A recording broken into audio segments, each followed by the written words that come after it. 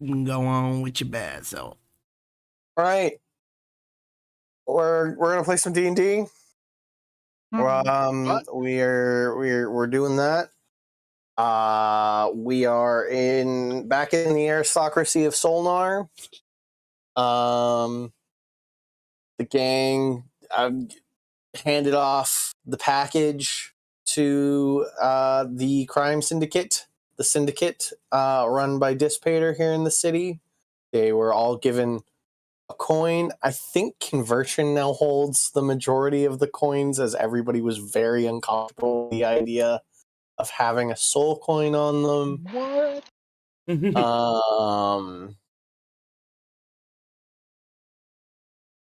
Yeah, for some reason they all gave them to the priest. It's like, yeah, they're all like, you're our moral authority. You're our moral authority, and you'll know what to do with this. And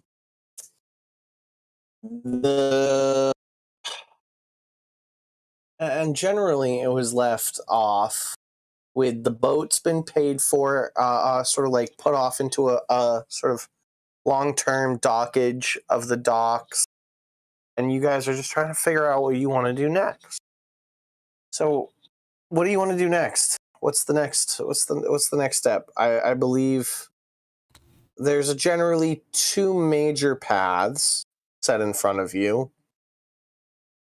One is directly following, trying to get Icknath into the Solnar School of Magic, and by doing that, I guess there's multiple ways to do that, but Icknath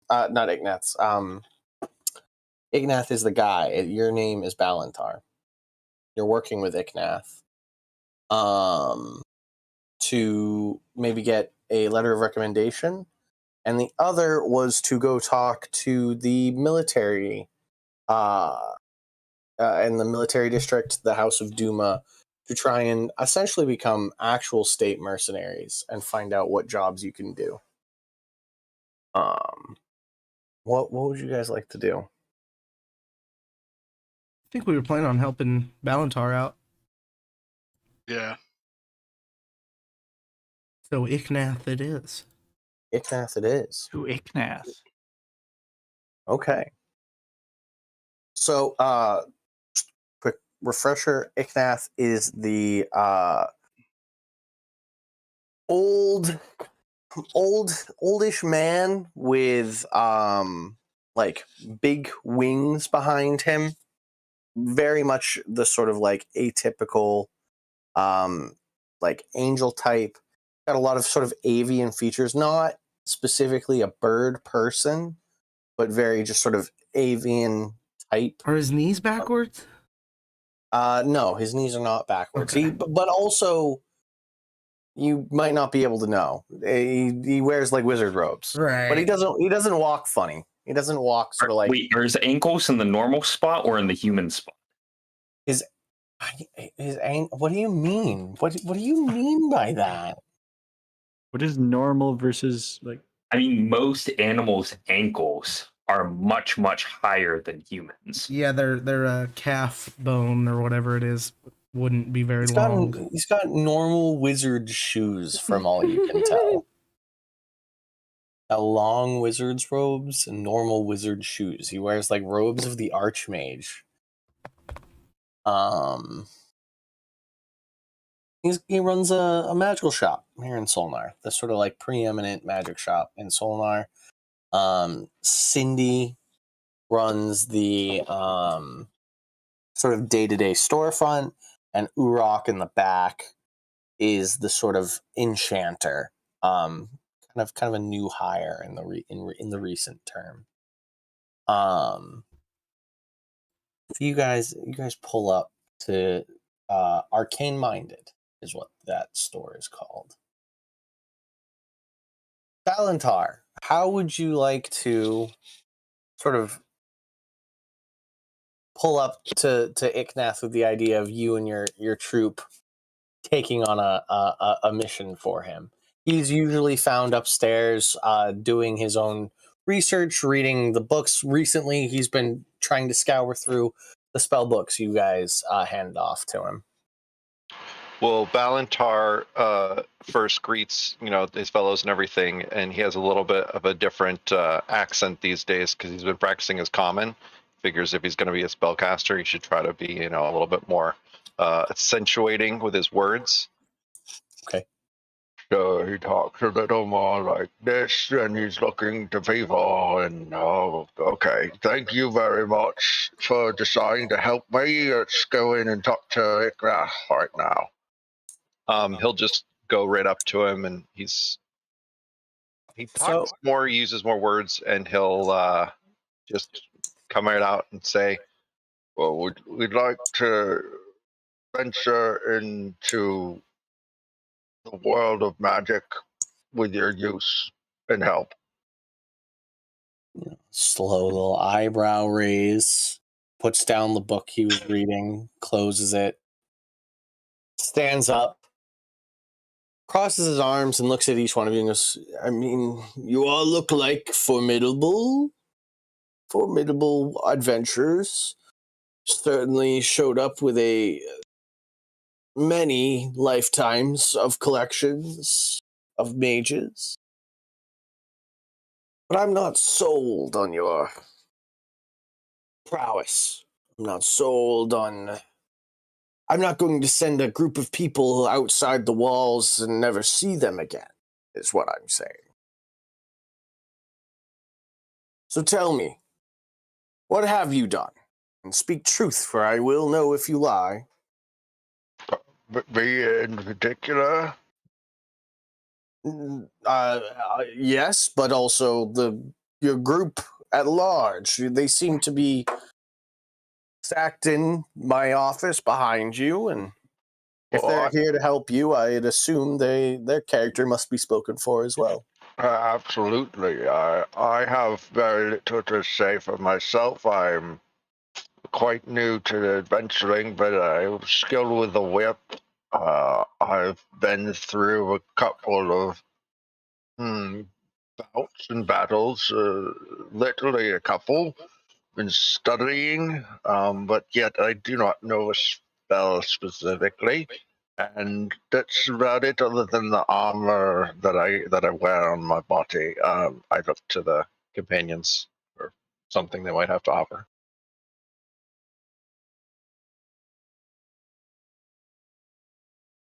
I think it's best if our captain speaks on our behalf.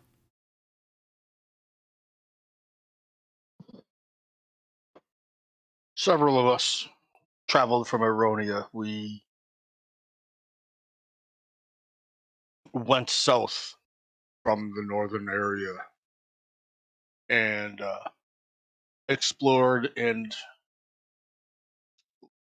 it was there that we learned of William's empire. We do not particularly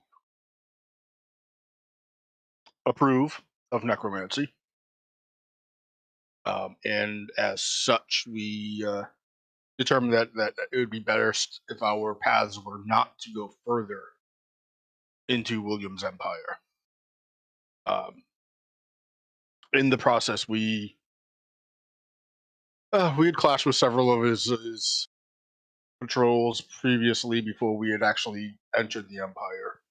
They had been attacking the goblins to the north of their empire to seize the farmlands. We made our way through the Underdark to the coast. Those of us who have traveled the Underdark understand just what that is. I died. Oh, That he did. you look wonderful for one who has died. We I got also better. slew the mighty Jabberwocky. Oh, I've read a few stories of such creatures. Tell me, do you feel confident in your abilities?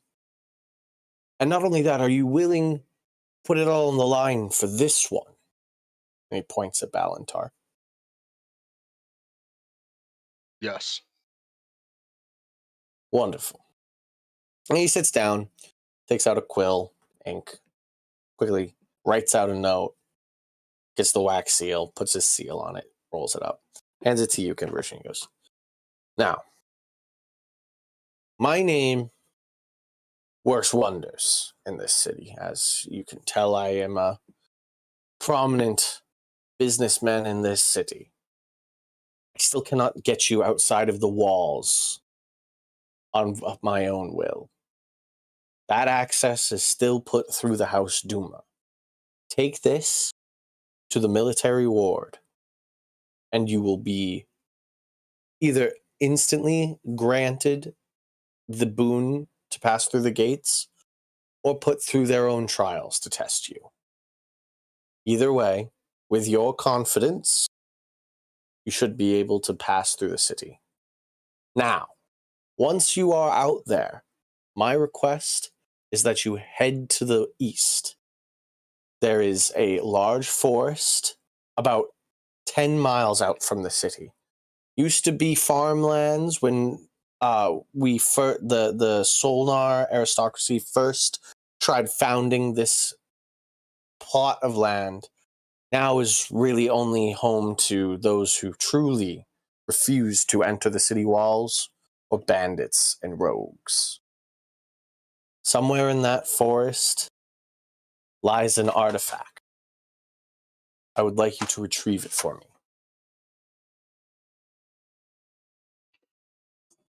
Very well. What can you tell us of this artifact? It is an orb believed to be used in the Great Calamity that caused the Stormlands formation. Now, you'll of course not be heading all the way into the Stormlands. You will still be in what is technically Solnar bounds. You shouldn't find any demons. If you do, of course, report it back. That would be an incursion practically unheard of. But I don't dare go out there. The bandits and rogues are quite terrifying, and they've learned how to protect themselves from arcane and divine magics. You'll find that this continent is quite resistant to magical abuse, which is why we hold ourselves in our walls.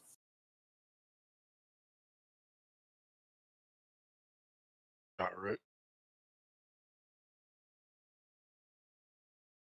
I will Well- say we help Valentar with the idea that he can become a mage and help us in the future. And I hope we can help you more so that maybe you could help us in the future as well. Well, we'll start with this first step. I've only ever sent one adventuring group out of the walls before, and they never came back. I don't know if they defected, ended up in Shelter Town, or what became of them. Maybe they're part of the bandits and rogues that now haunt the areas outside these walls. I hope that's not what happens to you.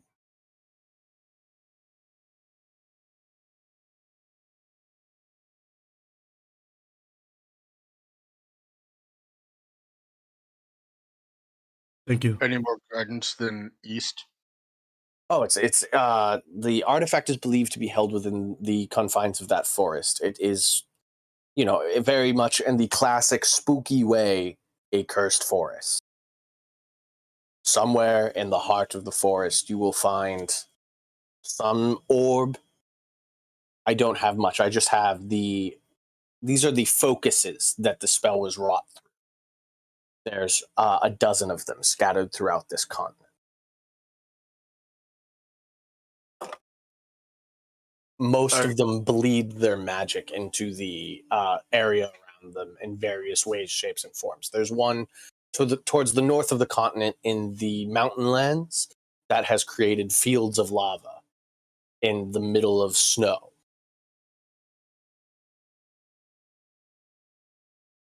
Are they shielded against divination? They are, yes.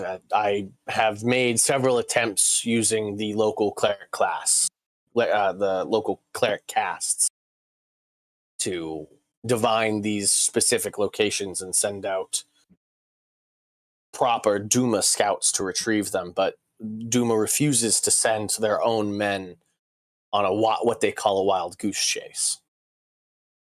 But I believe that if I can gather enough of these focuses, I might be able to reverse the spell of the Stormlands and end the storm.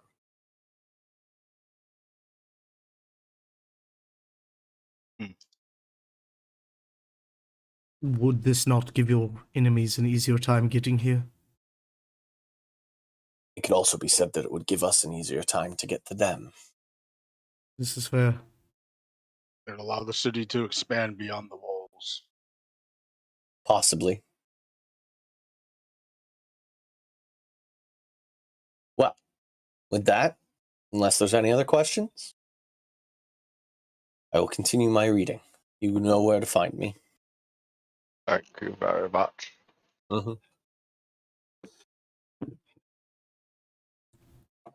As we leave, Captain, I think it might be best if I either leave my bag on the ship or at least some of our money. Worst comes to worst, we don't want these bandits and thugs getting to us. It is a wise idea. We will lock it in a safe place. Yes. Plenty of random chests in the bottom of your ship. Right. And if we get a day, I can do Glyph of Warding. Oh, nice. I mean, you guys can have a day. It's up to you when you go to the military district. Let's go by the ship, do what we need, finish the day off, then go tomorrow to the military district. If we have a day, Eddie's gonna spend some time training the parrot. That's what he's gonna do. Tight. And what do you mean by training the parrot?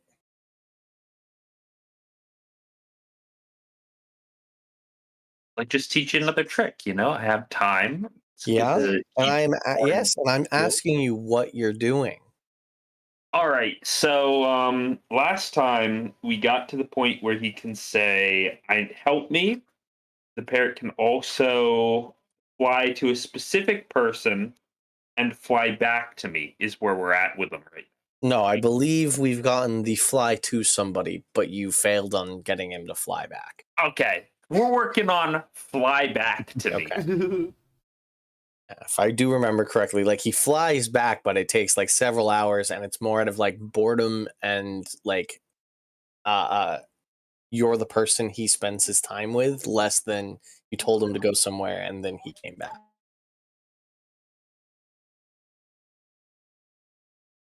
So who are you trying to get him to help, fly to Eddie. somebody? Yeah. I'll offer assistance.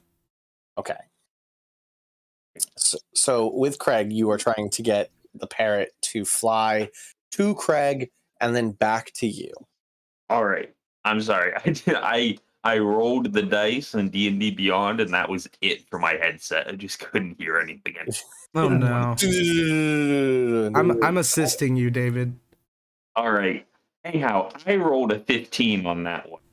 Nice. Okay. Oh, wait, and assist means I just roll again, right? Correct. Yeah, you Go get ahead and advantage. roll again. Let's do another one. 19 on this one. Thank you, Greg. No problem. Okay. I'm also very good with animals. It takes just about until the sun sets over the city walls. No, it's the other way around. This is a West Coast city, so it sets into the ocean. But you do eventually get your parrot to while yelling "Help me," it flies to Craig yelling "Help me," and then flies back to where Eddie is. Wonderful. I give the parrot lots of crackers for that one. Lots of crackers. Seeds, crackers, snuggles, and head pets for the parrot. I also It's want to, now. if I can, I want to make a little pouch for the parrot to carry around that has good berries in it. Okay. Okay. Good enough.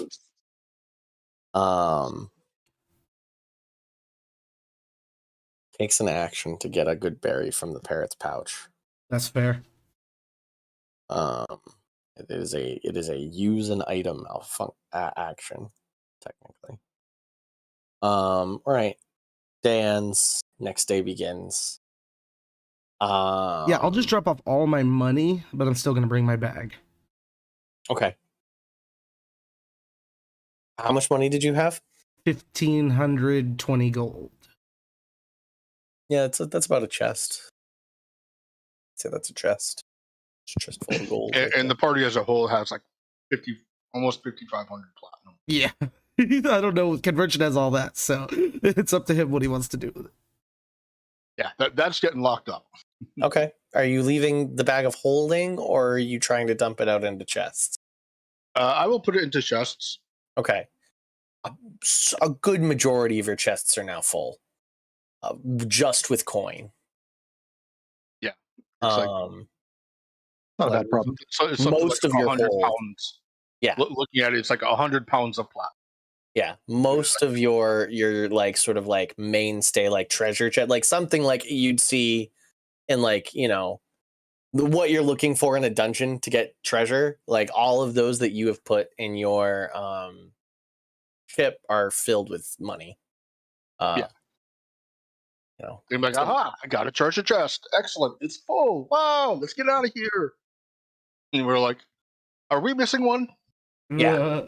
Yeah. Well, I want to make sure between Toothy and Jelly and Gurk and Charlie's character, somebody's always watching these chests, you know? Yeah. Jelly's taken it upon herself to count every coin. Of course. We're going to be 5 platinum short. Jelly's like, I got the riches. So Jelly's taken it upon herself to become the accountant of the ship. She doesn't actually know what numbers are, so good luck with that. One too many, lots. Correct. The numbers, Craig. What do they mean? What do they mean? Right. Cool. So you guys go gather up and head over to the military district, which is on the... I have that map so oddly oriented. It is on the northern side of the city. It hugs the northern side. As you approach, you guys haven't really been to this part of the city before. It is walled off upon itself within the city. So you guys, pretty much from anywhere in the city, can catch a glimpse of the massive walls that tower as the border of this city. The military district itself is walled off from the city proper as well. You can just barely see the spires of what is the military academy within those walls. There is essentially just one massive keep within the military district, which houses military high command and the school. Also, this is where patrols come out for the city guard. The head of the commander of the city guard keeps their office there. So you guys have to approach a heavily armed gate, and massive, sort of like thick wooden, like hard dark wood gate that seems to open by some mechanical means, guarded by essentially an entire guard battalion, about a dozen warriors, rangers, a couple clerics, all just sort of like, and almost like a British royal guard type thing, all standing in position, with weapons not necessarily readied, but close at hand. The city guard is the colors on all of their gear. Their mainstay silver with sort of like gold linings and fletchings along their gear. See this and feel really peaceful because it's just a huge battalion of living guards. and that's Yep. dope. Very diverse in sort of races at a glance, but you do quickly see they all have sort of the markings of the Aasimar. It's orcs, dwarves, elves, humans, minotaur. There isn't goblins. That's one race that really is not shown much. They haven't seen really any bugbears. Haven't really seen any. Goblinoids seem to be a good sort of like non-factor in this society. Has been only, you have seen a handful of tieflings, but they are few and far between. But anyways, Is Eddie finally going to get a chance to speak Minotaur to a Minotaur? do you know Minotaur? Watch, he'll be adopted and he won't speak it at all. He was born and raised in Solnar. He knows Common. What's the divine language? Celestial? Is that what it's Celestial. called? Yeah. Celestial. Yeah. It's just two languages he knows. But right, it's a well guarded door. There does not seem to be like trade traffic going in. As you guys walk up, it doesn't seem like people are really coming and going through this gate. All right. But there are people there. Yeah. There is this. This seems to be the front door of the military district. Okay. Walk right up to him. Okay. A dwarven Aasimar, sort of like walks up to you. Yeah. What can we do for you? We've come to seek permission. Yes. No, he said Dwarven Aasimar, and I just wanted to get the description of that. I'm sorry. It really stood out in my mind. Oh, he's just a dwarf. You know, you look at him at a glance, and he's a dwarf. He's in the city guard gear. He's in the plate. He's got a hammer on his side, but he's got like golden eyes and golden tattoos along his face, and blonde hair kind of sticking out of the sides of his helmet. Long golden beard tied in a knot. You can tell, like, dwarven society, like he is aware of his heritage, but he is also an Aasimar of Solnar. Okay, sorry to interrupt you, Carl. Go ahead. Thank you. All good. We have come to seek permission to venture forth beyond the walls. Well, we've got a bit of a waiting list. Do you have any recommendations so that I can bring to my CO? Indeed. And we'll hand him the letter from Iknar. And he takes it, breaks the seal himself, and rolls it open, reads through it, nods and goes, all right, I'll bring this to Electra. I'll be back. Very well. Goes in, and you see it's very well hidden. In the gate itself is a smaller door that he opens and walks through. Close. You know, kind of a bit of an awkward standoff, as very, like I said, British Royal Guard. Nobody sort of moves. Like the rest of the guards don't sort of like turn and make eye contact with you. They just hold position, sort of staring out at the moving crowd behind you guys. Yep. I'll step back and to where the rest of the party is, and just kind of make it clear that we are doing exactly what we just said we were doing. About 5-ish minutes later, not too long, the door swings open again, and the in front of the dwarf walks a orcish Aasimar woman. This time, really regally dressed, still in very like ceremonial plate mail. Not that it is unusable in combat, but probably not the armor this individual would wear into like pitched battle. Very like, yeah, it's her dress uniform. It's her class A's. Narvos, you instantly recognize this as Electra Duma, the heir of House Duma and the commander of the city guard. She walks out. She's got long bottom tusks and silvered this time instead of gold, sort of tattoos and silvered eyes. And her thick black hair that's in a braid has a long silver streak into it. She walks up to Converchin and goes, "So, Icknath sends you. We haven't had an adventuring party by Icknath in nigh over a decade. I was just starting out in my tenure then. Let's hope you do better. Follow me."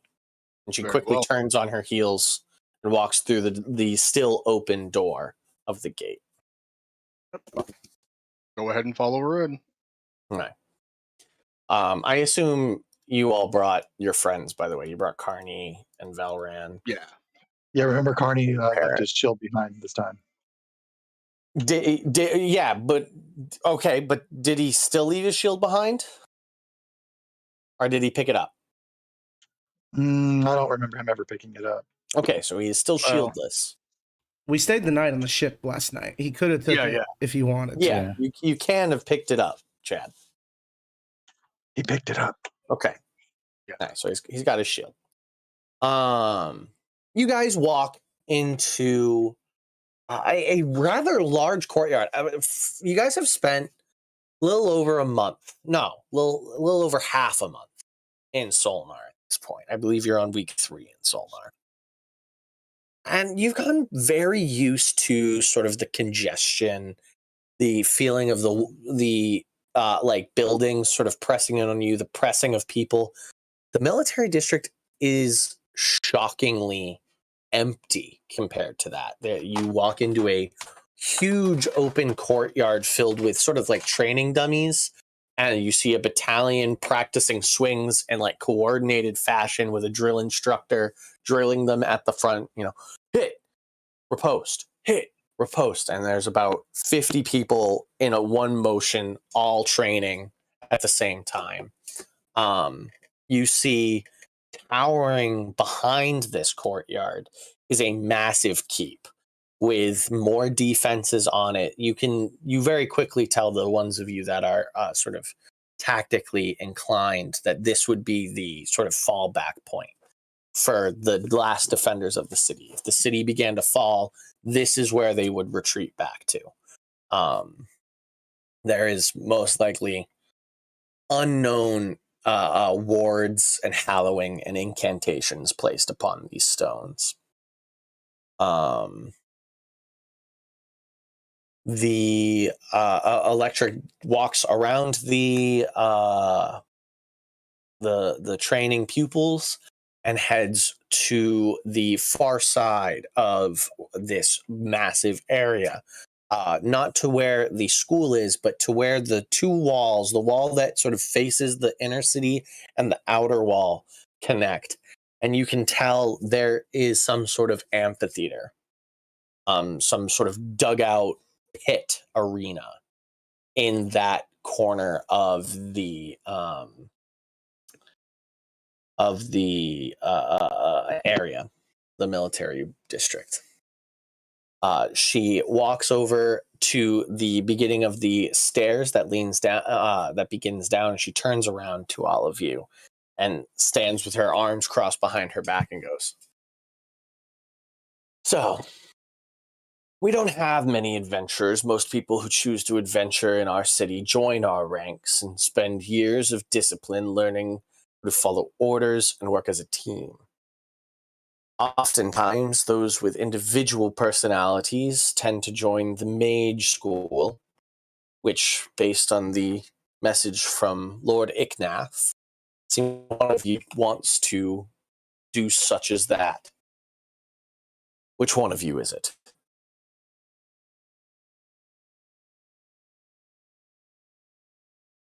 Oh, that would be me. Lovely. Do you think you have what it takes? I'm studying very hard to do so. You will be one of the first non-Solnarians to be accepted. We've done it maybe 3 times in the past. Not much, though. Not in my tenure as commander. I do believe the last one was maybe 35 years ago. It was a human. Very skilled in the arcane arts. But he did not pledge his life to Solmar like most are expected to do. Would you dedicate yourself to this city, if taught by it? Oh, I hadn't really pondered that specifically, but what would you ask of me? It's not something that I'm against, really. Well, now that you've been told, keep it in your mind. I am not here to tie you to your word, but I would see somebody that I send out and recommend myself probably one day to serve this city that I give my life to. I'd rather not expend energy in ways that don't benefit this city and its people. But until that day, until you finally become a great mage like your dreams and aspirations wish you to be, you and your companions, I don't know you. I've never heard of you. The Ignat's letter calls you curiosity. I'm sorry. Conversion nods at that. I've never heard of such a group, and therefore I cannot trust you implicitly with a writ to leave our city and come back. The demons have their charms, they have their wills, they have their magics, and if you were to fall prey to them and we allow you back into our city, the damage you could do could be unrepairable. So I must know if you could handle facing them. First, I must have your word that you will not side with the demons. And I will trust you on this word, for if you are lying to me now, you will be hunted, and you will not win. If I might, we came here on ship. We could have avoided the city and went to the middle ourselves if we had wanted to. We wanted to go through the proper supply lines here and be at the best, most respectful as we can to your society. I understand this. I still need your word. You could just be those looking for the easiest path, the most profitable path, and if that's the case, the demon's words will be hard to ignore. They traffic in power. They traffic in the whims of chaos. I need to know that you follow law and that you have the strength to impose that law upon the demons. Conversion, go ahead and give me a religion check. Yeah, I was gonna say conversion's kind of like eyebrow slightly tilting. This whole law thing doesn't sit that great with them. Religion, it's a 12.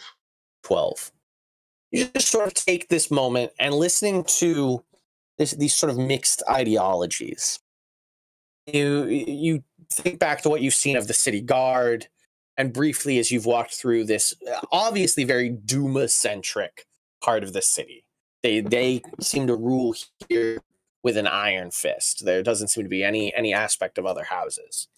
And you realize that the silver and the gold and the sort of lightning bolt eccentric areas of Electra's armor in particular, there's a lot of evidence of the Platinum Dragon and the Storm Lord in House Duma's worship and their ideologies, their dogmas. They believe in law above all else. Law to even if the law is harmful to some, following the law is right and righteous, and the strength to impose the law is also righteous.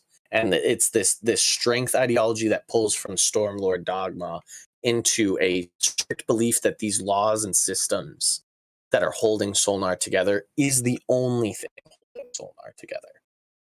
You see that Electra in particular, who Narvos knows is the heir,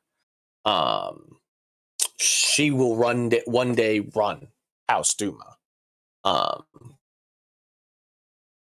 and is just trying to get you guys to believe in the dogma as well. She doesn't want to waste the time and resources of the city on people who will not in some way benefit the city itself. And the city is based very much on a fear of the demons and what they could rot.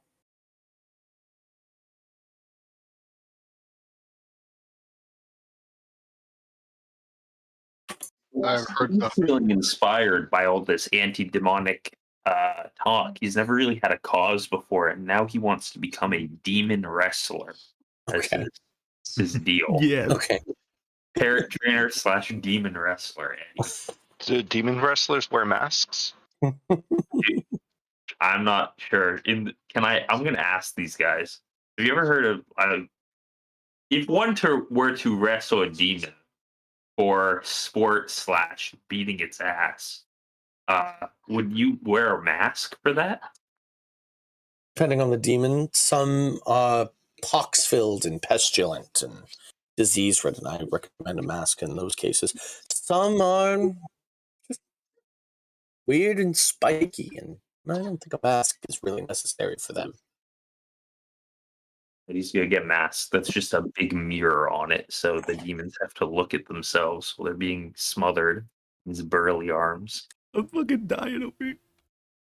Make them feel bad about themselves. Great. By the way, so while this conversation, this is Convergent takes this moment to like have the realization I told him about, where he kind of looks around as this conversation happens and takes in the sort of religious ideologies of House Duma. yeah, really does not mesh well with his. You know, with the Twilight Cleric, you know. Oh no, he is very much all about the good. Yeah, And and the only house that seems to really speak to you like that, at least on a surface level, is House Ophiel. yeah, The charity house. yep, because they are all about taking care of the people. And I will also give you, because you've had this time in the city. I did in my past time get patrons for everyone. You've realized that their patron is the Everlight, is just a constant good and lighting beacon for the people is their goal in preaching the Everlight.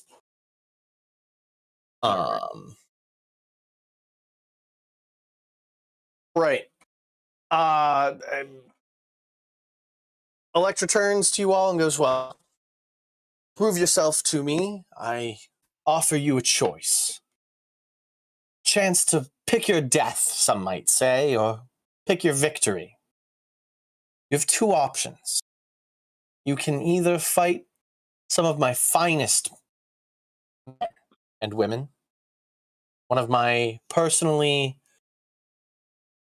collected graduates, from the military school. I worked in tandem with what's their name? Alariel, Astral and Alariel, Aster and Alariel. Aster being the leader of the headmaster of the military school, and Alariel the headmaster of the mage school, to collect their finest pupils into what I'm hoping to train as our preeminent strike force against demons and the Stormlands. I wouldn't mind testing them against you. Or you can fight what I'm hoping will be one of our greatest new defenders of the wall, a massive arcane and divine magic golem, forged into the shape of a sphinx. If you give us a single target, it will not go well for you. Well, that's the hope now, isn't it? If it can defeat all of you, surely it can defeat a demon or two. Captain?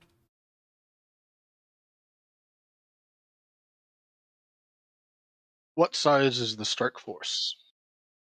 It is 6 individuals. So it'd be a fair match, 1-on-1. Eddie is up to the challenge. I'm good with whatever. Yeah, I mean, Conversion kind of is like doesn't seem to have any definitive. I The thing with will Arrow say I will be- wouldn't mind seeing my pupils go toe-to-toe with you. I haven't been able to join them in any of their short excursions outside of the wall, so I have not been able to personally really see them in combat. Do you have healers nearby just for aid Oh. of anyone? Yes, we are a holy city. We have clerics upon clerics within these walls. Clerics for days. Yeah.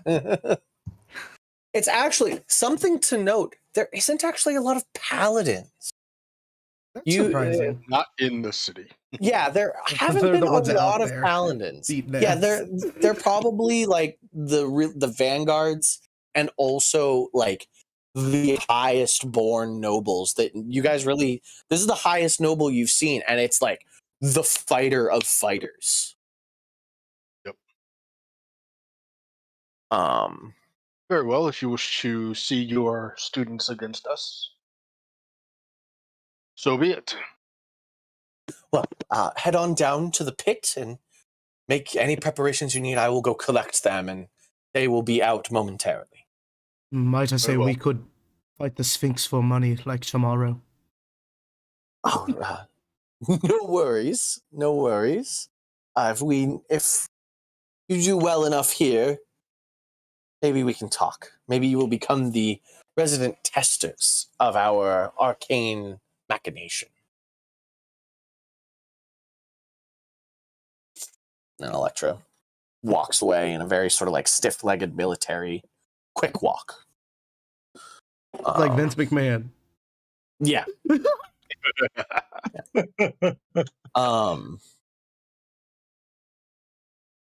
Right. So you guys all head down to the pit of the arena. You guys see, it's a classic sort of like Roman style arena. There's sand at the bottom, blood stains, red, brown sand, buried, rusted swords and shields, a couple skulls rolled around. Most of them seem demonic in nature in terms of their skulls. This is definitely a place of training where probably they capture demons and have their troops essentially practice fighting demons in a semi-controlled space. You do see up one of the giant statues. Is all of them seem to be statues of a platinum dragon or a giant sort of very barbarian looking man with a giant axe. One of them shifts and moves, and you see it is whatever magical construct Electra was talking about is just watching from above. It does have massive wings. It's got a sort of feline body, and its face is a purple and white, silver-ish mask, like a heavy sort of like metallic mask that sits on its feline head, covering its face. And it just seems to be sort of like sun gazing and sun basking up on the walls.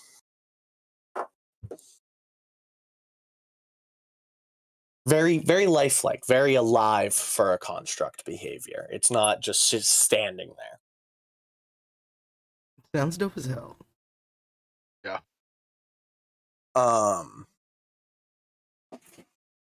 Right. Anything you guys want to do while you wait? Any sort of preparation? Let me just sort of. This is how big the arena is. We want to do a break? Yeah, sure. Let's do a break. Yeah, let's do that. There's a lake of blood.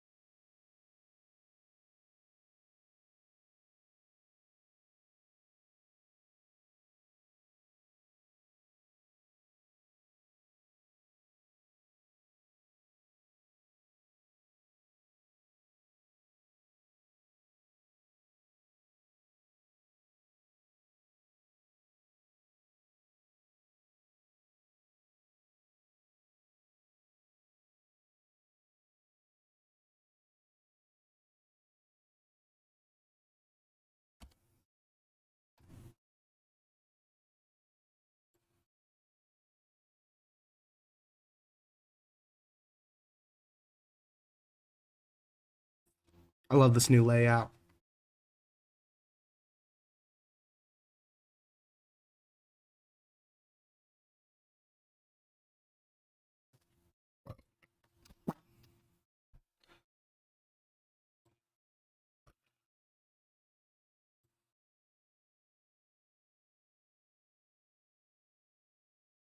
That happens.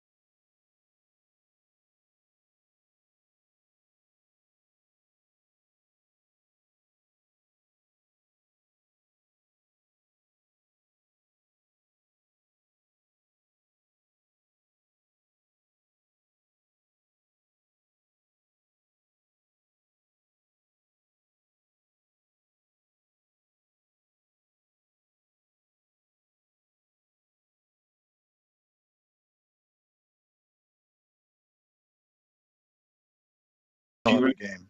do you remember when you were a kid and your parents would, like, hold each one of your arms and they would, like, swing you? Yeah. Yeah. Okay. So Eddie and Echoedy are gonna do that with you. That's gonna be Okay. send you in the air flying to do a pointed kick attack. It's gonna be great. To bust out your wings and You just disintegrate somebody. me out up into the air, so I just boof my wings and start flying. That's just our opening move. Just wah! Bet you never seen this move before. But no, you can go first on this. I'll let you have it. I am actually going to change. Give me a second here. That's not a very good representation of who that is.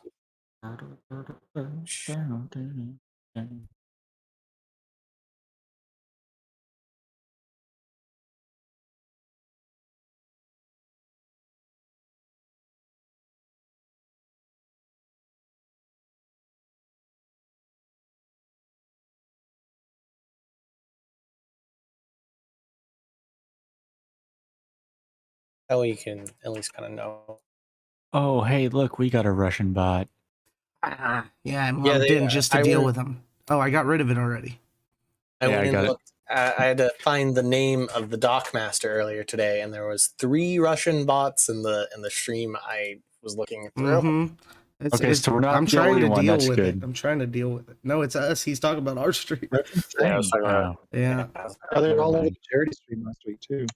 Yeah, they were. Yeah, they come. It's happening to a lot of people. It's not just us, but I mean, generally, it's just like the spam or like the random stuff. That one was just like sister19lol.online. You're like, okay, then don't go there, please. what? Anyone watching our stream, that's what it was. Right, I'm ready. Yeah, I'm ready. Yeah, I got the battle Let's do it. twizzlers. Ready?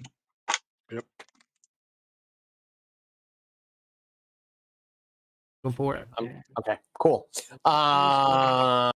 The Electra shows up, kind of over there. And here they are, your opponents, our some of our finest pupils from both of our academies. The rules don't disintegrate one another, as it's very difficult to resurrect you and expensive that way. Try and not immolate in totality your opponents. I'll do my best. But if that being the sort of ground rule doesn't make it clear, I want both of you to view the other as demon adversaries and to fight with that kind of fervor. Other than that, I mean, knock yourselves out. Who's up first? Wow, the first time Eddie fights someone without the goal of interrogating them after. This is going to be different. I'm probably first, yeah. Craig is first. Yeah, Craig right. is I first. would like to run 30 feet to the left, plucking my bowstring and saying "Donde." Okay. And then pull out a +1 arrow and whip it at the ranger. Okay. This will be a sharpshooter attack. That's 19. That, I believe, hold on, I just had it. That misses. All right. Got a high dexterity, dodges out of the way. Second attack. This was a regular attack, and it is a do math 25. That hits. It ducks, tries to dodge, and you call it right where it is. Boop. Up. And this. And there's no way I'm getting sneak attack here. Absolutely. That's going to be 7 thunder damage. And then 19 piercing. 7 thunder, 19, 6 total. You got it. That's me.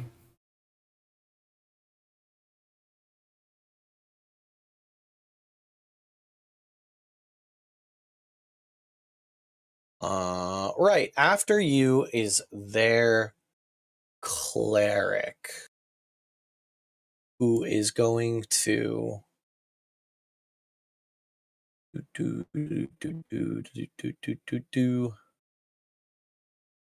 is going to cast. I mean, you're all so clumped up over there. I can't not. It begins casting a spell if anybody wants to or has the ability to counterspell it. You are 5, 10, 15, 20, 30, 55, 60, 65, 70, 75, 80, 85 feet from them, though. So they do have to run forward 5, 10, 15, 20, 20 25. 25 feet. They have to run forward 25 feet to get within range. Down. Trying to do as much damage as possible. No, it's too big. It's this. It's this pocket right here. The sky above you turns black, and a font of lava and fire drops on all 4 of you. So I need a dexterity saving throw from Conversion, Velran, Carney, and Clarney. Sounds like a projectile to me, right? It is not. I'd call it more of a vortex spell. Definitely a projectile.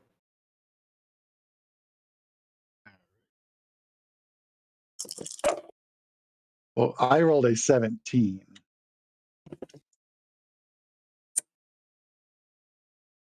I mean, I did not roll. I totaled to 17.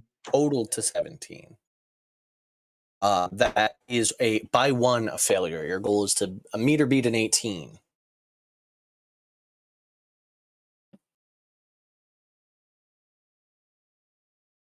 Don't forget to roll for Clarny as well and Velran.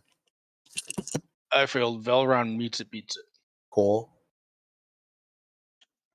He failed it. He failed it. 15. All right. So 15, yep. for those of you that fail, take 15 points of fire damage and 18 points of radiant damage, and have that if you succeed. Does my resistance to fire have any effect on that? It halves the fire damage to 57. You take 7 points. 7. Okay, so 7 plus, what was the other one? 18 points of radiant damage. He's gonna just take a step back because that's the rest of his movement. Bonus action. Cast the spell already, so we'll call it there. After them comes, I think, Narvos. Yep. Eddie can go first. We're the same exact thing. So. All right. Eddie, what would you like to do? Wait, actually, for simplicity, can Narvos go first? Because Yeah, I mean, okay. we can follow the order in the Discord. It's easy. Cool. Makes it easier then. All right, fine. Yeah, I'll go. Twist my arm. All right. Are they all within 30 feet of each other? Of each other, yeah. Cool. Then. Yeah, they're all within 30 feet of one another. Or if it's 20-foot radius, yeah, they'll all be in that, I think. Well, no, a 20-foot radius is that. No, that's a 20-foot diameter. That's a diameter. It'd be double that. The radius is half of the thing. Math. That means so a 10-foot radius is not this. No, that's 10-foot diameter. So I need to make. Okay. That's a 10-foot radius. Okay, then I need Eddie and Narvos to make that save. I just that happened. 22. That's a success. So you take 7 plus 9, 16 points of damage. And what was the radiant on that? It was the 18. So if that's halved, that you take away another 4. Okay, yeah, because I'm resistant. 16 minus 4. You take 12 then. Eddie, give me a dexterity saving throw. This is a magic attack, right? It is. Nah. You say the parrot while on Eddie is immune to all damage, but if he sends it out, Sure. Like a Pokemon. 17. That's a fail. So you take 15 plus 18 is 33. Yeah, 33. 33 points of damage to you, Eddie.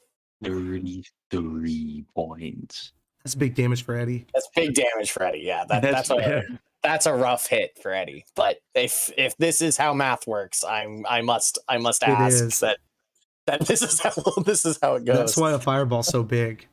So 20 foot is that. Chonky, yeah.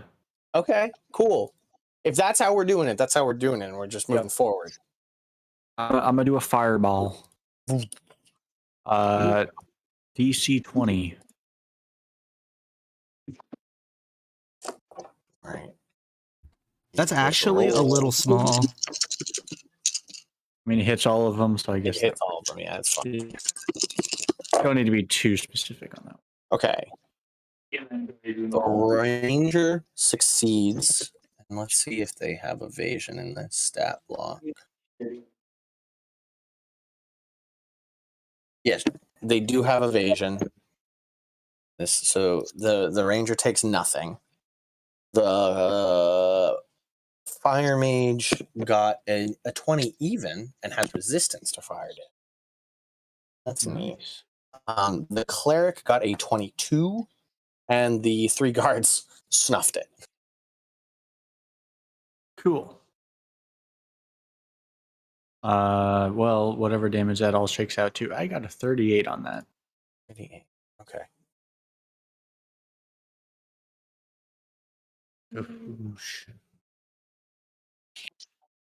Cool. I mean, so you toss out a fireball. 38. You gotta give me a hot second to math this. Yeah, no, that's Um. math is rough. mm, oh.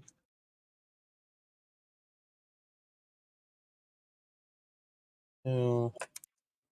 Your health is.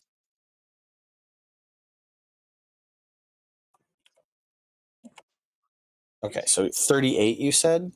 Mhm. These guys all take 38 points of damage. And that brings them to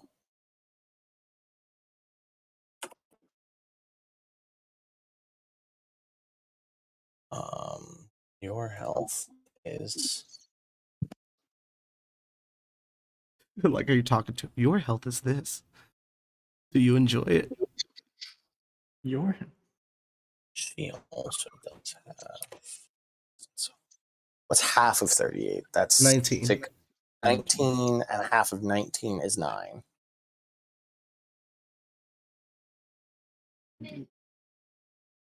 You also take 9. Awesome.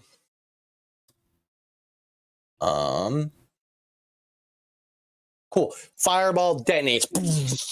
The 3 sort of warriors with balls. That they seem to be like triplets, probably all sort of Goliath Aasimar almost. They probably are giant kin of some type, wielding big mauls and in the sort of silver and gold plate gear of the city guard.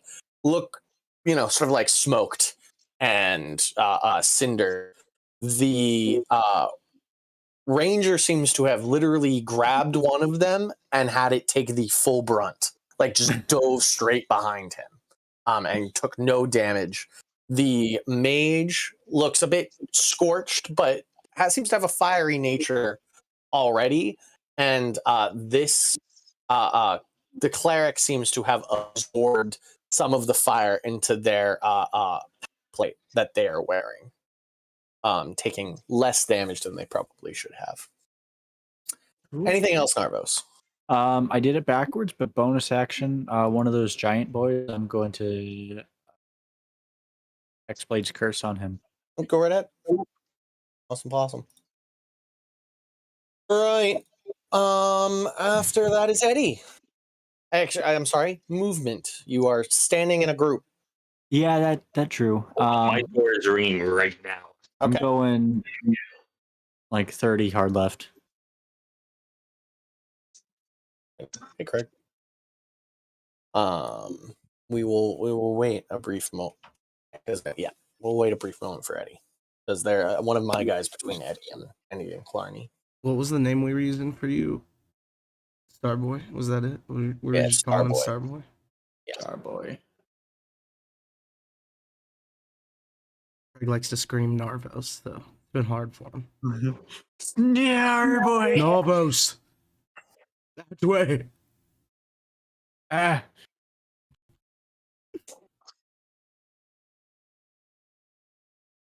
Who's Narvos? I don't know who that is.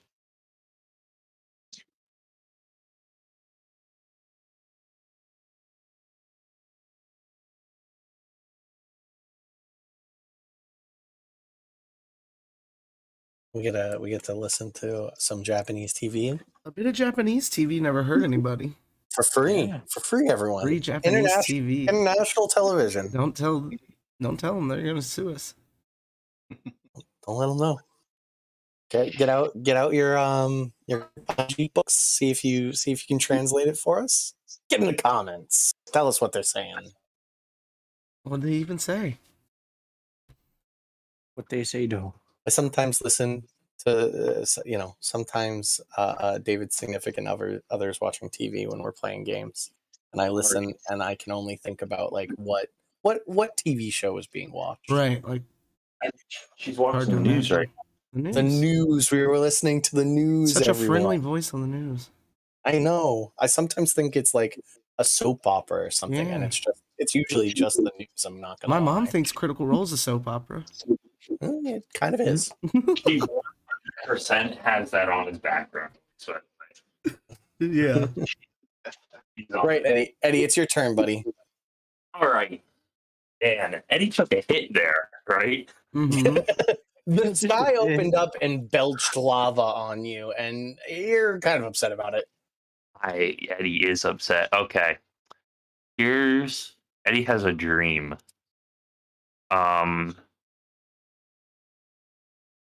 If Eddie were to move, okay. How far are each of these squares? 5. 5. They are the cleric is probably about like 60. He's at 65 feet away from you, I believe, and the rest of them are like 85 feet away from you. Cool. I think Eddie's just gonna break away from the group. Eddie's gonna move kind of back a little bit, off to the side mainly. 15 feet that way? Good. I think Eddie's gonna go like 5 feet back, 25 off to the side. Just yeah, that's probably good there. And Cody is going to move up, so he's within 30 feet of Eddie, but getting closer. Eddie, for his action, is going to use the Jade Elephant.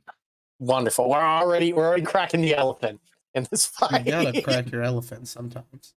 I think this is the first time he's cracked the This elephant. is the first I'm time not he's gonna lie. cracking that elephant.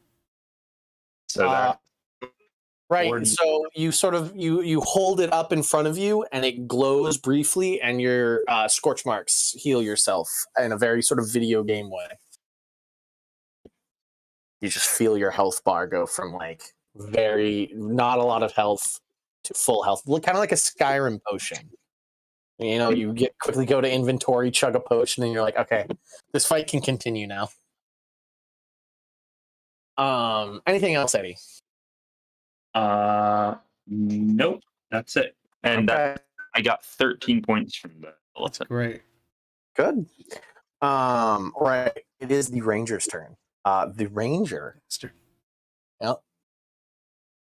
also has a pretty high dexterity. So the cleric went first because they rolled a natural 20 on their initiative. They are going to, as a bonus action, Hunter's Mark. 5, 10, 15, 20, 30, 60, 65, 70, 75, 80, 85. Look at that. Directly at 90 feet, Craig, you get Hunter's Marked. And they are going to dip. 5, 10, 15, 25. They're gonna go 5, 10, 15 and take their shots at you.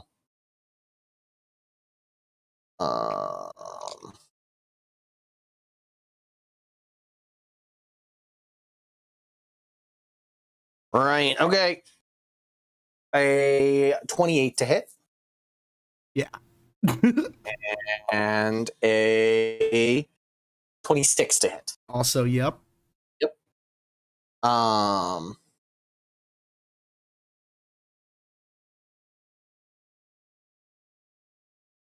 I'm going to need, with the first shot, I am going to need you to make a strength saving throw while I roll the damage for the rest of them. Dirty 20. Dirty 20. You feel yourself begin to be rooted in place by your will. You just can't seem to find the will to move your feet, and then you pull them away. And you are unaffected by whatever command was being put upon you. But you do take...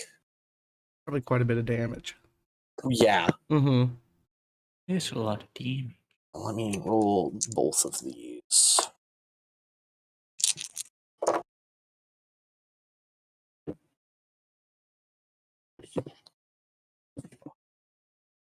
You take 35 points of piercing damage. This is both of the attacks, not just Okay, the first. gotcha. One. This is everything combined. So don't panic with that first. Like, oh god. Why? There's 35 points of piercing damage with an additional 8 points of lightning damage. Gotcha. Thunk, thunk. And then 5, 10, 15, 25, or 20, 25. And they completely are Full cover? full cover from you, not from like anybody else. Not even a pinky? Not even a pinky. They are also a sharpshooter. Yeah, Like, yeah. They are also like, you, I hate you, and we'll kill you first. Mm-hmm. So he definitely a fight of snipers has been initiated. I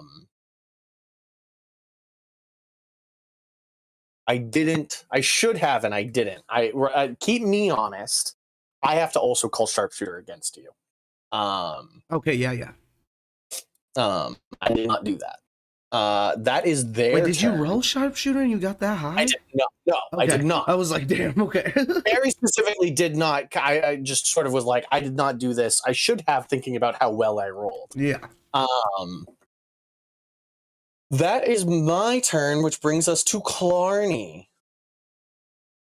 Okay, first things first. I can cast healing myself, right? Oh yeah, Okay, I'm gonna do that at level 2, so that means I can roll 2 d4s, right? 2d4 plus your wisdom modifier, buddy. Okay, and this is a bonus action. I can still do stuff after this, right?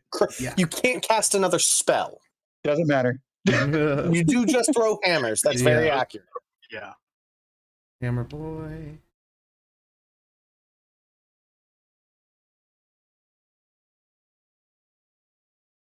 So that was 4 total, plus my wisdom modifier, Yeah, 4 on the die, and then plus your wisdom mod.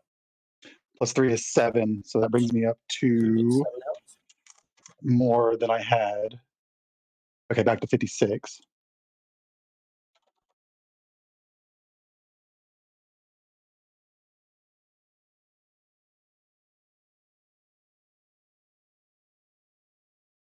And then I'm gonna. Okay, how far away am I from? Who's that guy standing out front? He is 65 feet away from you currently. I'm gonna move up 5 feet.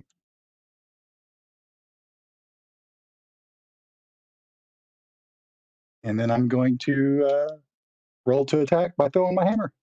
Is 60 should be your outer limit, right? Yeah. Yeah. Yeah. So you that'd roll be with disadvantage. Oh, well, then let's move up another. I do believe your inner range is 20. So you need to get within 20 feet of this guy to roll without disadvantage. So you might as well. You can move more to get away from the rest of your party, but you're rolling with disadvantage no matter where you stand, I think. You can always Okay, well, run then and leap as part of your movement. You have to make an athletics check, but you jump the amount of your strength score, which is probably ridiculous. I mean, you're right. Let's just move me up. Just move me up 15 more feet. 2, 3. And then 5 to my right. No, the other. There Stage you go. right. Stage right. There you go. And then I'm gonna go ahead and do the thing. I'm gonna throw it at that cleric. You got it.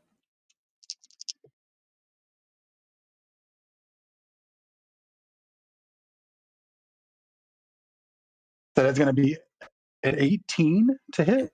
18. The shield comes up just in time. Hammer falls to the ground with some like supernatural. You've really never seen somebody hold their ground against the hammer, and you watch your hammer hit the shields, not leave a dent, fall to the ground, and then reappear in your hand. This is a fellow group of adventurers. They are also kind of decked in magical gear. And then let's have Carney kind of roll up with me.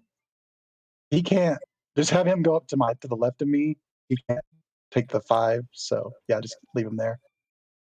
And then just have him chill out there. I don't think he can really do anything at a distance, so just have him like brace for a dodge or whatever. Okay. Do you have 2 attacks? Clarny does not. Clarny does not. Got you. Okay. So that's your turn. I am good. I'm done. Okay. Valentar.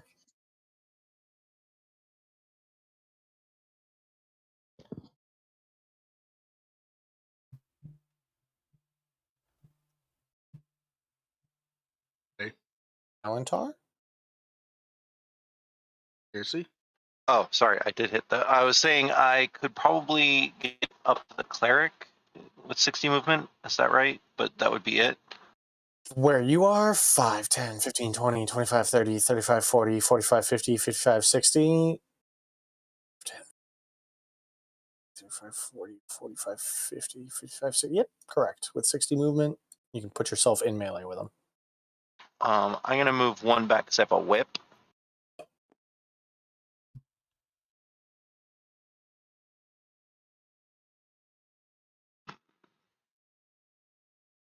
No, because I'd have to do like dash and all that sort of stuff, and then I'm like way in the way. Can you move me to? Well, I was just gonna minus it from there. So 5, 10, 15, 5, 10, 15, 20. Let's just do like 30 straight ahead.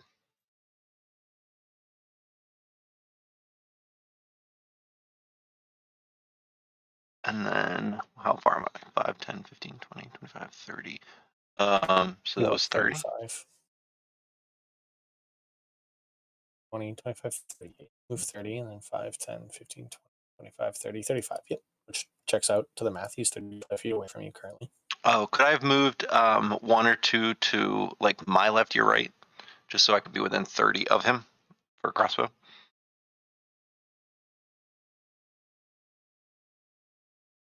5, 10, 15, 25, 30. 15, 20, 25, 30. No, because no matter where you stand, he will always be 35 feet away from you. You can only make it. Oh, okay, cool. I didn't know if we were counting because of the left to right. Got it. No problem. I am going to take out hand crossbow, hold an attack for when someone's within 30 feet of me. Got you. Okay. After Balantar comes the Fire Mage, who's going to take their turn and cast Conjure Fire Elemental.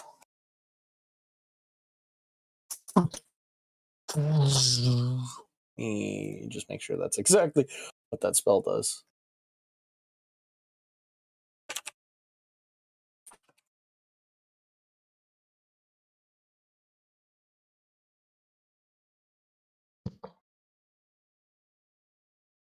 Yeah, I conjure a fire elemental. And how far? Range 90 feet. So 5, 10, 15, 20, 25, 30, 35, 40, 45, 50, 55, 60, 65, 70, 75, 80, 85, 90. None of you have really done much. I guess you dropped a fireball on him. So 5, 10, 15, 20, 25, 30, 35, 40, 45, 50, 60, 65, 70, 75, 80. Yeah, you're getting a fire elemental. Cool. That is a large creature, so let me make it a large creature. And then as a bonus action, also turns into a fire elemental. Diggity.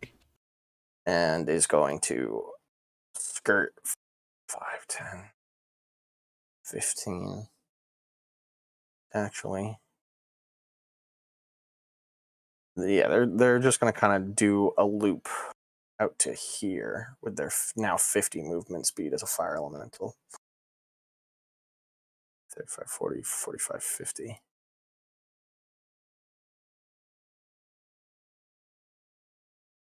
And that is their turn. The fire elemental needs to roll initiative. And it rolled a 14, which is next, I believe, because I think that was the 15. Yep. So this guy gets to go now on Narvos. That worked out very well. It's gonna make two touch attacks on you, buddy. Oh boy. You Narvos. The first one is a 23, and the second one is an 11. So hit and miss. Hit and miss. You take 10 points of fire damage and are set on fire. So Ow. at the start of each of your turns, you are going to take D10 fire damage until you put it out. Takes an action to put out. Anybody can take an action around you and put it out for you, but an action needs to be sacrificed to put you out. Okay. Or some other form, Water also works. That's the fire elemental's turn. Brings us to Conversion and Velran. You have watched practically an entire round of combat happen in front of you, Conversion. The 3 warriors still haven't moved, but the sort of like big hitters of their squad has seemed to have sort of like fanned out and caused mayhem. Okay. Do I think that the mage cast polymorph on himself, or was it something else? You think that actually... Go ahead and make an arcane check to see what you spot about what was cast there. Only a 12. What you get out of a 12, as I've realized myself, you instantly are like, they conjure an elemental and they cast polymorph on themselves. Wait a second, those are 2 concentration spells. Okay. So you rule that out, and you begin to believe that what you believed to be a mage might actually be a druid. Okay.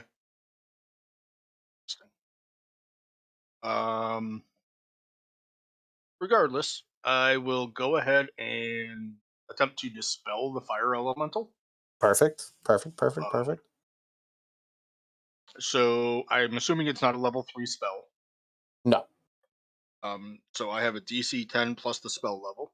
Okay. And it's a wisdom check because you're a cleric, correct? It's a wisdom move. Let me look at dispel magic. I think he makes the check. Yeah, I make a spell. I make a spell check. Yes. Yeah, it's It just is- your wisdom mod added to the D20. Yes. Yeah. The DC plus the spells level. Using your spell casting ability, which is wisdom. That's what I was asking. The ability you needed to add to it. Yep. I'm going to say that a 8 will not do it. No, an 8 will not do it. The elemental remains. Kind of glad about, because I didn't want to try and look up what happens when you dispel a conjure elemental. I'm unclear if it just dispels control or if it goes back. Yeah. I think if he concentrates for a minute, if the spell holds for a minute, it goes away for good. If something breaks the concentration, it comes back. Yeah. I'm going to move forward and a little to the right, so kind of up near where Cody is. 30 feet. That is my action, and not have a action that is not casting a spell. Not believe I have thing. I'll go ahead and draw the flame tongue and activate it. Okay. Belran is gonna kind of move up out beyond a Cody, a little more off to the right, screen right, towards where that sword and shield are. Going like around there. Yeah, trying to get a little further over out to the side so we're not. Yeah. Fireball sucks.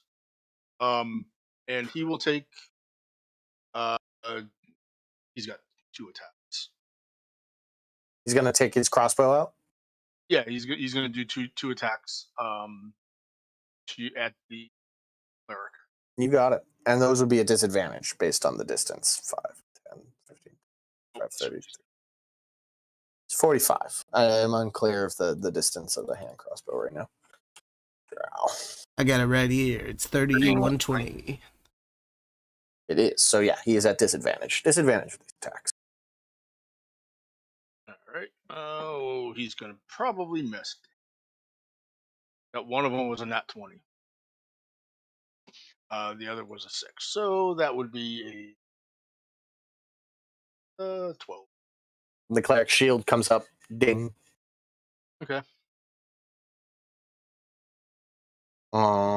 Right. So that's that. That both of you. Oh, he's got a second shot. Well, All right. Take the shot. yeah. He's already made the attack action. Give him the chance. Mhm. Injury. Misses. Okay. It is now these three guys' turn, who all rolled in the single digits, but you know, they get to go. Their movement is only 30. So what are they gonna do? 5, 10, 15, 20, 25, 30. 5, 10, 15, 20, 25, 30. The trigger on Casey, yeah. 30. There is a trigger Yeah. on Casey. Yep. They do move up enough to do that. And I don't know which one would have happened first. So It's just the middle one because I think he's the only one within 30, right? no, they all They do. all are. And I didn't really sort of like. I'm now, because they're the last ones, I'm just sort of grouping them on the same initiative. We'll say the middle guy then. Just 'cause Cool. he went the closest, so he probably would have been running, you know. And that was a 17 to hit. 17 hits them. They don't have shields. They're in plate, half plate, not full plate.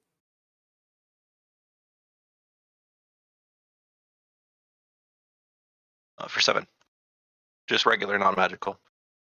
You watch as that arrow hits him, and he uses his reaction to turn that piece of his body to stone, and he takes half damage. For 4. He's a stoner. Oh, Right. They're all going to point their hammers at different people. One's going to be you, Balantar, one's going to be you, Clarny, and one's going to be you, Convergent. They all just point their hammers at you. I need you all to make me think their wisdom check.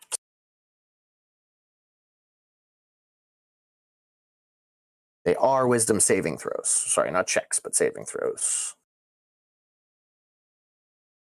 Your DC is 13. Sweet. Got a 14.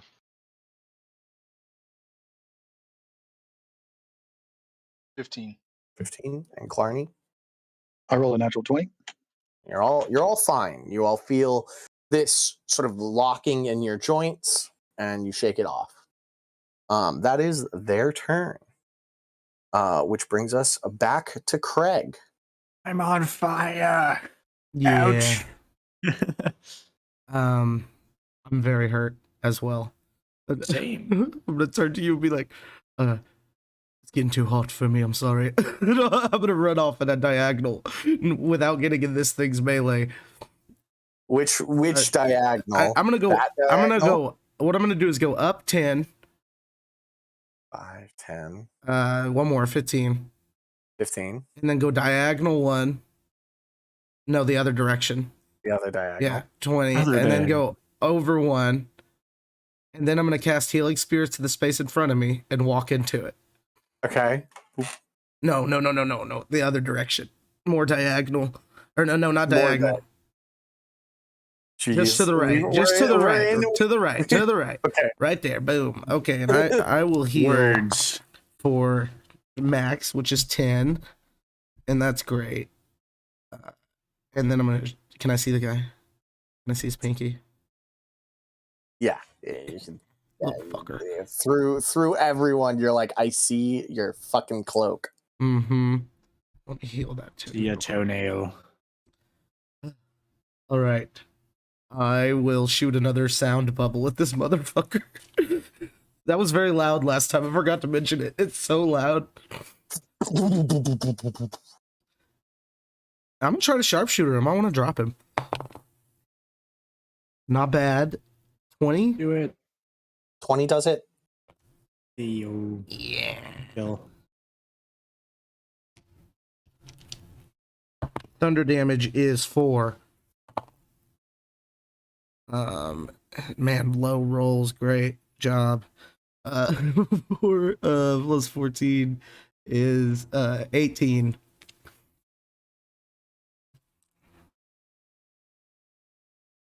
Okay. Second attack. That's a natural 18. Okay. I didn't say sharpshooter. I need to say it out loud or it doesn't count. That one is sans the flies. Thunder damage is 7. Regular damage is 7. Okay. I should have done this for the last one. I held on to it thinking you might deal more damage. They will uncanny dodge this one. Gotcha. They will just take 7. And that's me.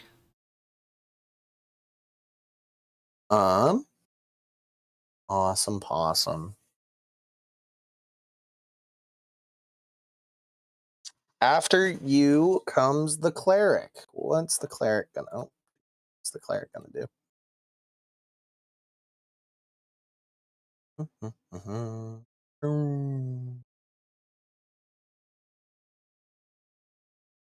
They will wait for their warriors to go up in them.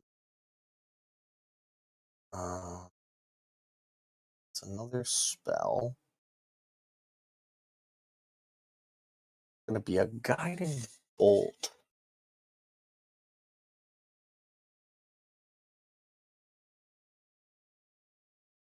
It's gonna be a guiding bolt on you, Balantar, because you're the one that took a shot at their friend.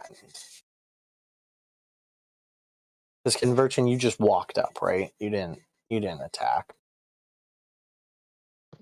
Okay. Balantar, you're gonna catch the guiding bolt.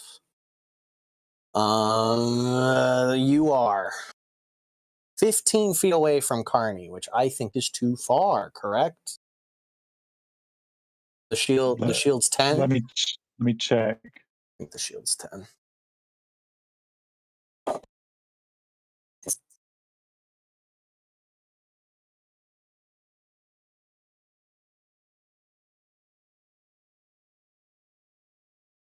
I should have this easily available. Hold on. I think it's 10. We're going to say it's 10. 16. 16 to hit Balantar. Nope. You watch as a guiding bolt flies over your shoulder. That is their turn.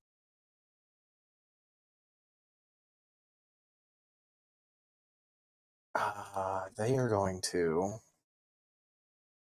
They're just going to take... Well, I guess they will stay where they are. That's their turn. Next comes Narvos. You are on fire, and you take an amount of damage equal to 6. You take 6 points of fire damage. All right. Well, I guess I'm putting out the fire on me. All right.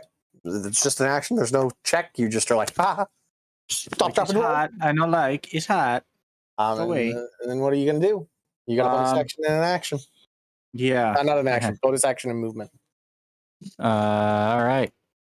Fun stuff. Let me 6. And then I'm going to quickened spell. Cast summon aberration. Okay. So behind the boy that is decided to set me on fire, you're going to have a slad aberration spawn in. Okay. Goes on my initiative.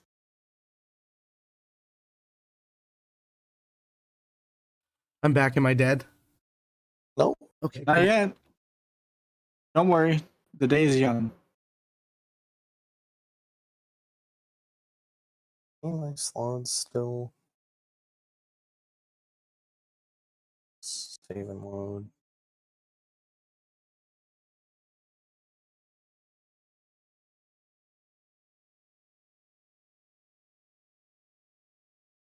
This is, fun facts, a medium creature. Summon a Golgathan. A slad. A slod. Slad. Slad. Potato, potato. I might be wrong.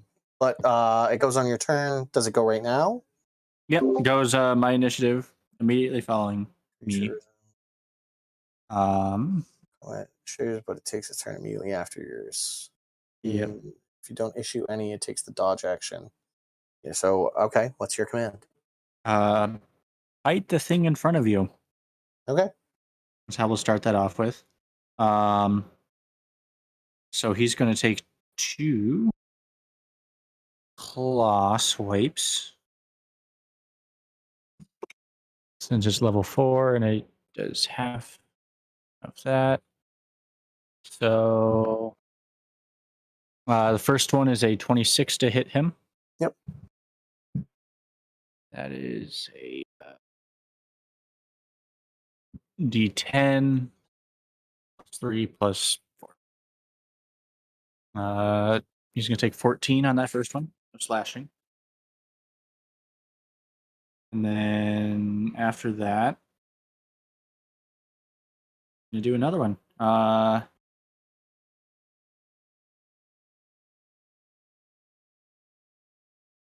20. Hold on. A creature that touches the elemental, hits it with a melee attack, takes damage. So first, how much? It takes at first 9 points of fire damage. Cool. 9. Let's see. Okay. Until do it again. Okay. Schmack him again. It's at 11 plus 12, 23. That hits. And then 6 plus 13. 13 points of damage. Yep. That slot takes 10 points of fire damage. Okay.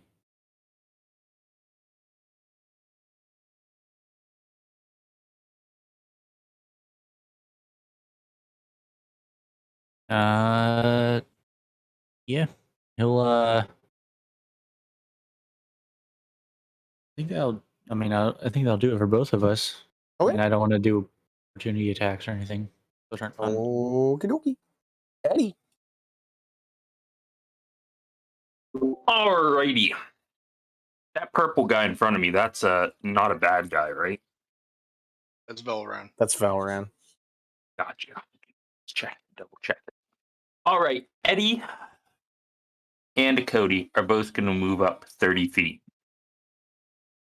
And it seems like the only thing Eddie can really target is the guy with the sword on the right. Both Eddie and Cody are going to move up. So Cody and Eddie are still within 30 feet, and Cody's pretty close. Cool. Then Cody is going to attack with Eddie's Miracle Whip. It's coming out the first time after all that time of engineering the thing. It's ready to go. Let's roll to attack.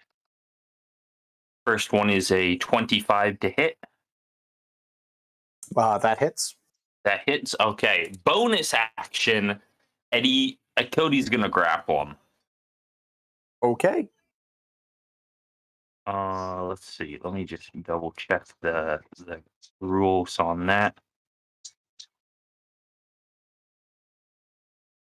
When you hit a creature with a weapon on your turn, bonus action to attempt to grapple.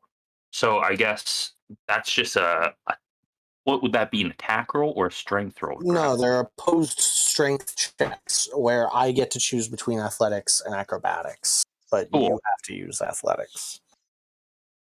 So I just roll an athletics here. Wow. 14. I rolled a non-natural 20.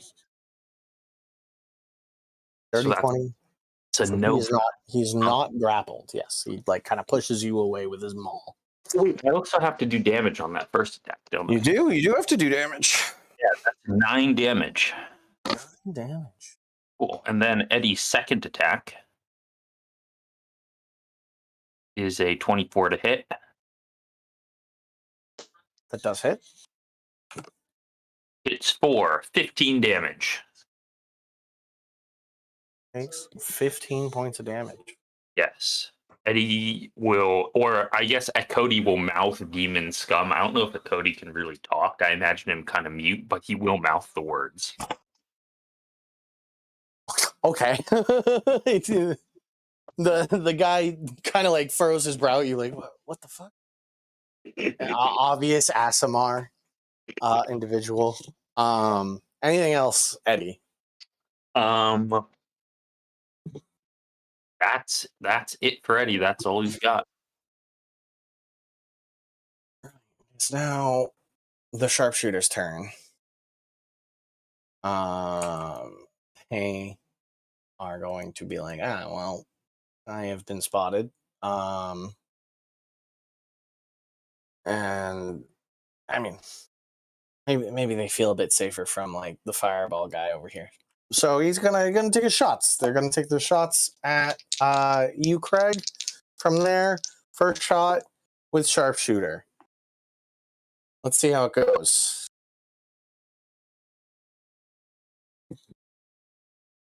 Of course. 23 minus 5 is 18. That hits. That hits. So I need you to make another strength saving throw.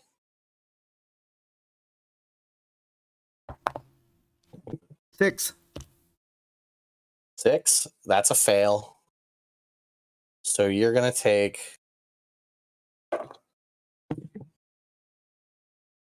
30 points of piercing damage plus 1 point of lightning damage plus. Oh no, not plus. Yeah. No, the I'm at failed 1. save. I'm The at failed 1. save is the failed save is the more pluses. I'm sorry. Oh, I just don't want his second shot to go to somebody else. Yeah, the plus puts you it's an additional 11 points of piercing damage. And you are restrained. Yeah, no, So- I'm down. Your body kind of like instantly falls into rigor mortis as this arrow just like hits a pressure point in your like a nerve center, and you just fade to black with your body seizing up.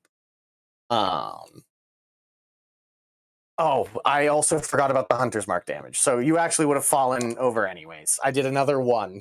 Yeah, 1 point of damage with the hunter's mark. same attack. With the bonus action, they can redo it as a bonus action. If you die, I think is how it's set though. So you are not dead. They are going to take a pot shot at Cody, because that's the only one that is in melee with an ally of theirs that they can see, because they can't really see the fight with Narvos over there. That's good. Now let's try it. Cody is defiant right now. A 25 to hit a Cody. Yeah, I think Cody is disappearing. Poof right now. There goes a Cody. Kind of confused. The ranger's kind of confused when the assailant instantly disappears and shrugs, knocks another arrow. Wait, Eddie, I don't know if I can do this as a reaction, but Eddie wants to scream something about it. I thought we weren't disintegrating each other. It's just kind of funny. Nice little bit of flavor. After that is you, Clarny, the clown bros. Okay. I should probably. Can I do like a?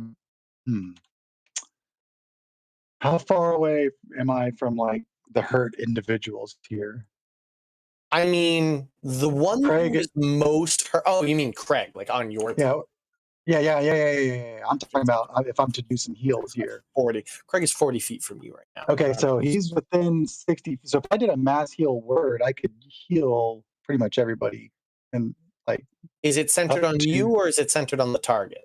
It would be centered on me. Okay, then yeah. You do a D4 of healing to everybody. Up to 6 creatures. Is that everyone? Is that? That is not. That's everybody who's hurt. I believe. Everybody who's been harmed. Yeah. Is 6. Okay, let's do that. I'm gonna do that. I'm gonna do it as a bonus action. I'm gonna do that. So I just roll the 1d4.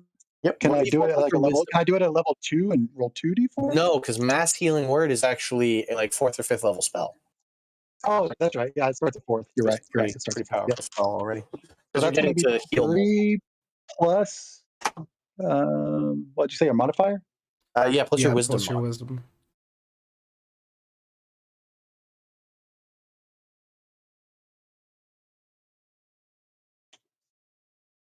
Did y'all catch that? 6 for everyone. 6, nice. Nice. So I'm restrained and prone. Yes, correct. You are restrained and prone. And then I am going to spin my hammer up and take a shot at.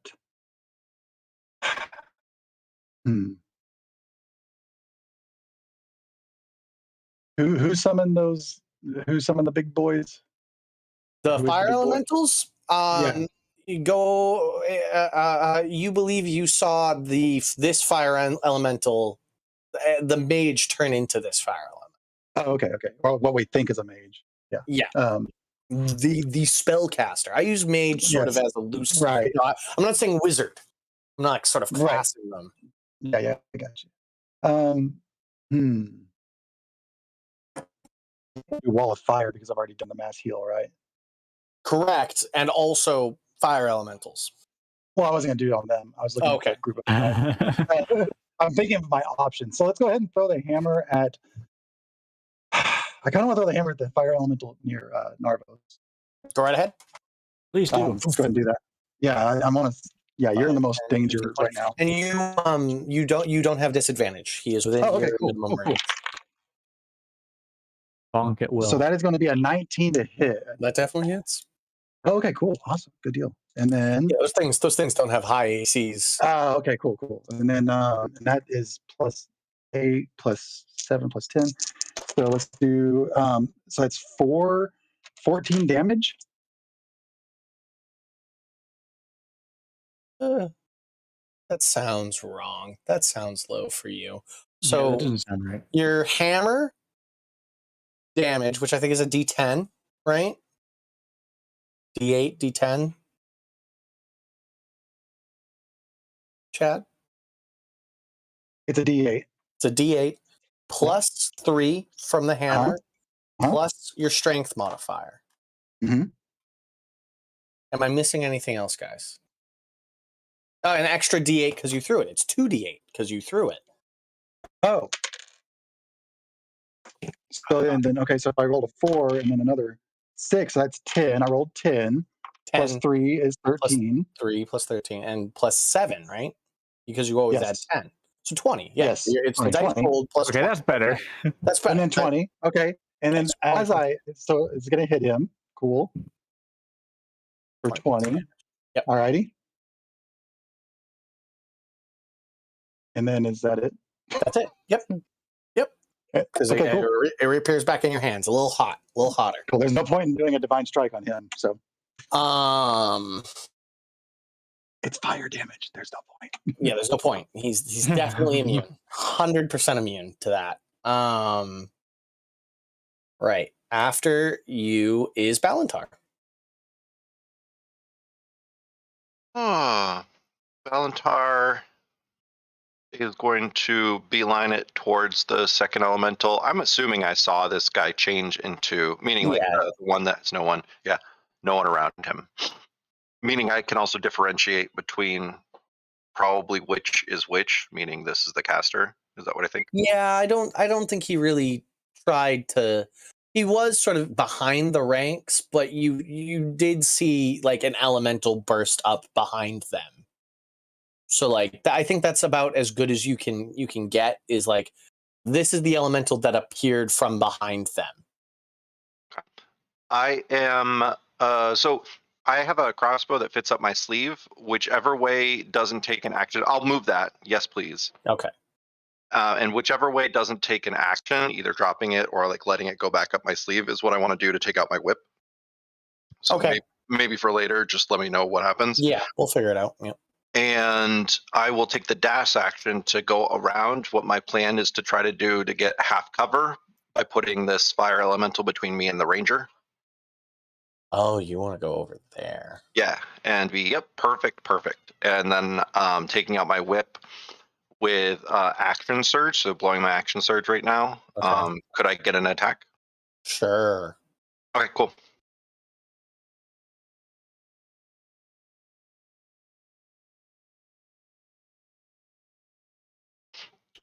What's that?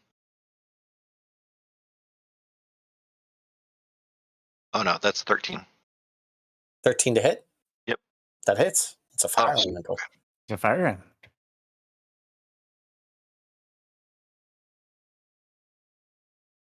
That is 7 magical and an extra 2 psychic. Okay. I used one of my psychic warrior things. It succeeds on its concentration check. Oh, that's force. Excuse me, not psychic force. Oh, it is plus my intelligence. That's cool. So add another 2 to that. It's a total of 11. It rolled a natural 11, so it's still fine. And I will use a bonus action because I can once per day. I didn't even know this. Regain one of my psychic dice things. That's me. Neat.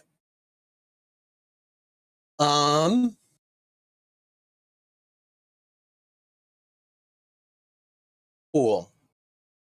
After you is, I believe, them. I believe it's them. Yep. So it's their turn first, and they are going to turn on you, Balantar.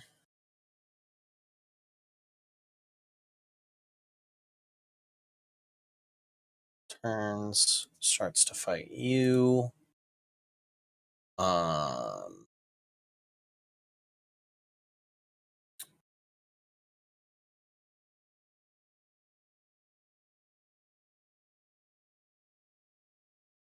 Going to take two attacks. First is a 12, which I think misses, and the second is a 19. Misses. I have an AC 20 with my shield, but yeah. It is with both misses, it's going to grumble and enter your space. Just set you on fire, anyways. So you don't take damage right now, but you are currently on fire.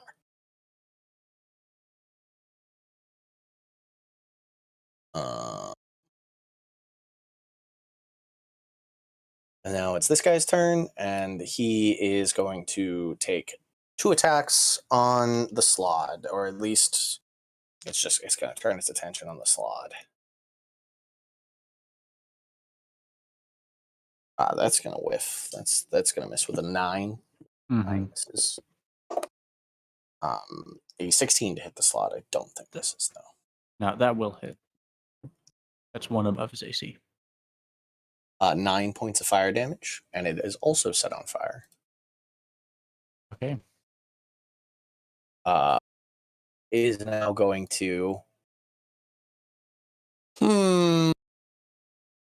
This is not the smart one. This is the actual fire elemental. So it is going to then turn and step into your space and engulf you as you are its primary target. Ouch. So you are also like Balantar, just set back on fire. Okay. Cool. After that comes Convergent. Okay. I'm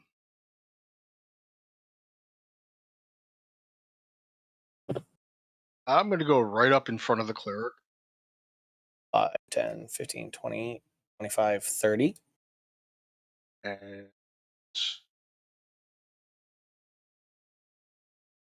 I'm going to go ahead and cast Darkness, centered on myself. Okay.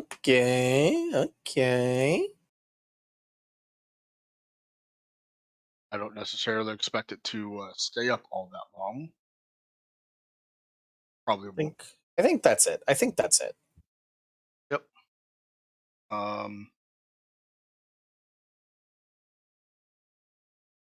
And that's going to be it for me. Belran will move forward and try and take a shot at the ranger in the back. Okay.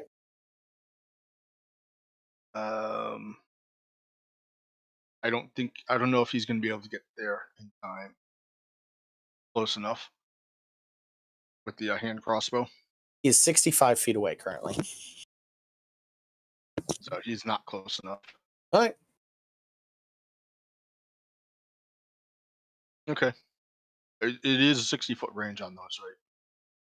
I think 120 for long range, like 30 and 120, so he could do it at disadvantage. Oh, He could do it at disadvantage. Yep. Okay. Yeah, he'll at least take a shot. What's the worst that could happen? Dice could roll off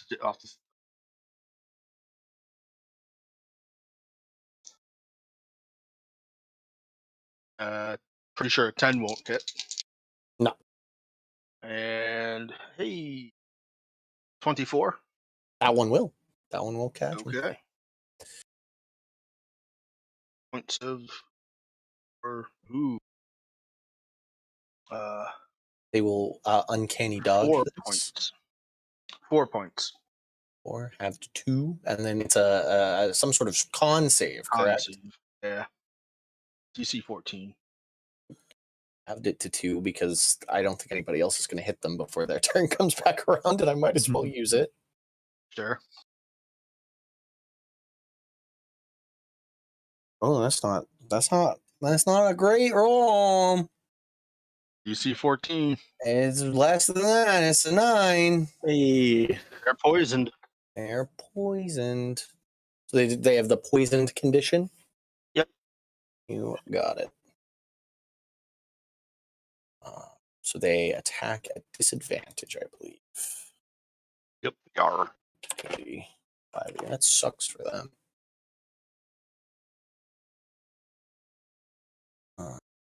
Poisoned. Disadvantage on attack rolls and ability checks. Rough, buddy. Rough.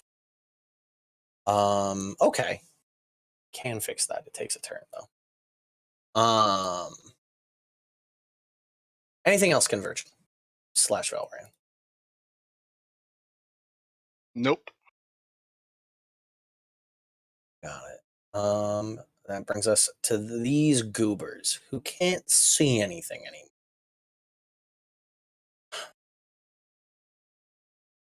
What would I do?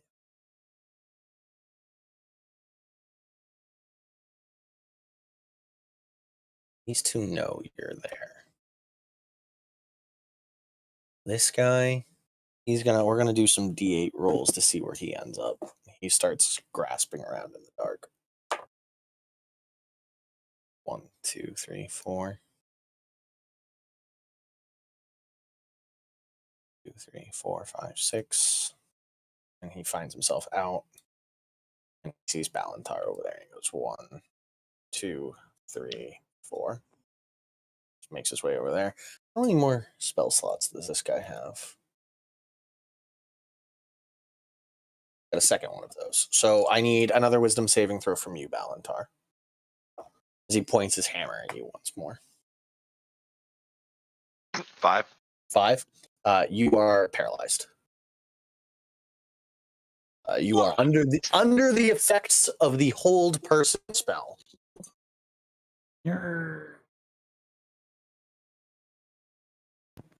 And then these two are going to take attacks at you with disadvantage. Conversion. Yep.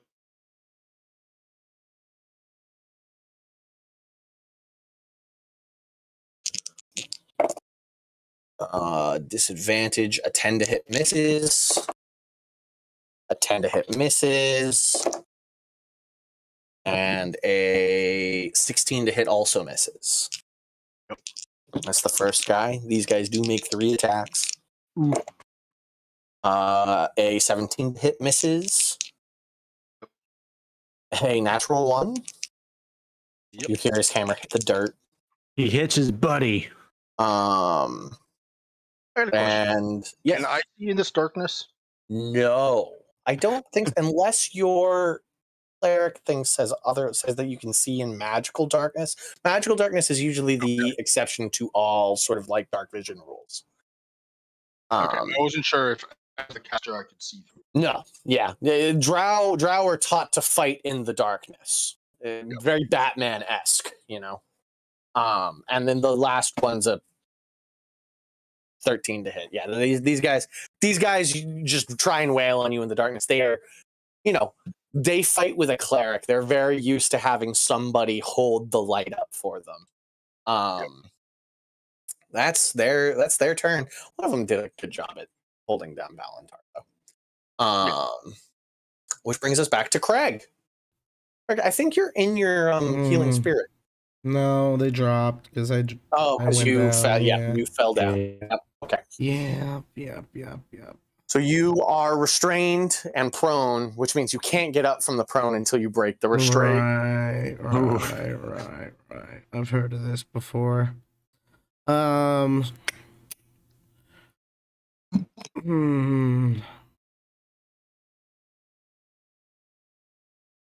the hard one. You know it? I'm looking up ranges of spells, sorry. All good. I've been thinking about this the whole time. Shit.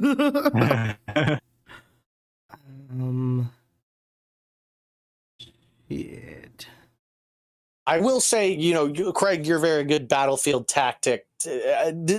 Despite having half of their party in a darkness bubble that you can't see, you think you have them pretty like wearied. You think both of you guys seem to be like throwing punches. You've got a lot of your team that's unharmed. None of their team is unharmed. Right. Currently. I'm gonna they don't just look like they're next to shoot death, the but- dude at disadvantage. I'm gonna shoot the dude. Is the darkness bubble blocking my vision though? The darkness bubble is blocking your vision. Is it? You want to hit an angle on it? Let me see. Yeah, 100% is. No. No. Yeah, the darkness bubble is 100%. Your only targets are you got the one. I'll shoot the hammer elemental guy closest to me. The flame guy that's standing on top of me. Yeah, that's the one. The other. All right. Narvos is currently on fire a second time. I rolled fantastic. I am just the epitome of this is fine. So I'm gonna hit this elemental. Okay, you didn't call sharpshooter. Yeah, no, I didn't. But I rolled really good. I got a natural 17 and natural 15, so 24 to hit on it. First attack, still pretty good. 5 thunder, and then 16 piercing. So 21. And then second attack. Oh, disadvantage. Not nearly as good. But it's an elemental. We'll see. 9 plus 6 is 15. That hits. All right. 10 thunder. And oh, this was max. Nice. 12 piercing. 22. I'll use a bonus action and cast Healing Spirits on myself again. Okay. But that this won't trigger elemental- until my next turn. Since This I can't move elemental into it. is like flickering and like very like not doing well holding itself together on this elemental plane. Good. Material plane. It definitely is not looking good. After Craig is the cleric. Cleric needs to solve the darkness problem. Become the darkness.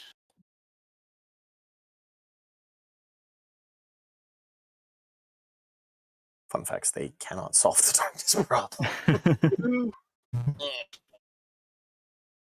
These guys don't fight dark elves. These guys don't fight dark elves. I mean, we're just gonna. It's a darkness fight. It's a darkness fight. They're gonna hit you. They're gonna hit you. Cat fight. It's a darkness fight. With these amount of attacks, I'm gonna hit you one day. I got a pretty good. I got pretty good plate mail. So first attack at disadvantage. 20, and then I'm going to use my channel divinity to make it a 30. That will hit. Ooh. I'm gonna burn the channel divinity. So you take 1, 2, 3.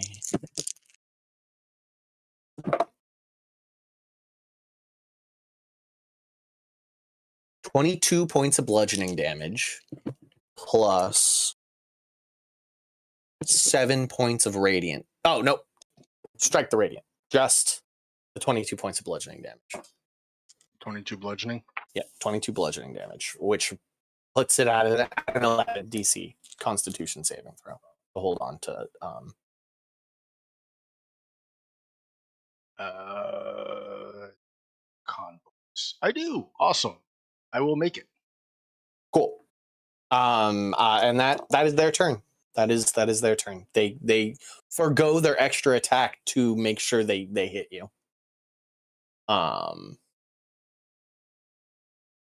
That's their turn, which brings us to Narvos. You're on fire. Yay! And inside an elemental. So, question about that. If I put myself out, would I just kind of go back on fire because I'm inside an elemental? Currently, yes. That is the sort of dilemma of the elemental ending its turn on you. You took 7 points of fire damage on the start of your turn. Ah, awesome. So, I mean, you could move. Like, nothing's stopping you from moving out of that spot. Yeah, I'll move out of him just because I like not being inside a fire. And you said he is flickering. Yeah, he's definitely not sort of whole. You saw him when he first appeared. He was like a roaring inferno. Now he's more of a soft campfire. Okay. That's good.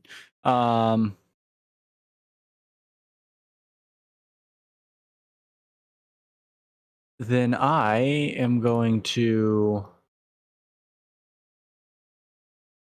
Oh, well, I guess, yeah, because I'm on fire, put myself out. Okay.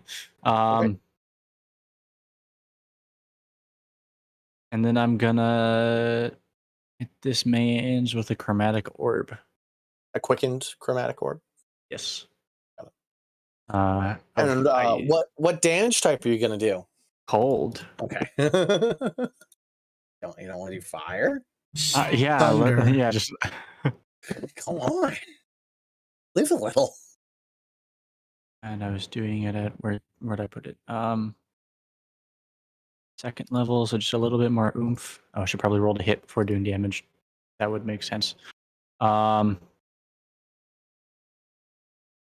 Yeah, 23. Yeah, that's it. Okay. 16 cold. You destroy it. It is sent back to the fire plane. All right. Good times. Next up is going to be my dude. He's going to take 8 points of fire damage. Oh, okay. I'm going to tell him to put himself out, so he'll do that. And because he's a slod, he will gain 5 points at the start of his turn. Lovely. So, and then I'm going to tell him to start moving towards What can I see? The fighter boys to try to start moving his way down towards the elemental and fighty boy that are down there. You got it. And Starts walking down. he has, I'm pretty sure it's just 30 feet. Yep. Yeah. He's a medium creature. Right. Okay. Eddie. Hey, what are you up to, buddy? Alrighty. I only had 2 bonus actions, you know? Can I use action surge to get another bonus action? No, not in my games. That some DMs say you get a full turn back. I am not one of those. That would be so nice because, man, That's not how it my works. leaves cost bonus actions. That's how they balanced out your action economy.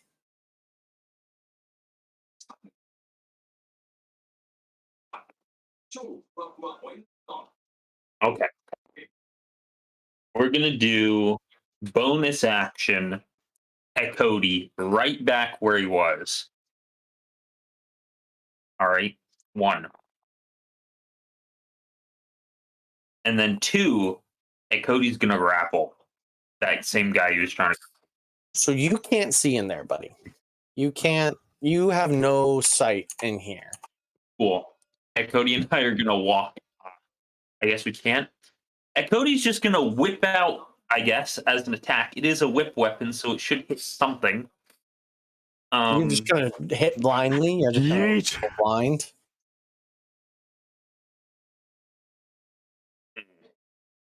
What could go wrong? Just whip into the darkness and hope he hits something? You know? Is anyone opposed to this plan? So you decision. What you doing, buddy?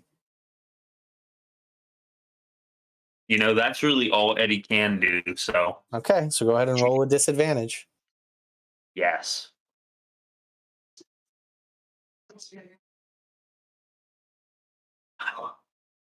Ah! So I got a 3 on the first roll, so that's a 13. Yeah, that's a miss.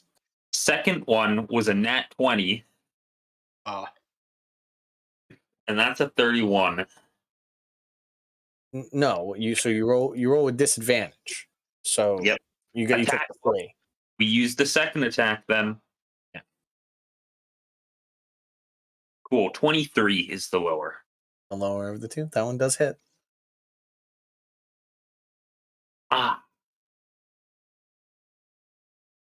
Well, I guess all I can do is that's it. What's the damage, dude? Oh, hold on. 9. 9 points of damage. All right. And then Cody can just move away, right? Yeah. Yeah, Cody's just gonna take a few steps back. And Eddie's gonna use the rest of his movement to stand where Cody is. They go hang out together there. You got it, buddy. Just the Codys being Brodies. Right. After you guys, it's the guy. It's the ranger. They are going to run 5, 10, 15, 30. Really doesn't like Craig. It does. It's not. It's actually trying to get around to the other side to get out of Velran's sight. It doesn't want to get shot by the poison dart again. They're now just playing the table game, but with a sphere of darkness. I think it's going to take its shots at Velran, even with disadvantage, because it can't make it out of its line of sight. I think it begins running in that direction, realizes it won't make it before Velran can take more shots at them, so turns to put 2 in Velran. These won't have sharpshooter because I'm rolling with disadvantage.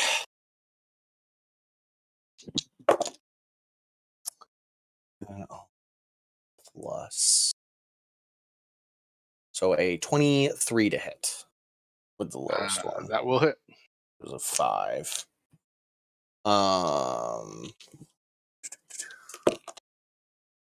This is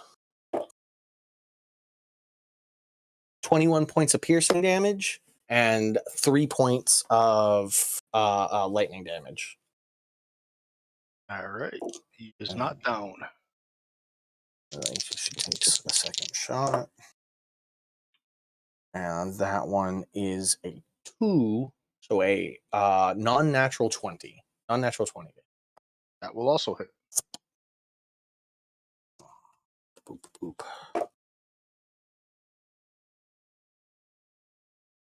He takes 18 points of piercing damage and 2 points of lightning damage. Okay. He will go down. Ranger sees that Velran drops and kind of goes, "Oh, I am now very much out in the open." Shit.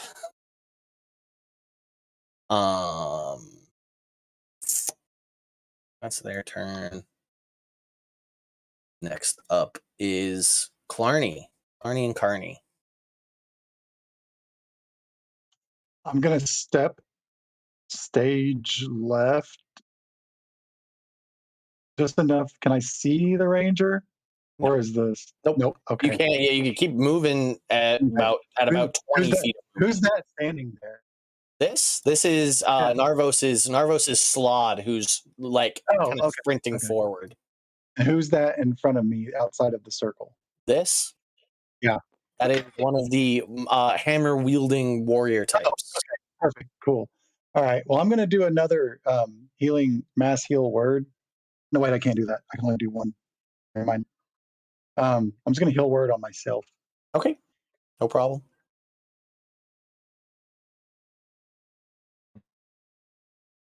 And that is 7 points of health back to me. You can throw your hammer at this guard or Yeah, I was going to throw it at that guard. Or the elemental. Both the guard and the elemental are disadvantage attacks for you. Okay. I'm going to do the guard. You got it.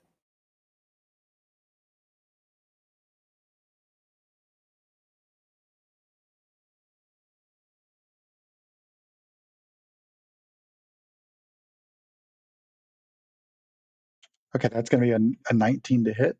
That hits them. Okay.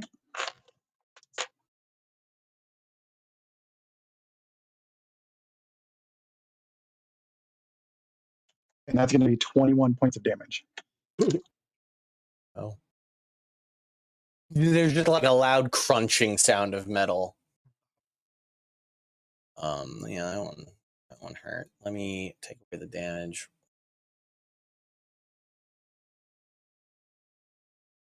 And then I also want to. I throw the thing on that one. What thing? Divine Strike. I think you do that whenever you hit, bud. Whenever. Yeah, once per turn. Yeah. You just add a D8. Yeah, you just get to add an extra D8. D8 to damage. Oh, okay. You just add another D8. He rolled a natural 20 on his concentration check, so he holds the hold person. But that did like crumple one shoulder of his armor, and he looks like, oh, I'm gonna need that looked at. Ow. What? Anything Carney's doing?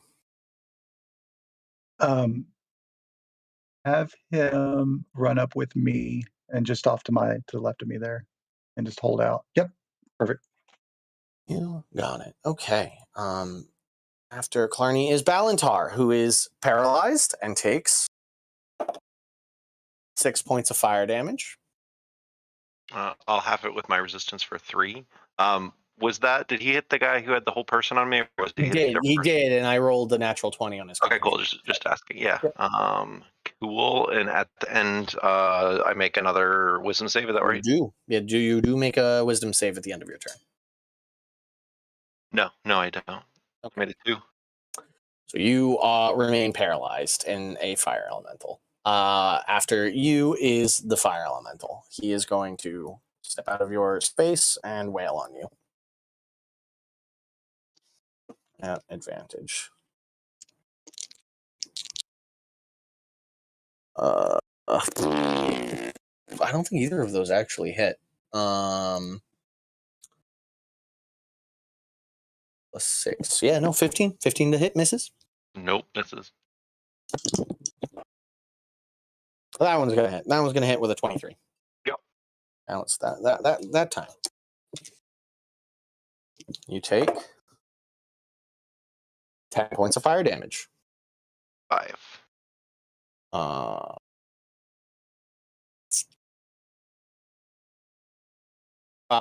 That's their turn. They are, I believe they took damage, so I'm actually going to have them expend a spell slot and regain a D8 of damage as a bonus action. Just because they regained 4 health, and in the fire elemental form. So that's their turn, which brings us to conversion. Okay. Bonus action, cast spiritual weapon Okay, next to the cleric.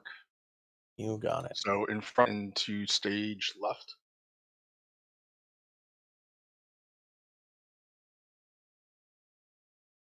Now, does it roll at disadvantage as well? I'm gonna say yes. I think you essentially guide it, and since you roll a disadvantage, I think it rolls a disadvantage. All right. What do I add to it?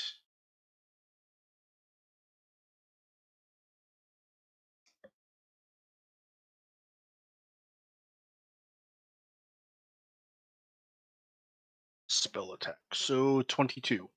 That hits. All right.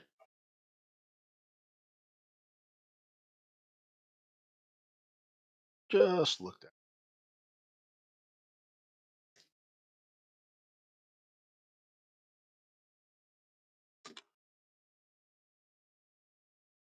Seven points. Got it. All right. And I will swing at him as well. Okay. And I will miss. Okay.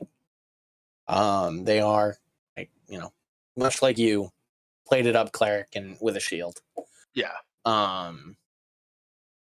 Two tanks beating on each other in the darkness in there. Yep.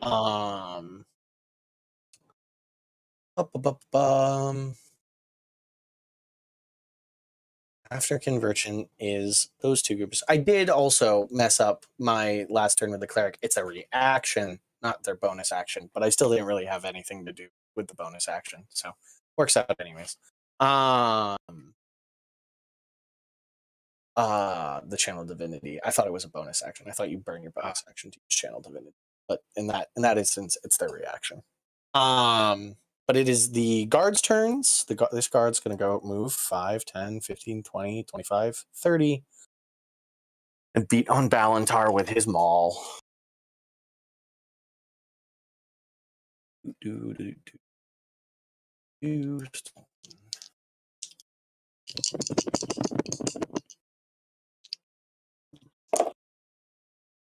A 26 to hit. Mm-hmm. And because you're paralyzed, it's a crit, correct? Yep. Paralyzed creature, any attack that hits the creature is a critical hit if the attacker is within 5 feet. So I do double this damage.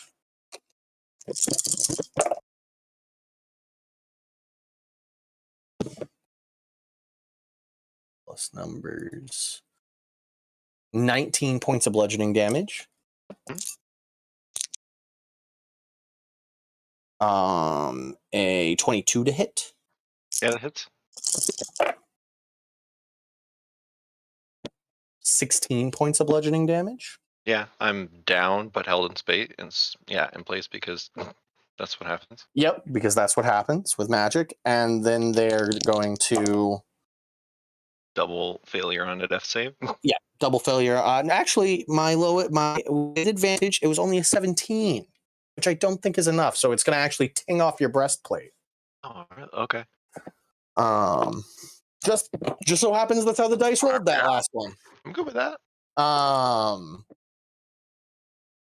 That's their turn, and then these two, they don't know what else to do other than protect. Like their main goal really is to protect the cleric. And they know the kind of where you are. So these ones, I roll 2 dice again, but with disadvantage. That's a 10. That's a 9. And that's a 10. A 10 with a natural 20 attached to it, which just makes me sad. The other attacks. A 23. A 23 conversion. That will hit. That will hit. So he makes contact. And with the magic of his hammer, he is also going to cast a Thunder Wave spell. Because he can't see where his friend is. So I envision it's this one that was attacking. I had this one attacking first. This one attacking second. Okay. So he's going to hit all of his buddies with this Thunder Wave. Because he has no idea where they are.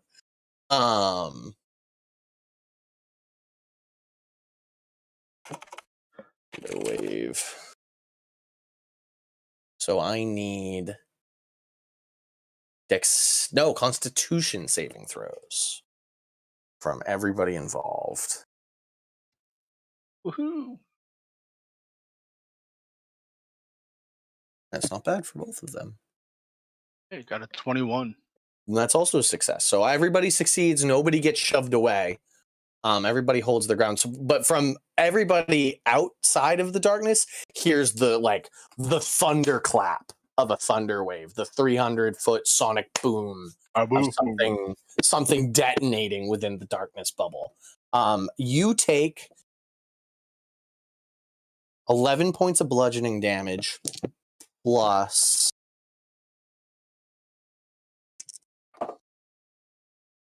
13 halved points of thunder damage. So 6. So everybody takes 6 points of thunder damage in this bubble.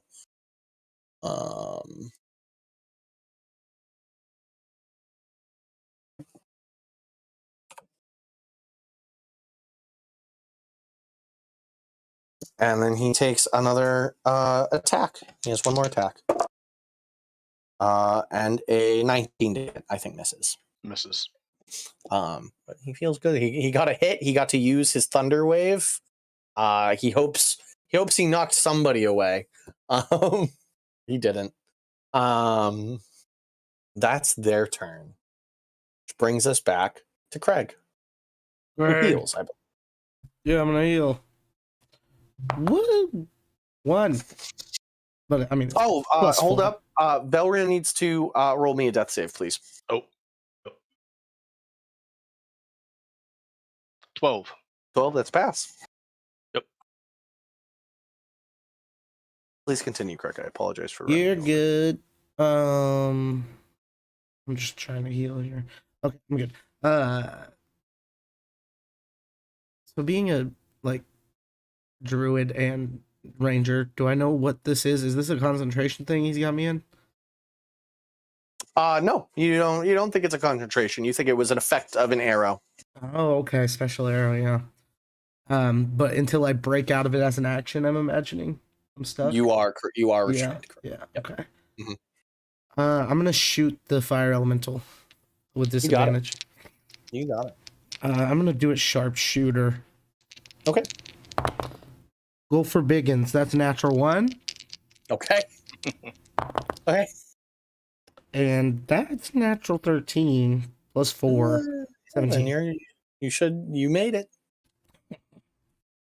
Yeah, as long as you don't have an actual negative to that. His AC is 13. Yeah. All right. So thunder damage 6. 13 would be 24 piercing. 24 piercing. Ow. Ow. Owie. You see it flicker. I mean, it definitely is still in the inferno stage of being an elemental, but that hurt. That's me. Do I have a bonus?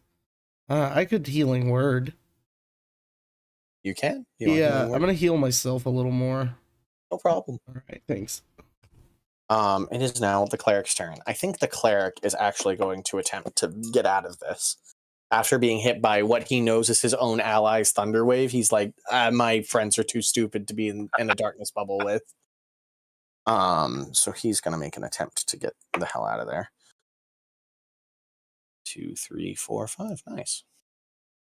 So that's an attack of opportunity at disadvantage if you'd like. Yep. I don't think a 17 is going to hit. Nope. Nope. Okay. Oop. Hey, can I real quick just add 6 sneak attack onto that? Because Valentar's sure. next to him, right? Valentar is not. Oh, he's engaged. not up because he's down. Yeah, Never mind. he Never is mind. down. And now he is out after using half of his movement speed, and he just sprints towards the archer that he sees with the rest of his movement. And what are they gonna do? What are they gonna do? What are they gonna do? When they come for you. Bad boys, bad boys.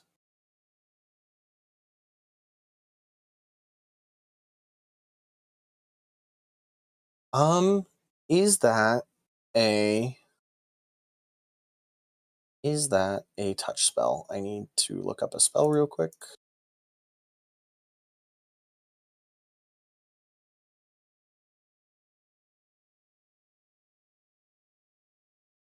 It is a touch spell.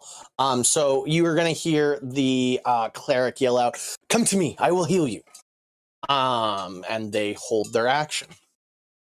With them obviously sort of like beginning to cast a spell. That is their turn, which brings us to, I believe, Narvos. Cool.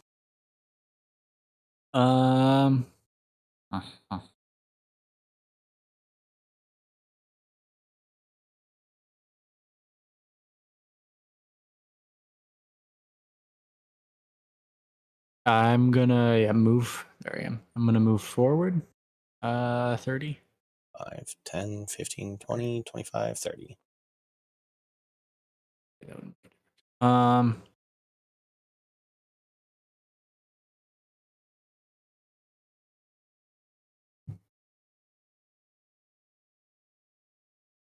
From what I can see, so there's Valentar getting smushed by a fire elemental and another guy there. Yeah, you do see Valentar's like stuck in a whip position, and the dude with the hammers just kind of like just 2 hands overhead strikes repeatedly. Cool. The elemental does seem to be like ready to find a new target. It's kind of turning away from Valentar. Sounds good. Yeah, he seems like the fun type.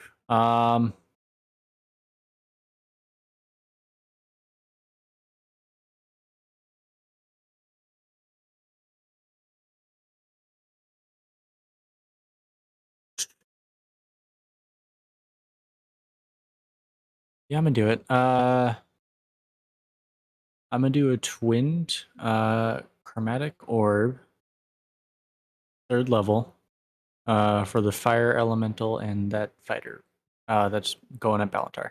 You got it. What type? Gonna do cold. Okay. Hold it. It's 2 attacks, right? You don't roll 1 for both. Yep. 26 for Fighty Boy. You got it. That hits. And the other one also 26. Okay. We both hit. Fighty Boy is gonna take 25 cold. Ow. His breastplate rhymes over. He's still up, but he definitely looks really, really harmed. Okay. Elemental is gonna take 24.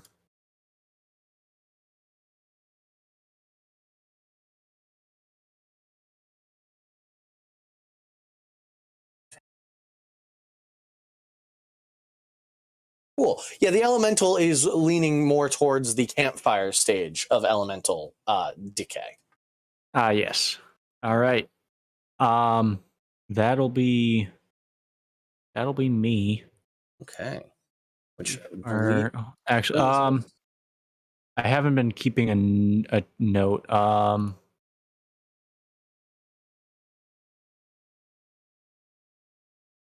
Which I think the guy on the left is the one that I just hit. Is the one I No, it was this guy. This is your Hexblade. he's Hexboy. Okay, Yeah. cool. I know who's Hexbladed. Okay, cool. That goes 5, 10, 15, 25, 30. Just start sprinting.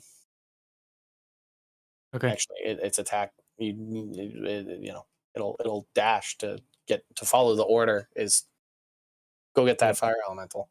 Yeah. So that's what it will do. Attack the elemental. It has no attacks because it dashed to get there. It'll take another. It'll heal for 5. It will heal for 5, which might make it take up the whole elemental's turn and crushing it. And we move on to Eddie. Eddie, you can only see this elemental and the guard. All right. Here's the plan. Okay, I got it. I figured it out what the plan is. Okay. Eddie and Akodi move right up to the edge. Eddie holds one hand of the Miracle Whip.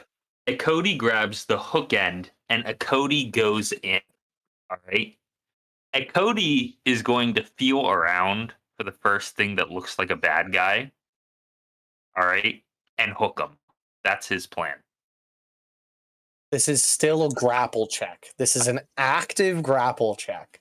All right. An active grapple, is this acrobatics to just?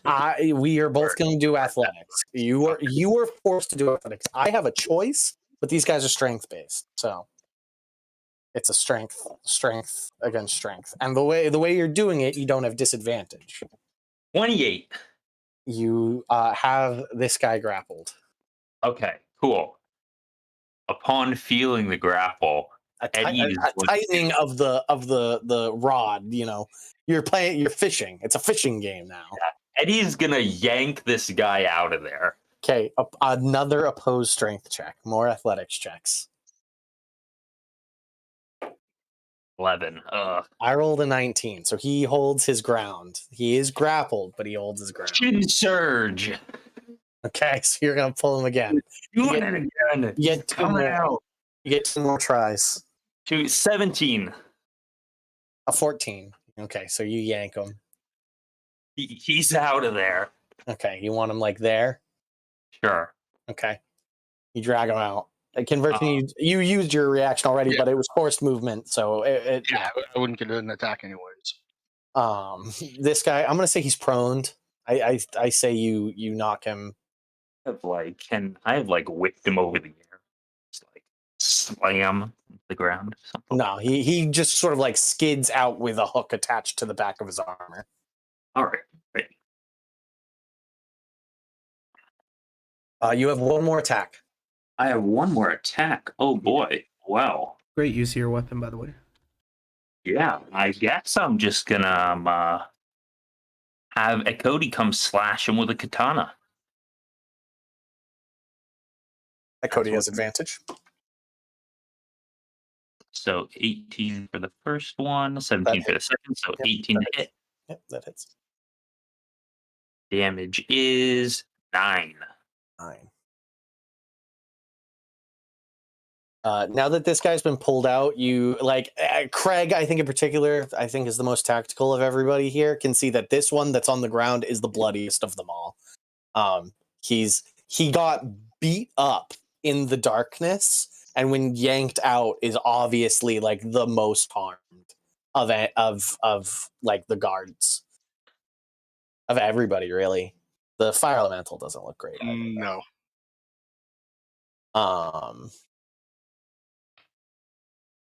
That's your whole turn, Eddie? Yep, that's his turn. Okay. It is now the ranger's turn. Ranger's going to do what the cleric says, move up. The cleric casts the spell on the ranger and clears him of the poison. The ranger is now going to take pot shots at, I think, Narvos. He knows you're still back there, but you're prone and sort of like hidden. Yeah, he would have a So- straight roll though because I'm restrained. He would. But I mean, don't shoot me. Yeah. I think he's trying to like clear threats, and you being stuck on the ground back there makes you a much less threat than the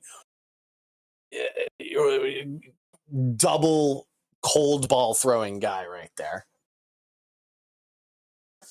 So they're gonna take a shot at you, Narvos. I don't think that's gonna hit with a 20, a non-natural 20. Narvos. Joa? 20. 20? AC 20. Miss. Miss. Oh, That's miss. what I thought. Yep.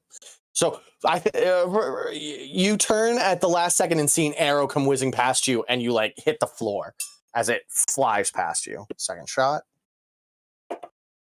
That's better. That's going to be a 29 to hit. Yeah, just a bit. Yeah. You take 21 points of piercing damage and an additional 4 points of lightning damage. So 25? Yeah. Yep. Good night. Flip.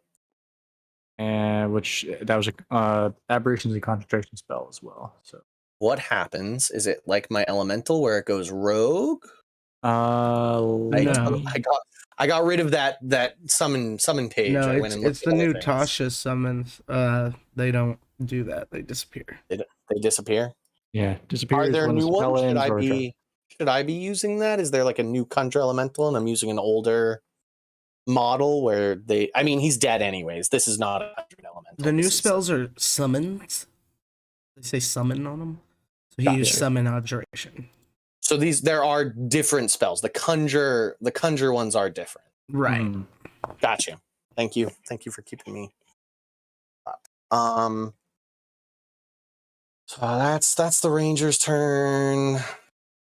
They look. I mean, their poison was fixed. They were not healed. They are like one of their arms seems slack and is struggling to pull the bow. They really look hurt. The cleric, I think, is the least hurt of them all. They've been able to just sort of like absorb a lot of hits and not take a lot of damage. They're a lot like Conversion. They just have a high AC.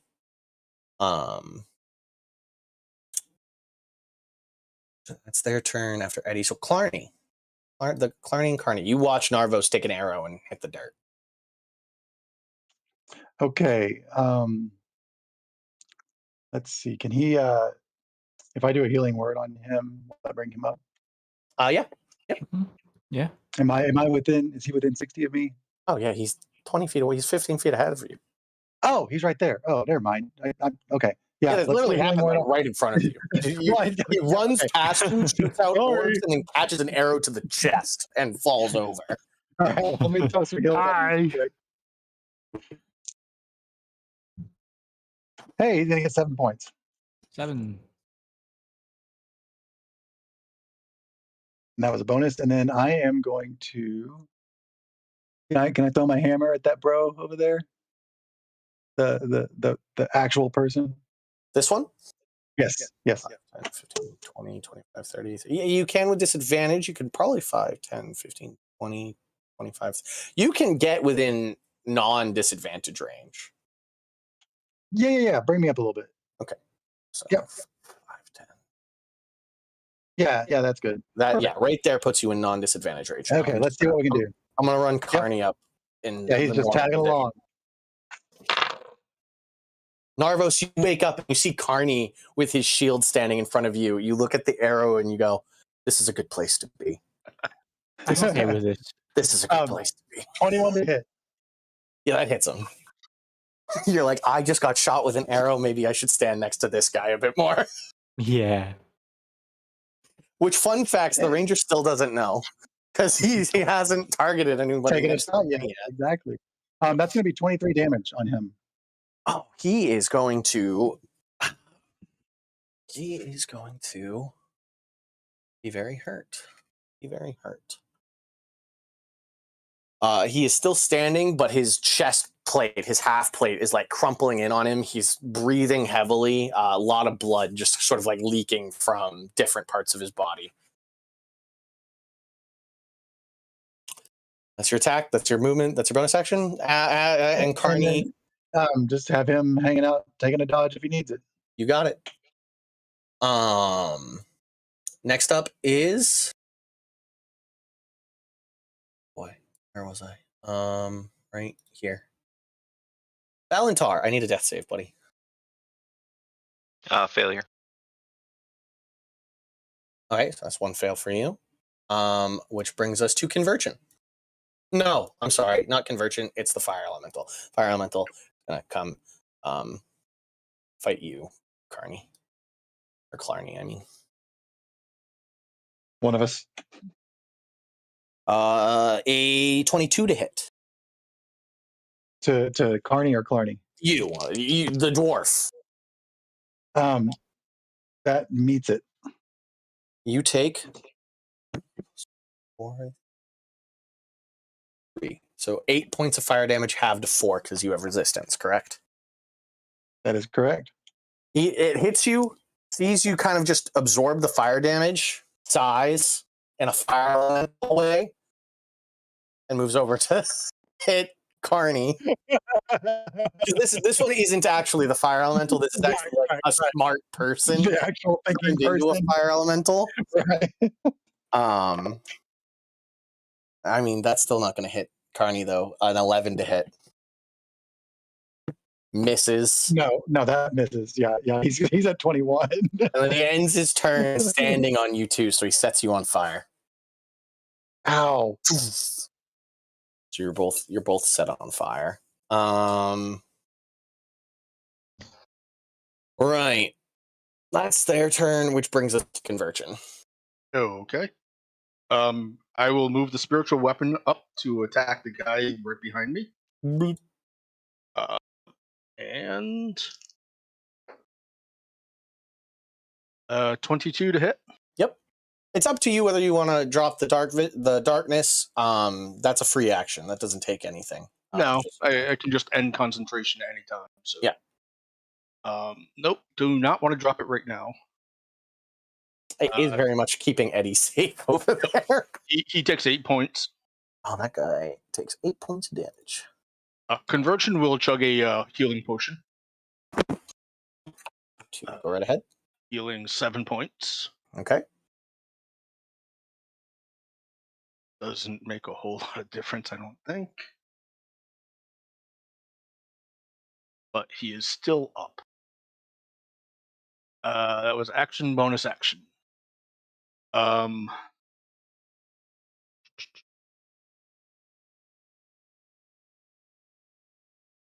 Did I get a sense of which direction the cleric went? Yeah, directly out. You felt like they just turned in essentially a 180 and made a run for it. Okay. Turned on their heels, as one would say.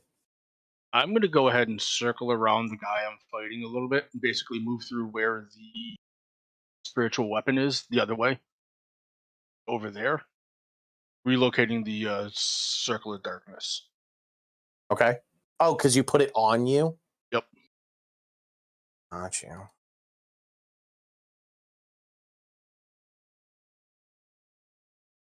So, Eddie, you watch as the circle you were standing like right on the edge of moves.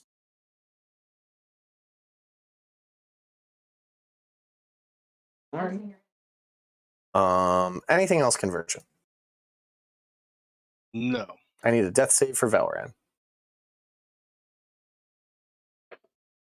He fails. He fails.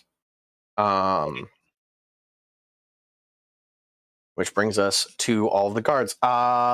Grapple, his speed, he's not restrained yet, right? You didn't get around to that? He's just grappled. Right, so he's going to stand up. Stand up. He's going to stand up.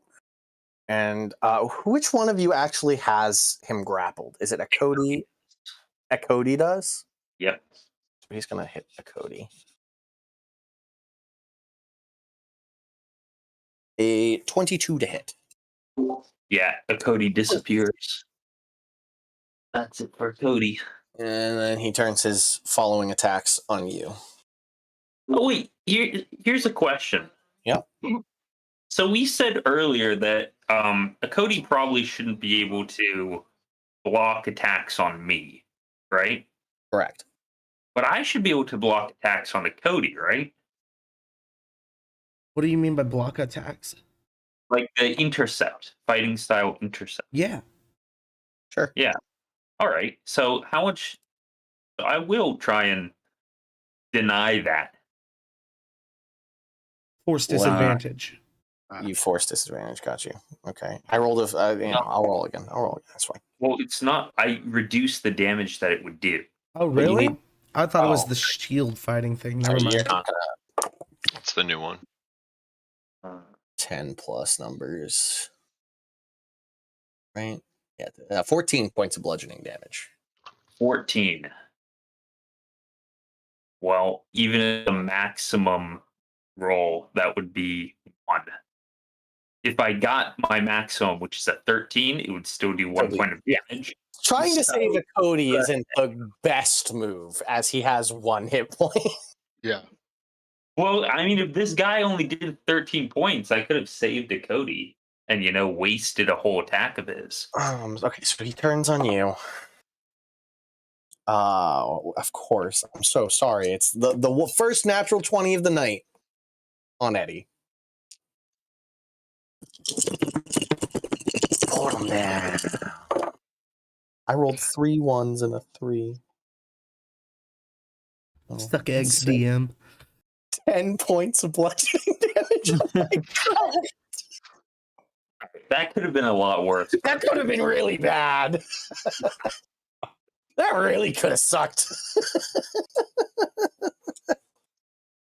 Oh, revel in my defeats. And then his third attack misses. So that's his turn.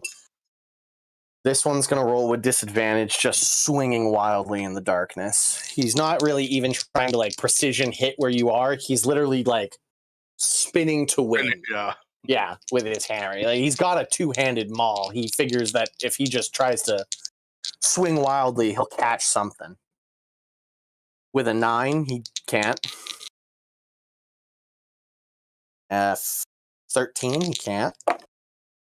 That's a cocked dice. And a 15, he can't. I like to imagine Conversion is ducking and dodging the hammer as it swings by him in the darkness, preternaturally knowing where it is. You can just hear Ooh, suck. whoosh, fuck, whoosh. There's an unseen dance happening in here that only Conversion can appreciate. And then this guy's gonna crush Balantar. 24 to hit, which is 2 failed saves, right? So 3 total because it's 3 total. Crit. All right. So as you quote unquote die, you get teleported up here. Like a mage pulls you up, and a cleric instantly revives you up in the stands, and you are at 1 hit point in the stands. Okay.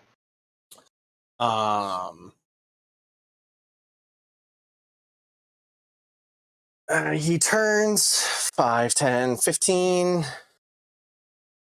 and goes to fight you, Clarny. He doesn't have advantage. An 18 to hit. Does not hit. A 25 to hit. That does hit. He is going to... I think he's going to do it. I think there's too many stacked people to not. He is going to use his Thunder Wave spell. Actually...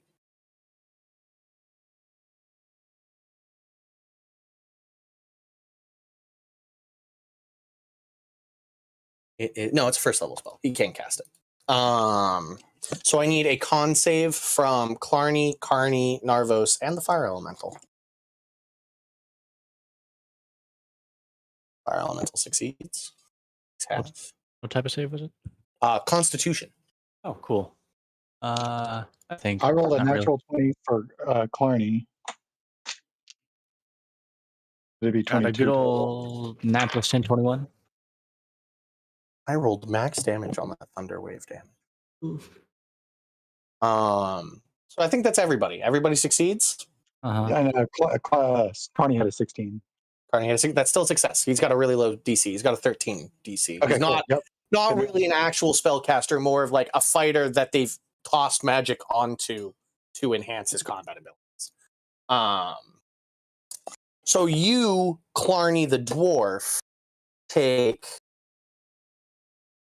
9 plus 13 points of bludgeoning damage. And then everybody, including you, Clarny the dwarf, takes 8 points of thunder damage. That is halved. Good night again. Nobody. Okay, Narvo stays unconscious.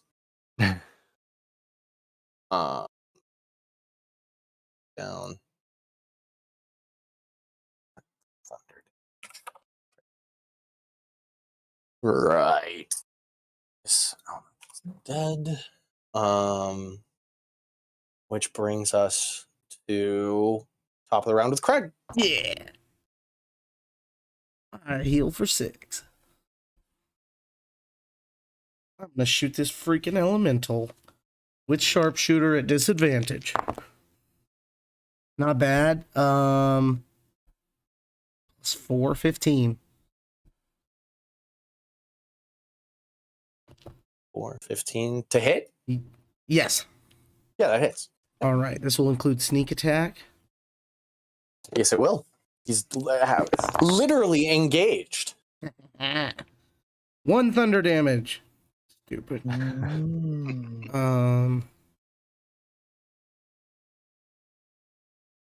26 piercing. So 27 total. Mm-hmm. Okay. He is definitely more in the campfire phase. He's still a fire elemental, though. He is still a fire elemental. Great. I'll do it again at sharpshooter. 14. I got double 10s over here. That does hit. I was thinking it was 15 was their AC. It's 13. 13 AC. Big old 1 thunder damage again, and then I mean, you turn him back. 15 piercing. 15 piercing. That's including the sharpshooter you call. Yes. Yeah, I rolled a 1 on that as well. So 15 piercing.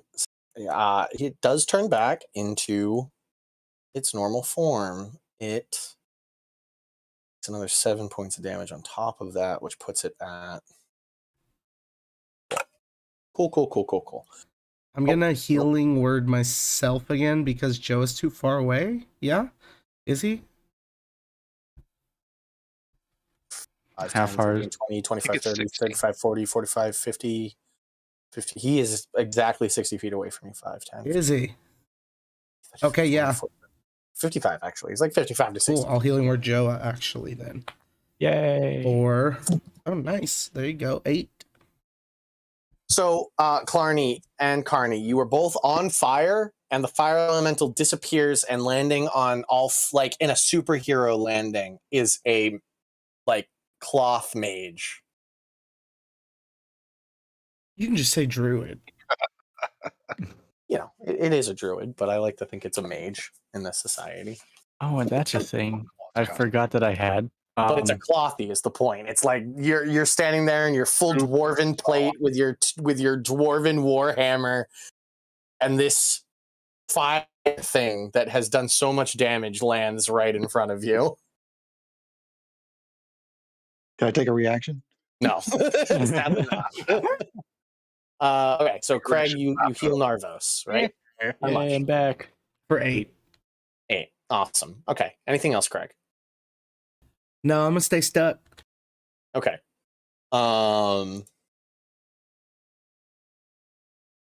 Right. It is now the cleric's turn.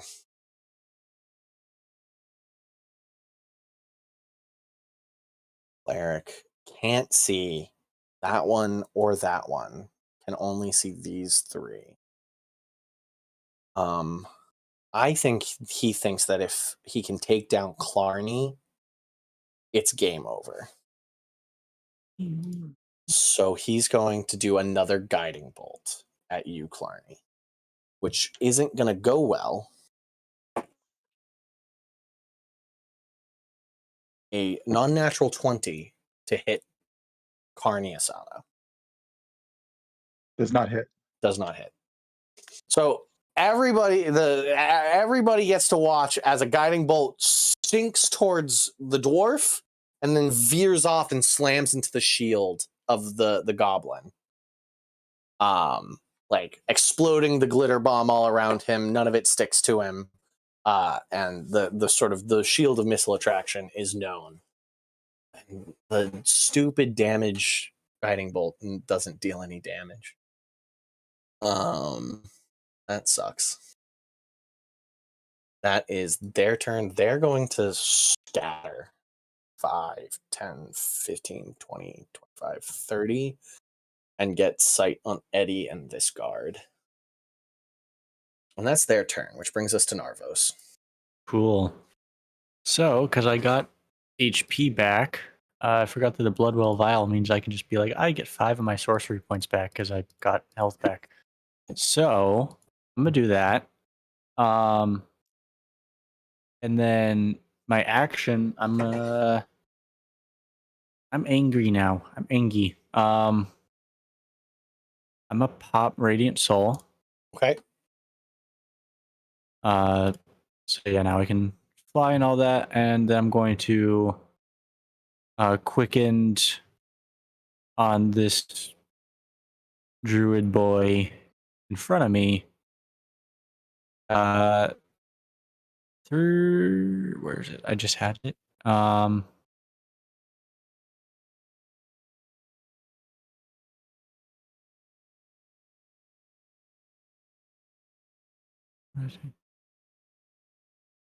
Yeah, gonna quick cast a Mind Sliver. Mind Sliver.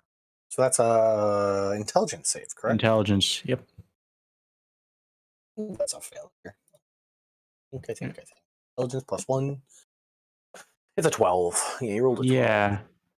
So he takes that 2d6 for 9 psychic, 9 thinking damage, and he gets a d4 taken off of his next saving throw. Cool. Okay. After Narvos, do you want to move? I'm gonna back up, and so I can like do my spells and stuff. So I'm gonna go back maybe, 20. Yeah, that'll be good. Eddie. All right. Looking at this guy, he's pretty bloody, isn't he? Yeah, Does dude. he look worth restraining? I don't know what you mean by worth. Like, if I can finish him in one turn, I wouldn't bother restraining him. No, he does not. At your DPS, I don't think you can finish him in one turn. Cool. Well, Craig might be able to finish him in one. Eddie's Miracle Whip. Eddie says the word, get him. And the Miracle Whip will entangle this foe. Okay, what do I roll to try and not have that happen? That's DC 15 Dex saving. I rolled a 7, so you restrained him. There he goes. So that's my action. And bonus action, Cody's coming back. And I'm taking a couple steps away from this guy. He's Just getting out of his immediate attack range. He's going to use his reaction to hit you.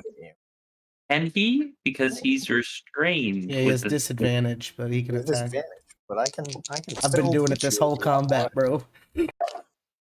He rolled a natural 2, so that's going to be. That's a no for him. All right. Craig, you do see somebody wrapped up in Eddie's whip over there. Prone? He's not prone. He is standing. Okay. He is like wrapped up and wiggling.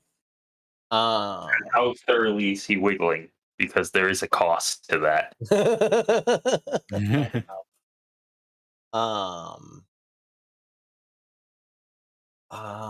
Right. After Eddie is the ranger who saw that. And so instead of even attempting to shoot Clarny, he's going to try and put one into Carney.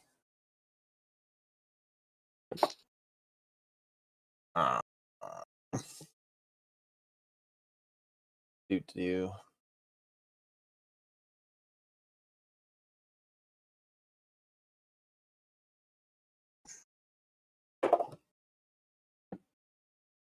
A non-natural 30 to hit. Oh, why did I say that? It's a 30 to hit. Yeah, that hits. My brain was just like, there is only 20, and I have to say it that way. But It was Carney or Clarny? It's Carney. They watched the shield happen, the guiding bolt veer off, and is like, well, if that's the target, that's the target. I'm putting it down.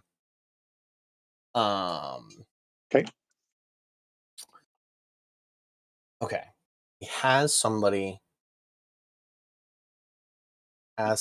in melee with it, so they get their sneak attack for the first time this round.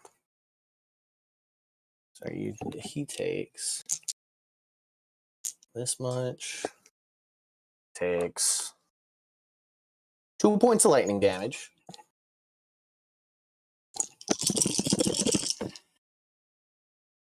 Plus an additional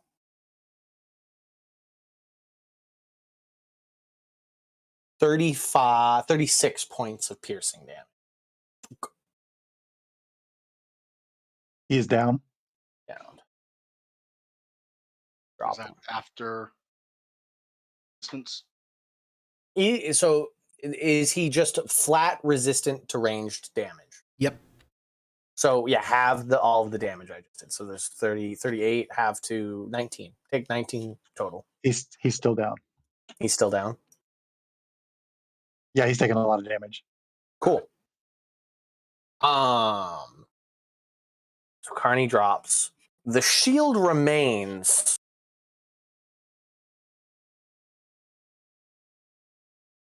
Man, that's annoying. I guess what I should do is move. 10, 15, 20, 25, 30, and he's going to try and take his last shot at you, Craig, who he knows is still there because of his hunter's mark. And it's a flat roll because you're restrained but prone. But prone, yeah. 26 to hit. Yeah, that'll do it. You take 5 points of lightning damage. And 16 points of piercing damage. I'm down. Falls back unconscious. After that comes Clarny. All right. I'm gonna. Oh, I got two guys around me there, huh? Hold on a second. One of them's a cloth. One of them's severely hurt in plate mail. The other is kind of hurt in cloth. Cloth mail. I'm gonna swing at the cloth boy. Okay. I'm gonna swing, not throw, with my trusty hammer. That's a 17 to hit. That definitely hits. Cool. And then I'm going to use hold on a second. I'm going to add Divine Strike to this, so I get to throw 3 8s, right? You roll 3d8. 3d8 plus 10 is what you're going to tell me.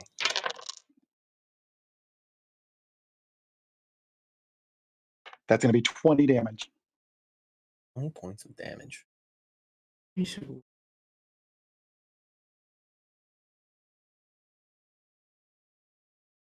Put there. Okay. Severely hurt.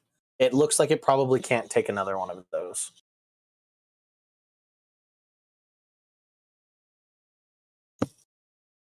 And then I can still take a bonus action, right? Yep. I'm gonna throw some heals on Carney. Okay. Pick Carney up. Oop. Yep, that's 7 points of health for him. Okay, and now he can take his turn. I'll allow that. I'll Okay, allow. well, he's going to attack the cloth boy first. Okay. Let's do the roll to attack. That is going to be 15 to hit. That hits. Man, I wish it was a natural 20. Oh, I know, right? And then it's a 1d8. Okay. That's going to be 9 points of damage. All right. And I'm gonna. This one gets. I guess they are technically adventurers. I'm cool with them having death saves. Yeah, Because they have a cleric, you know? Yeah. They are technically adventurers themselves. So he falls over.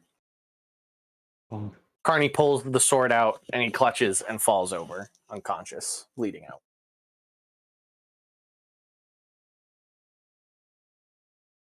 Does Carney has a second attack. Yes, and he's going to take that second attack on the other guy. Okay. He's got to move for that one. Yep. He did roll a natural 20 on that one. Oh no, he just gets teleported away. That's no death save. That's dead. That's just death. Yeah. He gets teleported. Balantar, the guy who beat the shit out of you is teleported right next to you as a cleric quickly reattaches the head and casts a revivify. And he looks at you and goes, no hard feelings, you know. Yeah. Whole person thing gets a thumbs up. Yeah, it's part of the hammer. I don't know how to really do it. It's just it's enchanted into the hammer. Enchanted. Enchanted. Well, he's fucked. That guy fucked. We get some wide eyes from the one chick, Electra. Yeah. Alexa's like, oh fuck, what, the goblin? The goblin? I told you. We mentioned it at the start. It has to happen. That's how it works. It was bound to happen. What is it? The Luvo's gun or something? Chekhov's gun. Right, Carney went. Balantar, you just sort of have a nice little banter up here with your buddy. This brings us to this guy who's going to make some death saves. He's going to make a death save for me. A 4. That's a fail. That's a failure. A failure for them. Does he have line of sight of it? He doesn't. The cleric can't actually see that. Fun fact. Last time the cleric saw him, he was in fire elemental form. So much to his surprise. Yeah, much to his surprise, he is now on the ground bleeding out. So that's his turn, which brings us to Conversion and Velran. All right.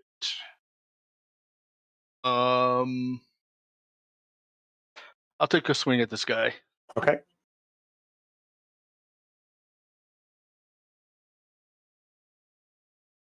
I don't know if that's going to hit. 17. That does hit. Yep. Oh, okay. He is not immune to fire, is he? No. Right. No, these guys took the full brunt of that fire damage. 2. That.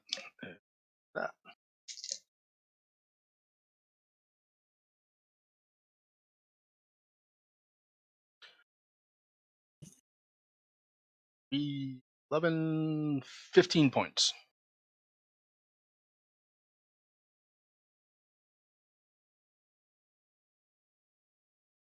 All right, and the spiritual weapon.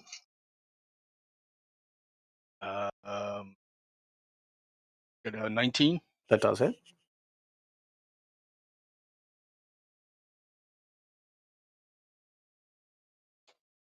Six points. Okie doke. And a Valran, death save, please. 10. 10. It's a success. That's 2-1.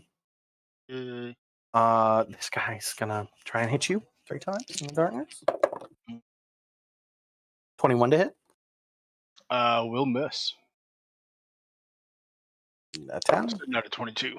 And a 13. So that's 3 misses. And then this one is going to take 3 swings at... No, it's just going to try and break free. It's going to try and break free. That's its MO. It's pretty strong. What do I have to beat, David, to get out of your chains? Let me good old little read on here. Tell me if a 16 does it. I think it was 15. Yeah, it's 15 strength to get out. I've been rolling wrong. He actually has a +7, not a +4. Is so it a it's strength save or strength check? It's he's got a +7 to both of those. So okay. He still breaks free. He still breaks free. He uses his action, and he breaks free. All right. But that's his action. That's his whole stick right there. Which brings us back to Craig, who I think's unconscious. But Yeah, gains health I'm at the start of his unconscious. turn, right? No, they 'cause go if you fall away. unconscious, Yeah, then the healing spirit goes away. they go away. 'Cause that would be really broken if you could just sit on your healing spirit. Mm-hmm. You can put them on other people who are unconscious. That's what. Still broken. I rolled a 16. Okay, so that's 1 success. It is now the cleric's turn, and he can see Eddie and his friend. He is going to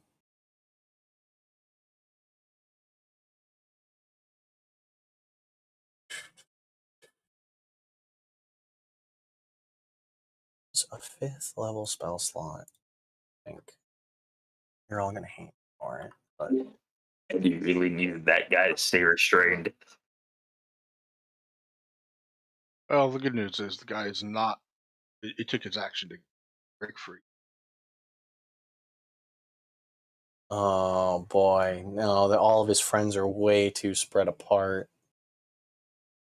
Oof! Oof! Oof!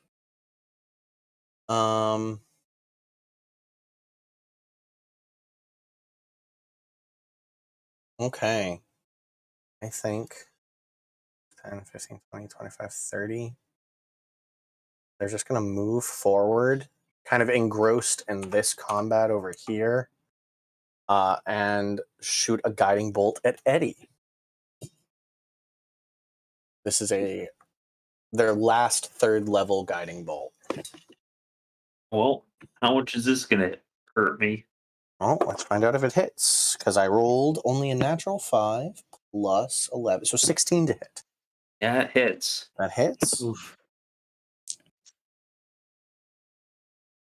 Wait, did I get some? I thought I you feel had a like- shield now. Did you not get I a don't have shield? shield. I thought I got armor. I was gonna Like, say, I thought you had stuff. AC is pretty low. And he's got a high dex, right? Or strength. You did get Eddie? armor. I just don't remember which one you got.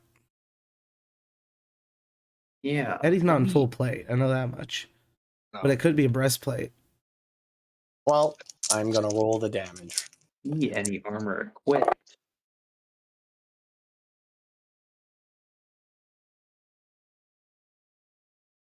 And Studded. No, I have studded leather. 20. Armor class 12. 12 plus your dex. What's your dex? Dex It's the is same as mine. 3. So he's got a 15. He's got a 15, and Yeah. I rolled a 16. So he takes 22 points of radiant damage and becomes a glitter bomb. price. Eddie's down. Flip. Cody remains. right? Let me double check.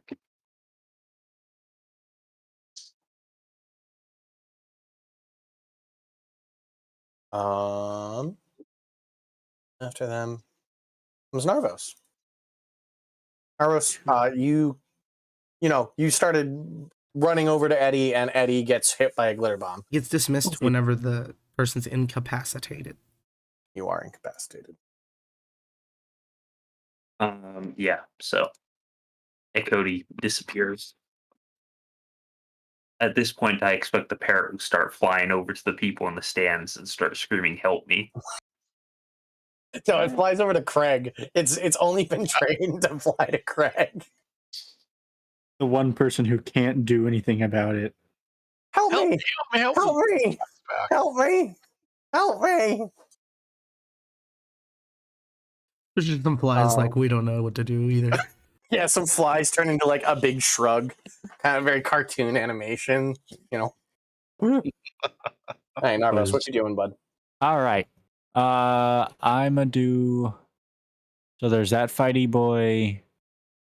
Yeah, you just can barely see like his pinky toe and his arm and the top of his maul. Okay, cool. Yeah, I'm gonna continue flying over, kind of around the bubble.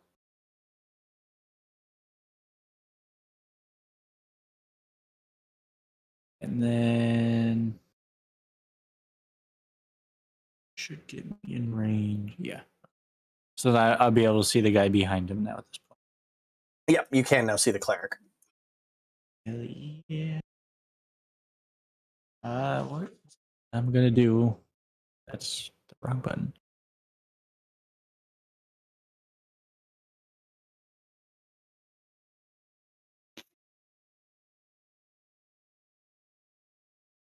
I have both of them on a line, right? Yep. Cool. Yeah, they are actually all. I need them to make a Dex save, por favor. T20. I'm casting lightning bolt. Warrior failed, and so did the cleric. All right, lightning bolt time. 33. Ow. The guard falls over, unconscious. The cleric, though, is definitely the beefiest of the lot. Like, not really been hurt too much. And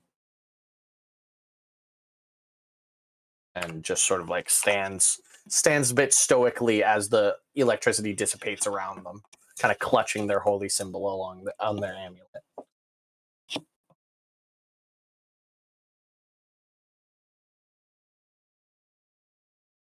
Julio.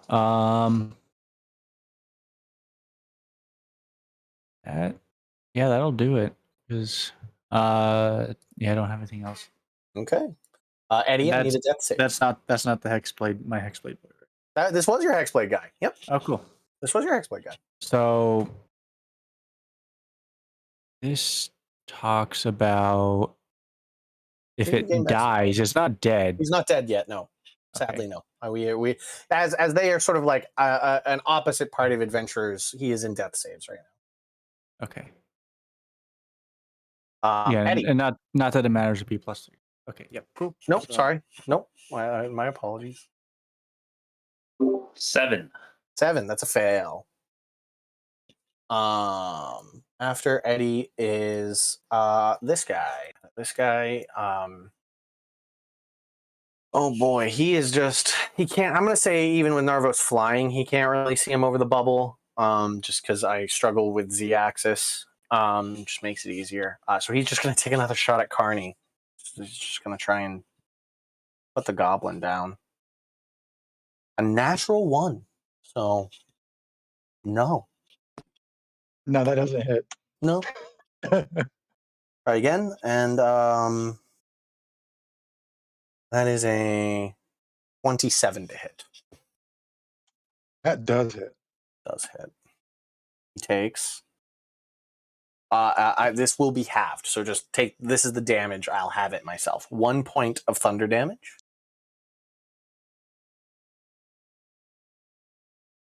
and 10 points of piercing damage. He's down again. He's down again. And they are going to continue around the circle 5, 10, 15, 20, 25, 30, and then they will dash as a bonus action. 5, 10, 20, 25, 30.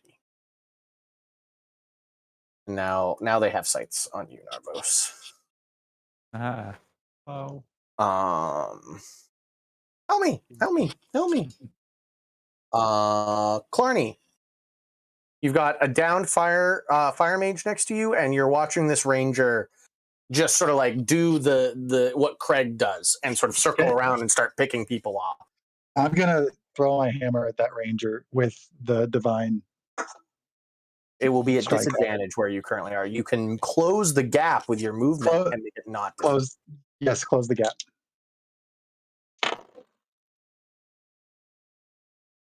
There's a 16 hit. It does not, sadly. Oh, okay. Well, I missed then. As a bonus action, do you want to try and do like Healing Word, Carney back up, or me. Eddie before you leave, or Craig? Can I get any of them? Yeah, you can get it. Yeah, pick your choice. You got Craig, Eddie, or Carney. Let's go for Craig. Craig. Okay, roll your D4 plus your Wisdom mod. Picks up Craig. That's going to be 7. 7 points of healing. Thank you. Hey. Brings us to Balantar. Balantar, you got anything? Oh no, but first I want a death save for Carney. The goblin gets a death save. What do I roll for that? Just a 20. Just a D20 and tell me the number. That is a 6. Oh wait, sorry, 9. Sorry, And that is still a failure. Both of those numbers fails. Okay. So that's one fail. Balantar, anything you want to say up there in the stands? No, it probably wouldn't happen right now, but he's just admiring the weapon and talking about how he got it and all that. Yeah. The guy's happy to like tell you all about like, yeah, this is manufactured specifically for guards that go outside of the walls. The enchanters at the magic school, they kind of mass produce them to a degree. They're kind of and that conversation happens. He's kind of nerdy about his weapons. Brings us to the fire mage who's going to make a death save. It's like a cops could shoot handcuffs from their guns. Kind of, yeah. He succeeds, so that's 1-1 for the fire mage. And conversion. Okay. Bonus action. The spiritual weapon will swing at that guy. Okay. So I guess 15. That hits. Okay.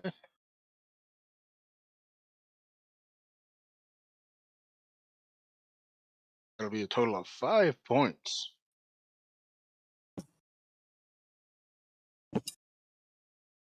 I'm assuming he is not down. Nope. He's Right. bloodied, I think, at this point. Yeah. Okay. Yep. Yeah, he is bloodied. I will go ahead and swing at him.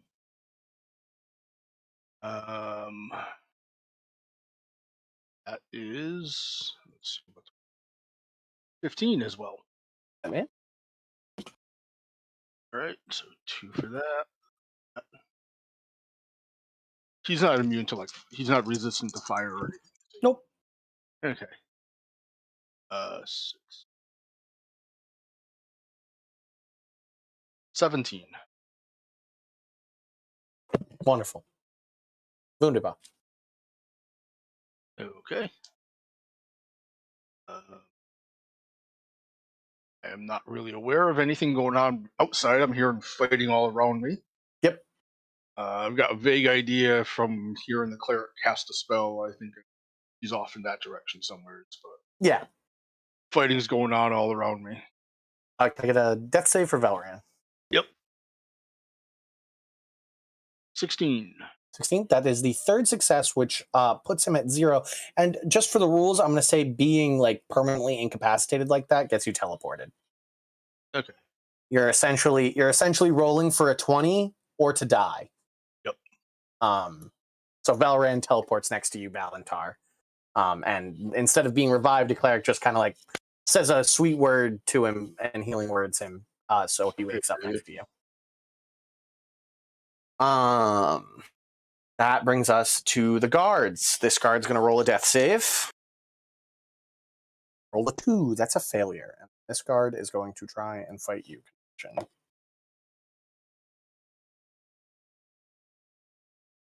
17's not going to do it. 17's not going to do it. And a 10's not going to do it. So that's his turn.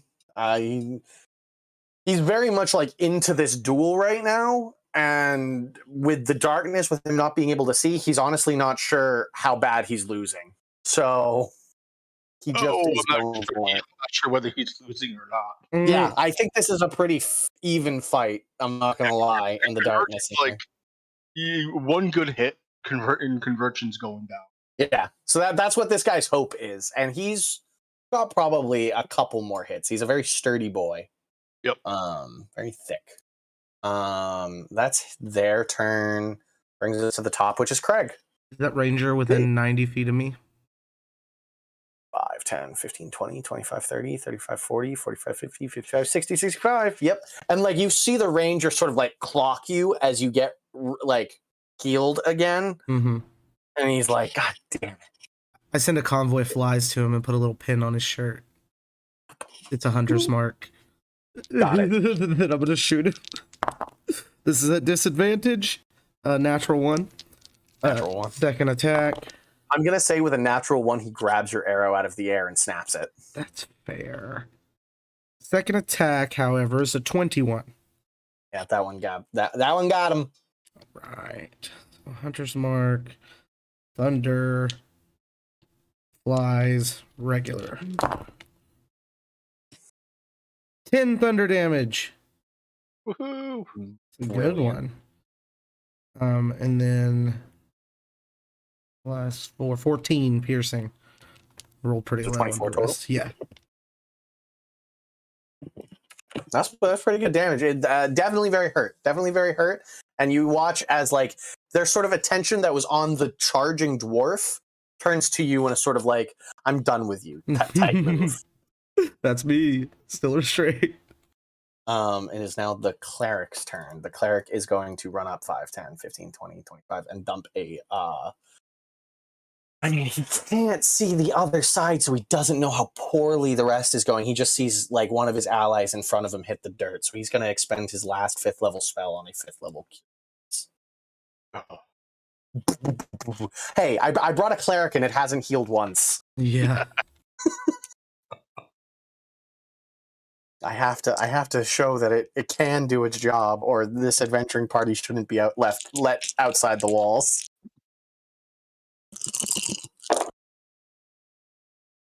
Right, it's an extra D. Is it D6s or D8s? Did I just roll the wrong? D8. It's D8s. I rolled wrong. I rolled D6s.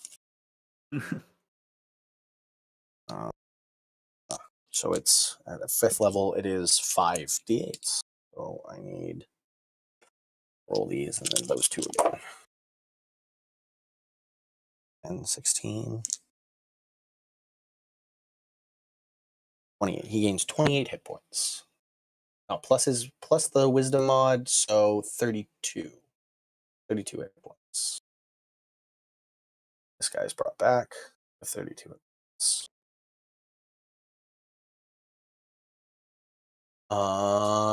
And then they're going to take a step back. That is their turn. After that comes Narvos. Cool. He is still prone.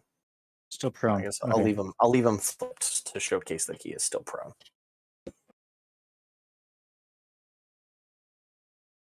Nice.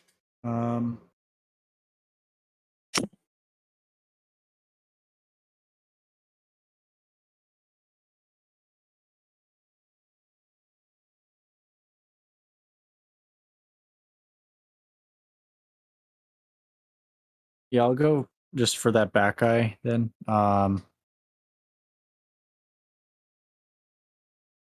What will you cast upon them? He's going to need to make a strength saving throw. Okay. Got a +4 to that. Yeah. I roll a 7. Aha. Yeah, he'll fail that. I'm casting Arms of Hadar. Okay. That's a radius. Yeah. Yeah, area of effect. So it'd be 10 both foot. those two guys. Yep. The other guy, he's got a +7 though. As does a 16 save No. him? DC Okay. 20. They both fail. What does that mean? Fail, takes 2d6 necrotic, can't take reactions until next turn. Cool. Cold damage at the start of their turn, right? Or end. Yeah, this is just saying necrotic. Oh, really? I don't Am I know. thinking of something else? There's hunger of Hunger. That's the one. And tendrils erupt and batter all creatures within 10 feet of you. Oh. yes. So you need to go to them. Yeah, I mean I'll go ahead and fly in between them. They fail. They take. So what's the necrotic damage for them? They're taking 2d6, so 5. But one of those is my guy. Yep. He'll take an additional 3. The other one take 8 radiant because I'm doing the shiny boy thing. Okay. Okay. Cool. Cool.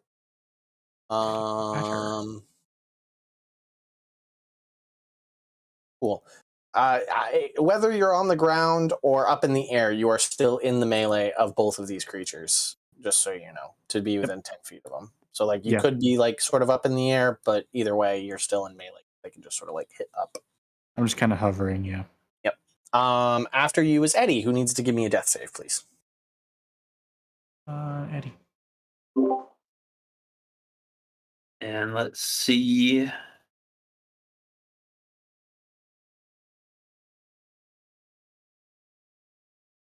Nat 20. That means you are up at 1 at the start of your turn, and you get your turn. Excellent. Oh, so I get a turn. Is this? It's it This- right now. This is the you turn? have your turn. Have your All turn. right. I'm rubbing some dirt in it. Rub some dirt in it, Eddie. Bonus action, dirt rubbing. I'm going to point out to you that with your action, this guy's prone. Yeah, think I should finish him off. You could You rub some could. dirt in him. You could rub some dirt in him. Yep. Rub him in the dirt. 1d10 plus 5. The dice roller come to me. Is this a 2-minute tabletop map? This is a map I pulled out. This is a reuse from back in West Marches, so I don't remember. It looks like it is. It's that same style. Really like that guy. Uses maps a lot. Reuse. It's literally if I roll back Arena 1. So I'm getting 11 HP from that. So that's August 1st, 2020. now. I'm gonna bash this guy's head in over the top, swinging overhand. The hook on a spiked chain comes down with Is it a 10-foot range or a 5-foot range? It is 10. Cool. 20. 20 to hit. That hits. 15 damage. Okay. Oh wait, actually I have advantage there, don't I? Yep. Okay, so it's actually 25 to hit. I mean, as long as you didn't roll a natural 20, it doesn't change the damage you did. All right. So roll again with advantage. That's 26 and 29 to hit Still not a natural 20. and 9 damage. Man, on this You did 1d, 9. Hold on, you did 9 damage. yeah. I'm gonna let you know that he had 24 health when you started hitting him. So you did the perfect amount of damage. him back to 0. Nice. Being a 1d8, I roll a 1 50% of the time on this thing. That's So accurate, yeah. this guy's back to 0 after his cleric came up and gave him 32 more hit points. Sucks to be him. He didn't even get his turn in combat. After Eddie is the ranger, who has... Can I use the rest of my turn to get into that smoke cloud? Yeah, fine. Just on the edge of it. Yep. Eddie, like the Homer Simpson meme, sort of like Yes. pushes himself into the darkness and is like, I'm out. See ya. I'm not here. The ranger is coming after you, Greg. He's going to like do the like Terminator walk and like, after 2 steps, take a shot. Hope he misses like a nerd. I hope he doesn't. A 29. I'm down again. Yeah, which puts you down. I'm not going to roll the damage. It obviously just puts you down. And then he's going to, Shoot you 5, again. 10, 15. There, 5, 10, 15, 20, 25, 30. And then he will bonus action 5, 10, 15, 20, 25, 30. And pull out a dagger and just try and bury it in you. This time using the advantage. With the natural 20, that doesn't matter. 2 failed death saves. Just buries a dagger in you. Thanks. Yeah, no problem. No problem, That's their turn. Clarny, the ranger you were chasing down, sprints towards Craig with a vengeance. With it, like Craig puts an arrow in their chest, and you watch its attention go from like directly on you to maliciously turn to Craig. Remember, you can leap. Yeah, can I close the distance as best I can? Up 20, to 25, 30, 5, 10, 15, 20. You do have to take that athletics check and leap to try and get within non-disadvantage range. well, hold on a second.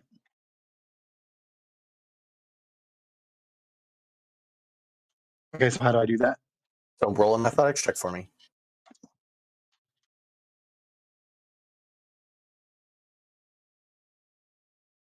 That is a 9.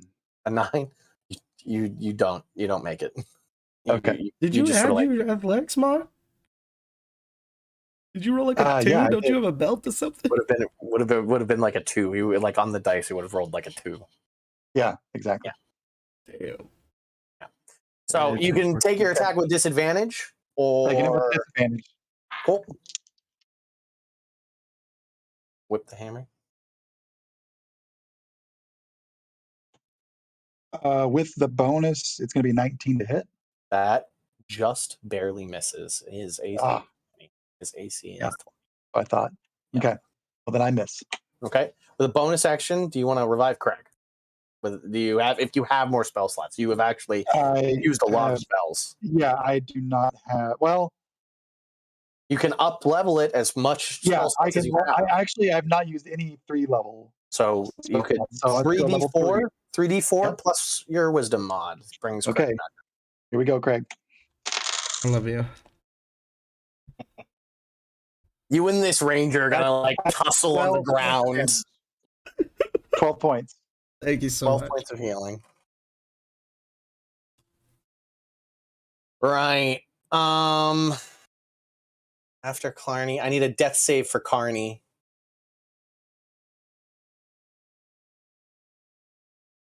Natural 20. That's right. He's up at 1. What do you want to do with him? He could kill off the fire mage. That seems to be probably his best maneuver. Where is the fire mage? It's this downed circle right here. Okay, yeah, let's take him out. Okay, go roll with advantage. Roll to hit with advantage. You don't need to roll damage. You just got to roll to hit. That's a 16 to hit. 16 hits and sends him up here. And he gets revived. Dunzo. It's now 2-2. If we're playing chess. Right. That's their turn. Fire Mage is dead. Brings us to Balantar, who's chatting up there. Brings us to Conversion. All right. Bonus action. Hit the guy with the spiritual weapon. You got it. 19. That hits. 9 points. Okay. I will go ahead and swing at him.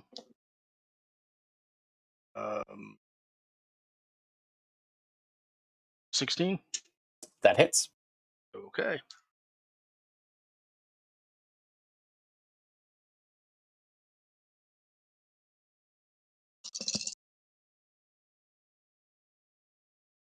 Carl's gotta have so many spell slots. Yeah, I mean, he only I've used one.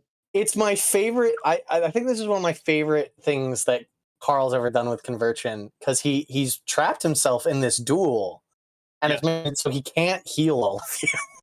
He loves a good duel. I'm not stuck in here with you. You're stuck in here with Stuck me. in here with me. 16. I mean, it's one of those knockout drag. I think another round like this, and he's dead, if I do the math correct. So I think you both essentially are down to your sort of like last hits of like, you get a good hit on me, I'm gonna fall. If I get a good hit on you, you're gonna fall. Yep. Valorant's up there, brings us to Craig. Craig, you are prone, restrained with this ranger with a bloody dagger standing above you. In one hand, their bow is still in their Conversion first, right? Oh, you're right. Thank you for that. What's that? This guy gets to roll his death save over here. He rolls a 13, so that's one success. And then this guy's going to try and hit Conversion. A 21 to hit. Nope. Got a 22. A natural 1. Ooh, a 24 to hit. A 24 to hit. That'll hit. And he's got a dump. He used one of them already. Underwave 1.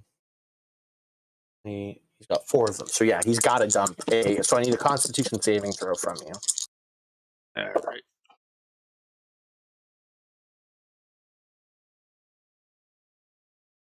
$12.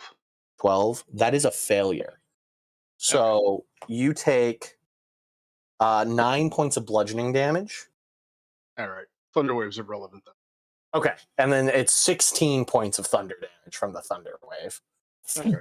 So you guys hear the sound of the detonation as the darkness dissipates and Conversion is blown back 10 feet onto the ground unconscious. And like the sight you guys see is that warrior that was in that darkness, scorch marks and stab marks all throughout his plate mail, his half plates essentially ruined. He is like bleeding from several orifices. The head of his hammer hits the dirt and he's leaning on it. The guy is one shot from Craig away from death, essentially. Or Eddie. I mean, Eddie put out the same amount of damage onto this guy that this guy has left. Eddie, your darkness that you just disappeared into vanishes and you are back in the open. And you kind of turn around and you see this one guy still standing 10 feet away from you. And you're like, oh no. Eddie's uncomfortable right now. Oh no. The spiritual weapon remains though, because it's not a concentration. Yep. It doesn't do anything. No, but it remains. After them is you, Craig. All right. I'm gonna pull back this string and get this thing about 2.5 feet from his face.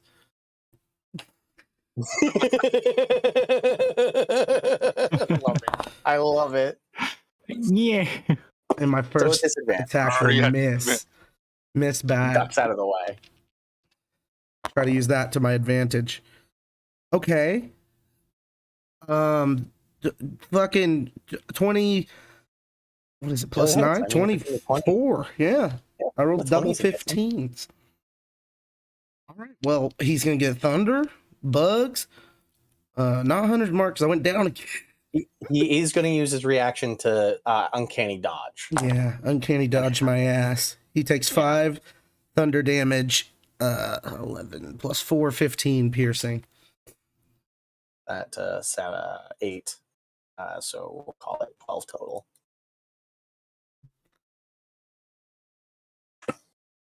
Okay. They take an arrow to the abdomen, kind of sinks in, and they scowl at you. And then, hold on 1 second.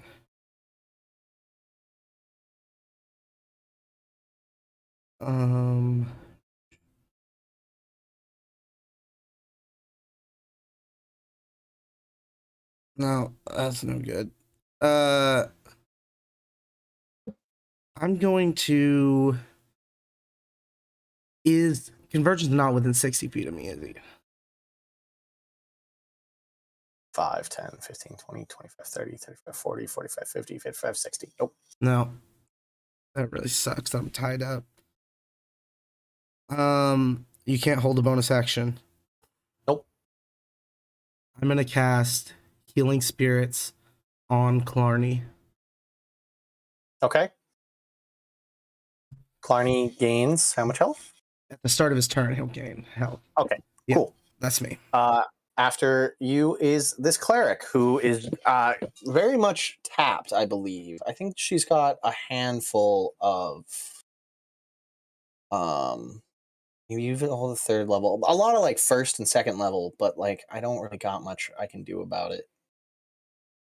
I guess as a bonus action, they're going to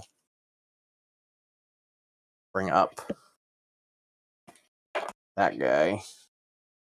They heal for 6. I mean, he's still unconscious. And then they're gonna hit you, Narvos. Okay. Attempt to.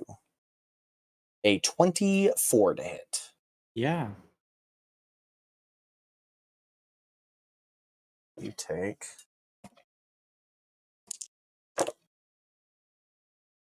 10 plus 4 is 14 points of bludgeoning damage. Oh, I'm out again. Knocks you down. Brings us to you, Narvos. So that's a death save. Yay! That's a D12. Hold on. Nope, I want a D20, please. 19. 19, that's a success. Eddie. Okay, Eddie is going to move towards it's Craig who's upside down to my left, right? This one? Nope, other side. This one. Yes. That is conversion. Conversion is making death saving throws, right? Mhm. Correct. So I'm gonna move over to him. He's only done 1 so far, right? He hasn't even done 1 yet. He No. just went down. All right. So I'm doing that. I want to move. Wait. I want to put a Cody behind the guy in the middle, right? But between me and that dastardly cleric. All right. Like right here? Is this a good place for him? Yeah, that's a good place for him. And I love you, David. I think I'm gonna have to use my action to get up conversion. I think that's With what? How are you doing that? Can I just use a medicine? You can check? use a medicine check. You have potions. Don't you have potions? You could apply potions. You can. I will do that instead. Yeah, just feed conversion a potion. Here's a potion, buddy. What's the potion you use? It's a good question. It's probably just a normal, straight healing potion. If I could ever It's 2d4 plus 4. roll down the inventory. Yeah, 2d4 plus 4. So go ahead and roll that, Eddie. You roll the. It's your potion, so you roll it.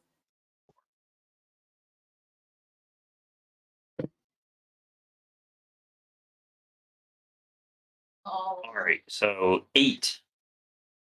8 healing to you, Conversion. Okay. Brings us to this ranger who's like, you want to do it this way? I Do it spit this way. flies on him. Draws their bow at point blank range. Oh, it's been so long. I forgot about Unleash Incarnation. Oh no! Yeah, you have to do it when you attack, though. But I yeah, know, you I still have just- 2 of those at least, right? I forgot to call sharpshooter. 3 of them. I forgot that was even a part of my kit. Yeah. Oh no! I forgot to call sharpshooter for this first attack, but it is still a 26 to hit. You'd have to roll real low to not down me. I got 12 health. Roll to 1 on the die. But but it's plus to damages more than Yeah, there you go. All right, I'm You down fall again. under again.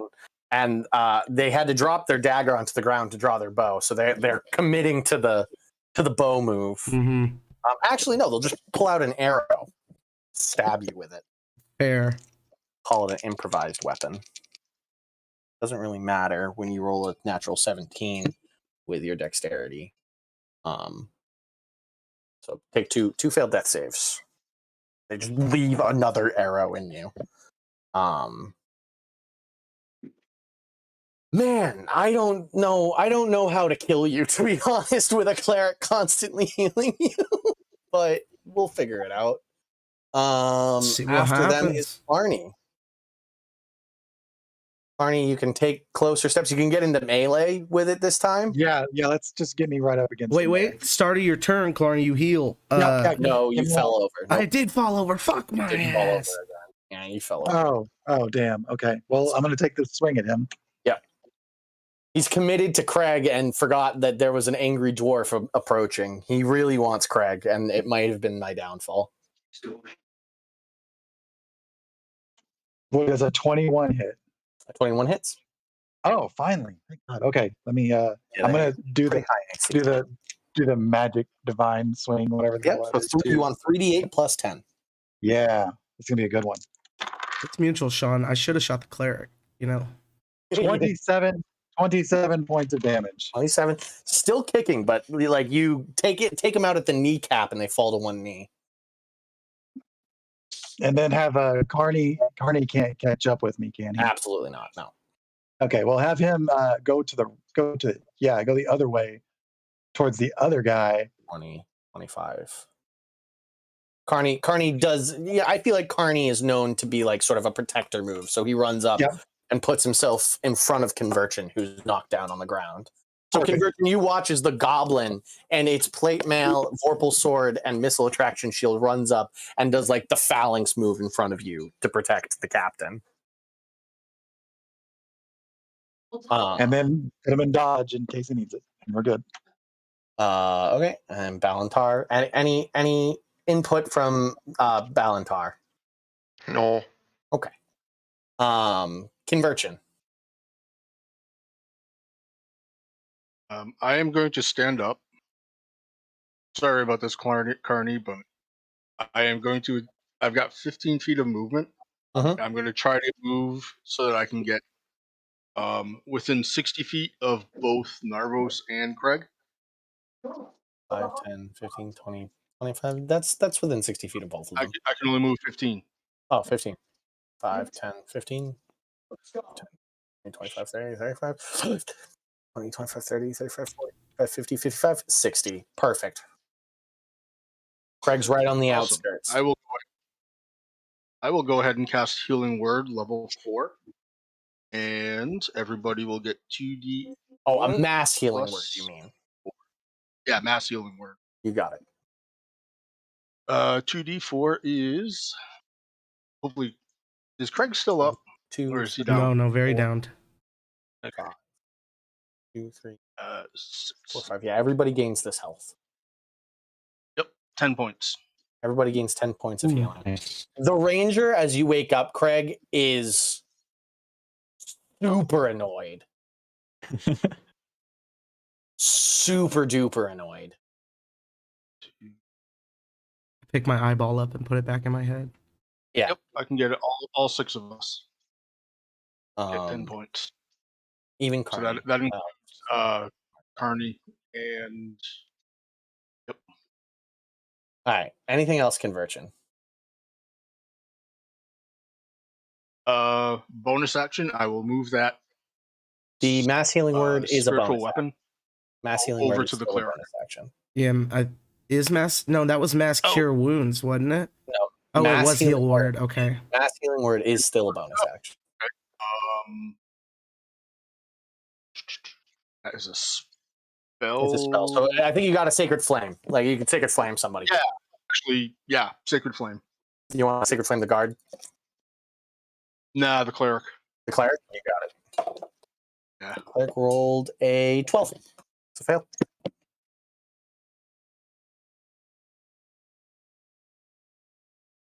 Two d6. Dexterity save 1d8. Oh, Sacred 1d8. Flame's a d8? Yeah, 1d8. Damn. Mhm. No, it'd be 2 because you're level 8. Oh yeah, 2d8. 11 points. Wonderful. It is now these guys' turn. He stands up. He is going to attempt to take Narvos out of this fight. Did that cleric take full radiant damage? He did. Nice. He did take full radiant damage. As I have these guys sort of like as half-breed Asimars, my thought is that like Narvos' type of Asimar are nobles, where like they have the like actual like thick blood, radiant or necrotic resistance, while most of the population It's like their grandma was, right? Yeah. Yeah. They're not like Narvos. Oh, by the way, Electra with Narvos's flying around did sort of scowl. So nobody with the like perception was really able to notice it. Like Craig was getting the snot kicked out of him and converging with the darkness bubble. Yeah, I haven't looked over to her once. That's 2 failed death saves for Narvos, followed by another 2 failed death saves for Narvos. So he gets sent to the Shadow Realm.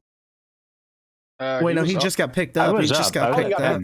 Oh, that's Yeah. right. Because the first attack was a natural 19. 19 plus, I'm assuming a lot. Yeah, 19 plus 9. It was a 26 total. He's plus 7. Yeah, that'll hit. I'm probably going bye-bye. 8 plus 4 is 12. Yep. Okay. And now I roll for the death saves. A 17 to hit. No. So that one misses. So you're not gonna go to the Shadow Realm. This did save you. Going down for like the 4th time He in missed a row. both of those. He missed both of his attacks. Wow. Back to the Shadow Realm. So that's his turn. This guy is going to. He's going to go after you, Convergent, because you're his target. You're like the guy. He's like, I'm putting you in the dirt. Put you down. Cody is waving his arms furiously to get this guy's attention right now. Go ahead and roll a deception check. See if he'll waste his first attack slamming at Cody, who is in melee with him. 10. 10, I'll say. I'll give you that. He is very tired and just sees a humanoid figure next to him, so he will take his first attack to try and swipe away at Cody. Also, he can use Eddie can use his reaction to make a Cody take an attack. Oh, that's neat. I was doing that more in a like this guy wants Conversion dead because of the duel. But with a guy in melee sort of like actively trying to get his attention, I mean, I rolled a 25 to hit, so it's a dead echo. Right. Yeah, that's my 4th at Cody. He charges forward to go after Conversion with his next 2 attacks. A 17 misses. And another 17 misses. So two hammer strikes to the dirt. And the duel continues. That is their go. Brings us back to Craig.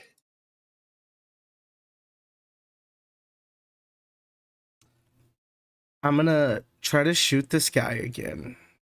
They are hurt. They're really hurt. Mm-hmm. You could probably kill them. Maybe not with a roll like that, though. What is that? Plus 9 is 17. Nope. Ducks out of the way of that arrow. You see it's about to go into like a barrel roll to try and disengage out of this situation it's found itself in. 24. 24 hits. All right. And sneak attack. You do get that's gonna kill him. Yeah. That's plus 4. 22 damage. 5 of it being thunder. Spits at you. It's blood and goes, damn you, as it like slumps onto the ground next to you. I'm gonna try to jam an arrow into his neck. I think it's an even roll, right? Because you're both prone. Yeah. I think it's an even roll because you're restrained. Natural 20. Natural 20? It doesn't matter. Yeah. Okay, so 2 death saves on him. I'm done. Wait, I can move. Or no, that dropped. Heals. Narvos is further than 60 feet for sure. Yeah. Conversion 60 feet? Yep. Conversion 60. I'll heal conversion. Okay. I'll throw him my last level 1 slot. That is 5. Okay. That's me. Those I haven't used a single 4th level slot yet. 5, 10, 15, 20, 25, 30, 5, 10, 15, 20, 25, 30, 35, 40, 45, 50. Get up, you damn coward! This one gets healed. It'll never end. It's a 4th level, so 4, 7, 8, 12 plus 5 is 17. 17 points of health given back, which brings us to Narvos, who gives me a death save. Oh, hey, natural 20. Natural 20. You're up at 1 and you have a turn. Yay! So you get up, half your movement to stand up. Hey, okay. So the cleric and this fighter boy are in a straight line, but they're not in a. Actually, They're not in a straight line from you, though. You'd have to move out of his melee to get that straight line. Let me take a look at something. And also possibly Craig is on that straight line. Say, and Craig is going to be right now. Craig also seems to be on that straight line. yeah.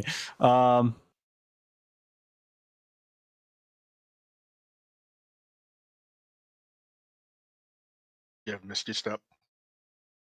I don't. What I do have is Staff of Frost with Wall of Ice that I'm just gonna slap.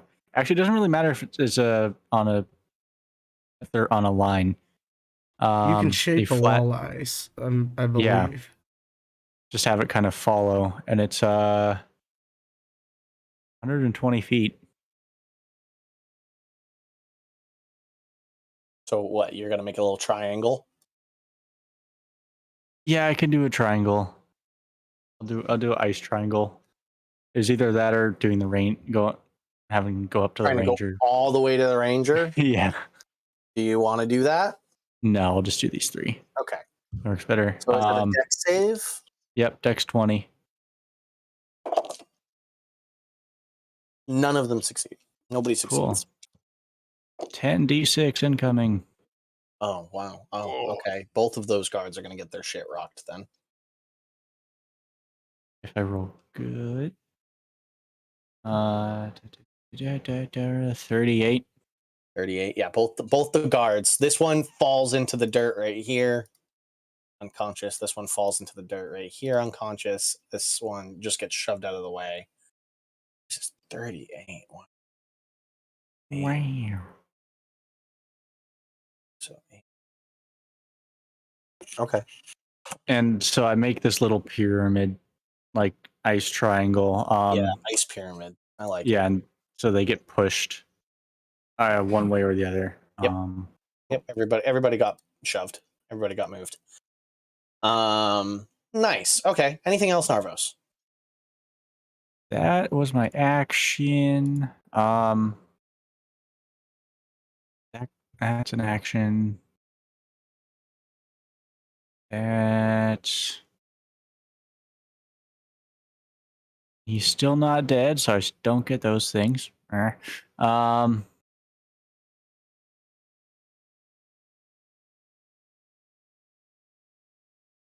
good? I'm going to do one more quickened. Just make it actually. Well, yeah, because I was with a staff. So does Could be that count argued that as? you used the item. I just don't feel like arguing the point. So Okay. I mean, yeah, I was just going to enhance ability and on myself, so I get. go ahead. Okay, cool. So 2d6 temporary hit points. Eddie, that guard fell over dead in front of you after being like forcibly shoved out of their space by a wall of ice. So it's just that dastardly cleric who's alive, right? Correct. We're here. No, the ranger is also alive, but prone over there. All right. You don't really have that information that well. Eddie is going to go right up to that dastardly cleric and put a Cody on the other side of him. Where did I put a Cody? Boop. All right, take your 2 attacks. 2 attacks and unleash incarnation. So it's going to be 2 attacks from me, 1 from a Cody. Okay. 14. That misses. 27. That hits. 14 damage. Okay. 27. That hits. 12 damage. All right. They are still standing, but that they are heavily bloodied. Well, that's all. That's my action, my bonus action. So, Okay. I'm gonna. Cody's just gonna make faces at him. So hopefully he targets a Cody first. That's the plan. After this guy's going to use half of his movement to get up and then disengage. This is a bonus Are you action. kidding me?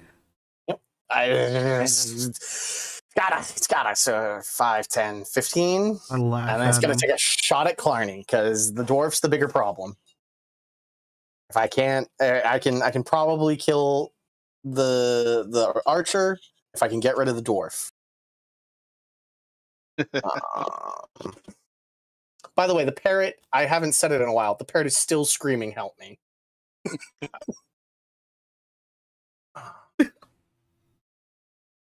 A 29 to hit, Clarny. That does hit. You take 4 points of lightning damage. And an additional, I forgot to call sharpshooter. Damn it. And an additional 23 points of piercing damage. You're still standing, Clarny? Oh yeah. Oh, yeah. Okay. He hadn't been hit much. Sharpshooter this time.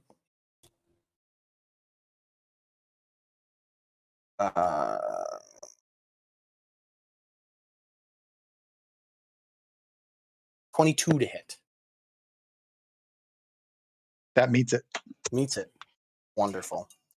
So you take 6 points of lightning damage and 36 points of piercing damage. I'm down. God.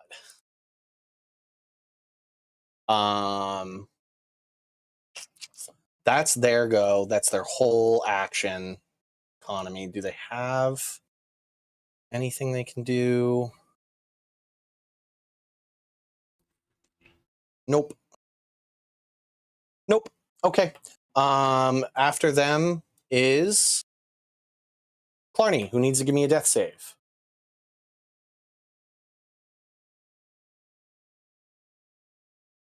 A 7. 7, that's a fail. What would you like Carney to do? Carney can finish off people or can try and go fight that cleric. Those are kind of his 2 options.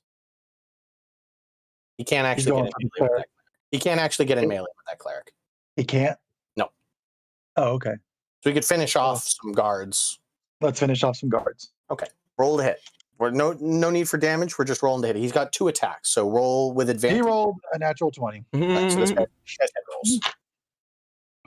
God, savage Yeah. goblin. He also gets fixed. He moves 5, 10, 15, 20, 25, and just starts heading. Actually, I'll send him in the direction of Yeah, that'll work. Yep. direction of the cleric. Cool. That is tactically better. After that is Balantar, who is got much more people to talk to up there. Learning a lot about his society that he's going to be a part of. Convergent. I will go ahead and step forward towards the cleric. As I'm doing that, I will use a bonus action, cast Mass Healing Word again. You cannot see Narvos. No matter where you sort of position yourself in the way to the cleric, you won't get Narvos. Nah, That's I'm not going to be. I'm not unless I go out around, which I'm not about to do. Mhm. Cast the Mass Healing Word. I will go ahead and just cast it at 3rd level. Okay. Set. So I think that's a D4 for everyone. Mhm. D4 plus Everybody gets 8 points. 8 points of Nice. healing. And I did that as damage. Jeez. And I will then stab at the cleric.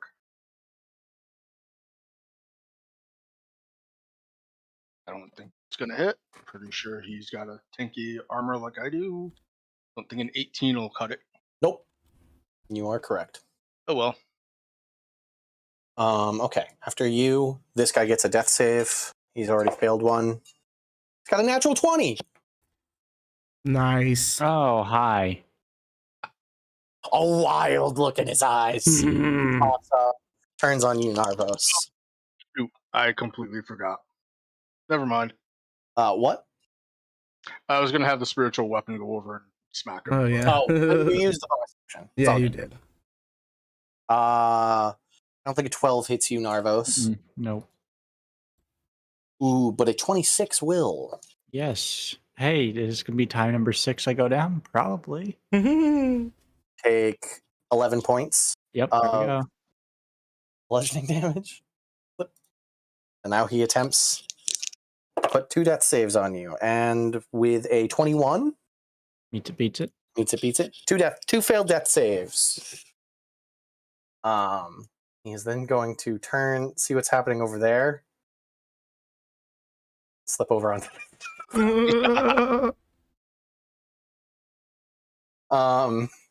and just crap and hope he can slam down onto Narvos' head one last time. Brings us back to Craig. Craig, I believe you are awake, still restrained. Mhm. I'm gonna look over at this guy. You see this guy knocking one of the final arrows. I look over, and a fire lights in my eyes as a fire lights next to him, and I summon my wildfire spirit right next to him. Just gonna make the parrot. And he takes 2d6 fire damage on a failed dex save. Okay. Dex save. DC 15, probably pretty good guy. Yeah, I rolled a natural 15, so he Mhm. takes nothing because he evasion. Okay, so now if he'd like to make it an attack of opportunity, I'm gonna move the thing to me. This is its turn now. No, because it can't take it has to be a melee attack, and it left its dagger by you. Right, okay. And then it will use its Fey teleportation to teleport me and it up to 15 feet away. Which way? Where do you want To the right, yeah, that's good. You are still restrained and prone. What? I thought it was like a part of the ground. No, it is attached to you. You have been like it hit a nerve center. I hate that. Okay. Yeah. That's me. Sorry, buddy. It's okay. Right. The after you, it's the cleric, and the cleric. All his friends are up. He's just surrounded. What's he gonna do? Cody's waving his arms. He's acting crazy. Like he looks like a demon right now. That's what he's trying to do. Please, for the love of God, hit a Cody. I think it knows, but I think it knows. Can we do like a performance versus wisdom save or something? I mean, it's a cleric. You want to face its wisdom? I mean, I feel like that's fair because it is a Go cleric, ahead and right? make a performance check. Go ahead and make a performance check. You've got to be to 29. As a part of this performance, the parrot is mimicking Eddie coming from the Cody's direction. It's an elaborate show. Okay. That's a 7. It's gonna try and hit conversion. With its mace. And it misses with a 12. It's gonna use its reaction for its second and last channel divinity. Because I can't remember what conversion's AC is, and I'm gonna hope a 22 will hit him. 22 meets it, beats it. Means it beats it. Right. I need D8s. 1, 2.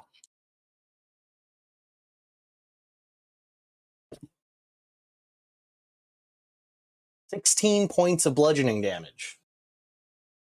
Total? Total. Still up. Still up. Okay. It will use its bonus action. Try and hit you again. It won't get the plus 10 this time. All right. It rolled a 2 again. That one misses. That's kind of their last hurrah, I think. Brings us to Narvos, who gives me a death save. Oh, those. I'm good at those now, right? 10. 10. That's a pass. So one pass, 2 failures. Brings us to Eddie. Eddie needs to go save Narvos now. Eddie has no idea that Narvos is there and downed. Oh, really? Well, There's a massive wall there. does Cody see? Yes, but Actually, does the ice wall disappear? that's a great question. Let me check. It's concentration. Then yes, Eddie can see that. Everyone can see me getting smacked again. Means this guy actually would have stayed over here. Sorry, I just was like, wait, Narvos cast that. So you could run over there. I would take an opportunity attack, wouldn't I? I'm going to be very kind to you and say you won't. They have already burned their reaction to give them the plus 10 to hit conversion. Cool. In that case, and getting him up with a medicine or with a potion, that's a bonus action, right? That is a full action. Full action to feed people a potion. It is a use an item.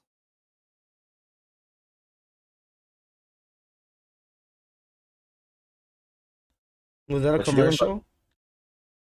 I'm thinking, should I try and entangle the guy so he can't do another hit? Everybody is on death's door. I like this has gone very long. I just want you to make decisions. Everybody is staring death.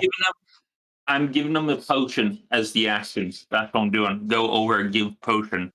Runs over, gives Narvos potion. 2d4 plus 4.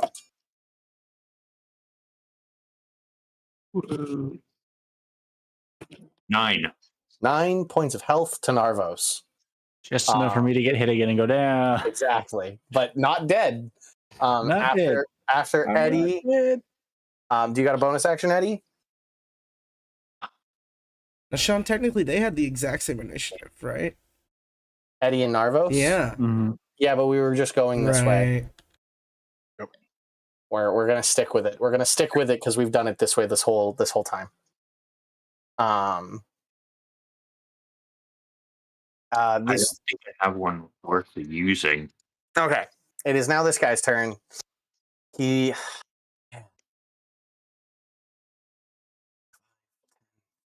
20, 25, 30. Just gonna try and get away from that goddamn dwarf who I have disadvantage on shooting, and I'm gonna try and shoot conversion. Because you're the cleric that keeps helping people stay up. I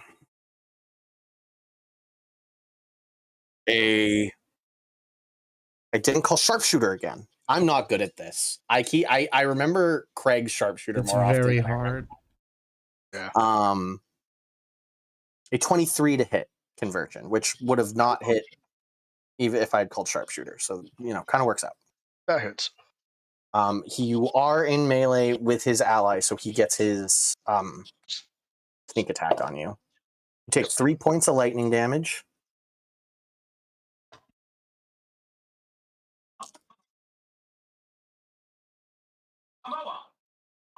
Uh, 10, 6. Actually, no. What's that?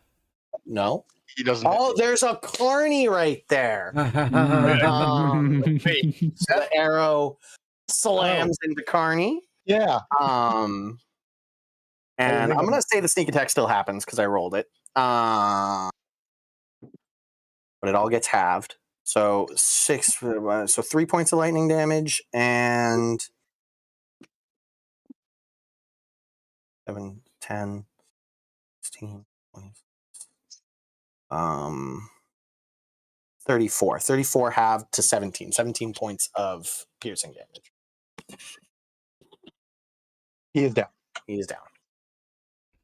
Flip and like an audible God's fucking damn it from the ranger. They're now gonna try and hit Eddie. They see the goblin is just absolutely ruining their life. Eddie becomes the target. I rolled a natural 1. Eddie, you watch as an arrow slams into the guy next to you. Boom.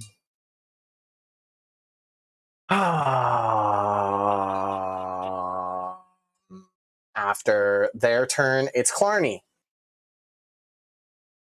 I am up, by the way, with 1 point of health because of Virgin's mass healing back there. No, you gained the full health, bud. You were always at 0. Yeah. It was 8. It was 8 points. So 8 points of healing. Oh. You are at 8. Then I'm at 8. Half movement to stand up. Okay. You can't get in within non-disadvantage range of the ranger, but you can, close the distance a little bit at least. It doesn't matter. I'm just going to throw it from where I stand. Cool. And I'm going to miss with a 13 to hit. Any movement? No movement, but I do have. I'm going to do a 3rd level healing word on myself. On yourself? You got it. Yep. I get a death save for the goblin. You roll a 20 and tell me the number. Is it 13? 13 passes. Next up is Balantar, who's up in the stands, which brings us to conversion. All right.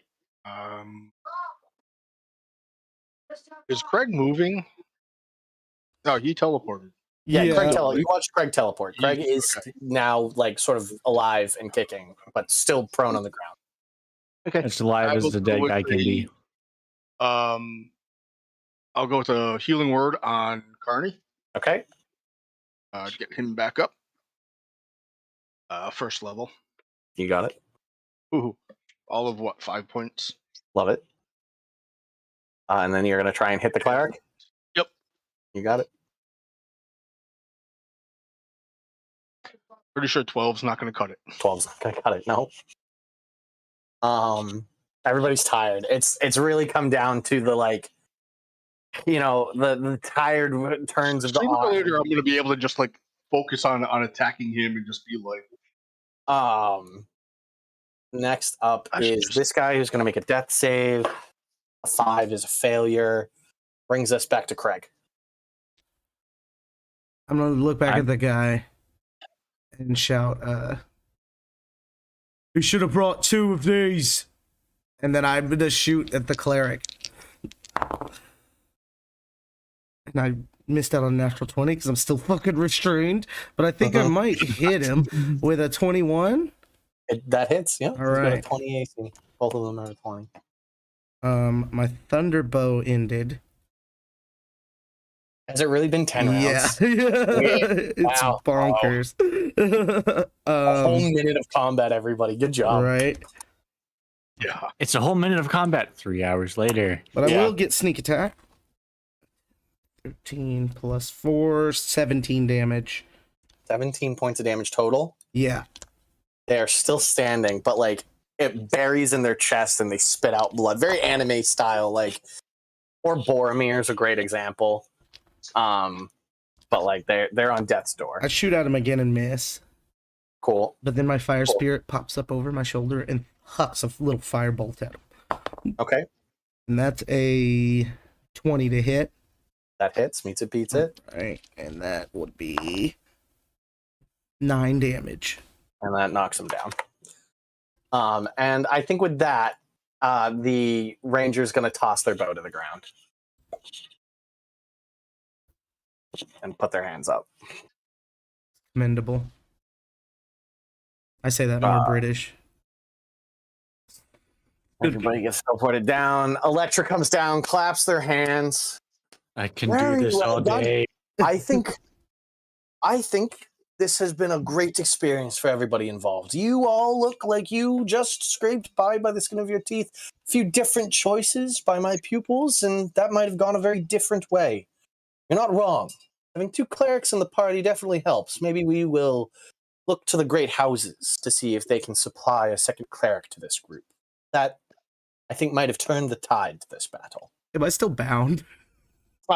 Yeah. Like, I'll try to break out of it. The ranger will come over and pull out the arrow and massage the point Oh, where it hit, and you are freed. I nod and like have No him hard- help me up, you know. No hard and feeling. You know how it is. You know how it I is. understand there's a reason I targeted you first. You guys are given a writ of adventure, is what I'm going to call it, where if you bring it to one of the outer gates, the guards will let you out, and if you come back with this writ, you will be let back in. Electra makes it extremely clear, especially to you, Conversion, that if you are captured, this is the first thing to get rid of. Eat it, burn it, get rid of it. Yep. That like if this falls into enemy hands, our whole security is compromised, and we will find a way to, if you are dead and you've messed up, we will find a way to damn your souls. You'll raise me and kill me again. Exactly. We have friends. We trade with William. We know how to do these things. Oh, Joe, you should learn wrist pocket. Yeah, that's a good one. Once you say you've got like a bag of holding, they like, that's not the worst, but some of the like spies know of this system and know to check bags of holding for it. But yeah, that's of course where we're going to end tonight's game. I'm not gonna Longest game continue. we've had. It was fun. Yeah. Man. Yeah. Have a wonderful night, everybody. Thank anybody who stuck with this. Thank you for hanging around.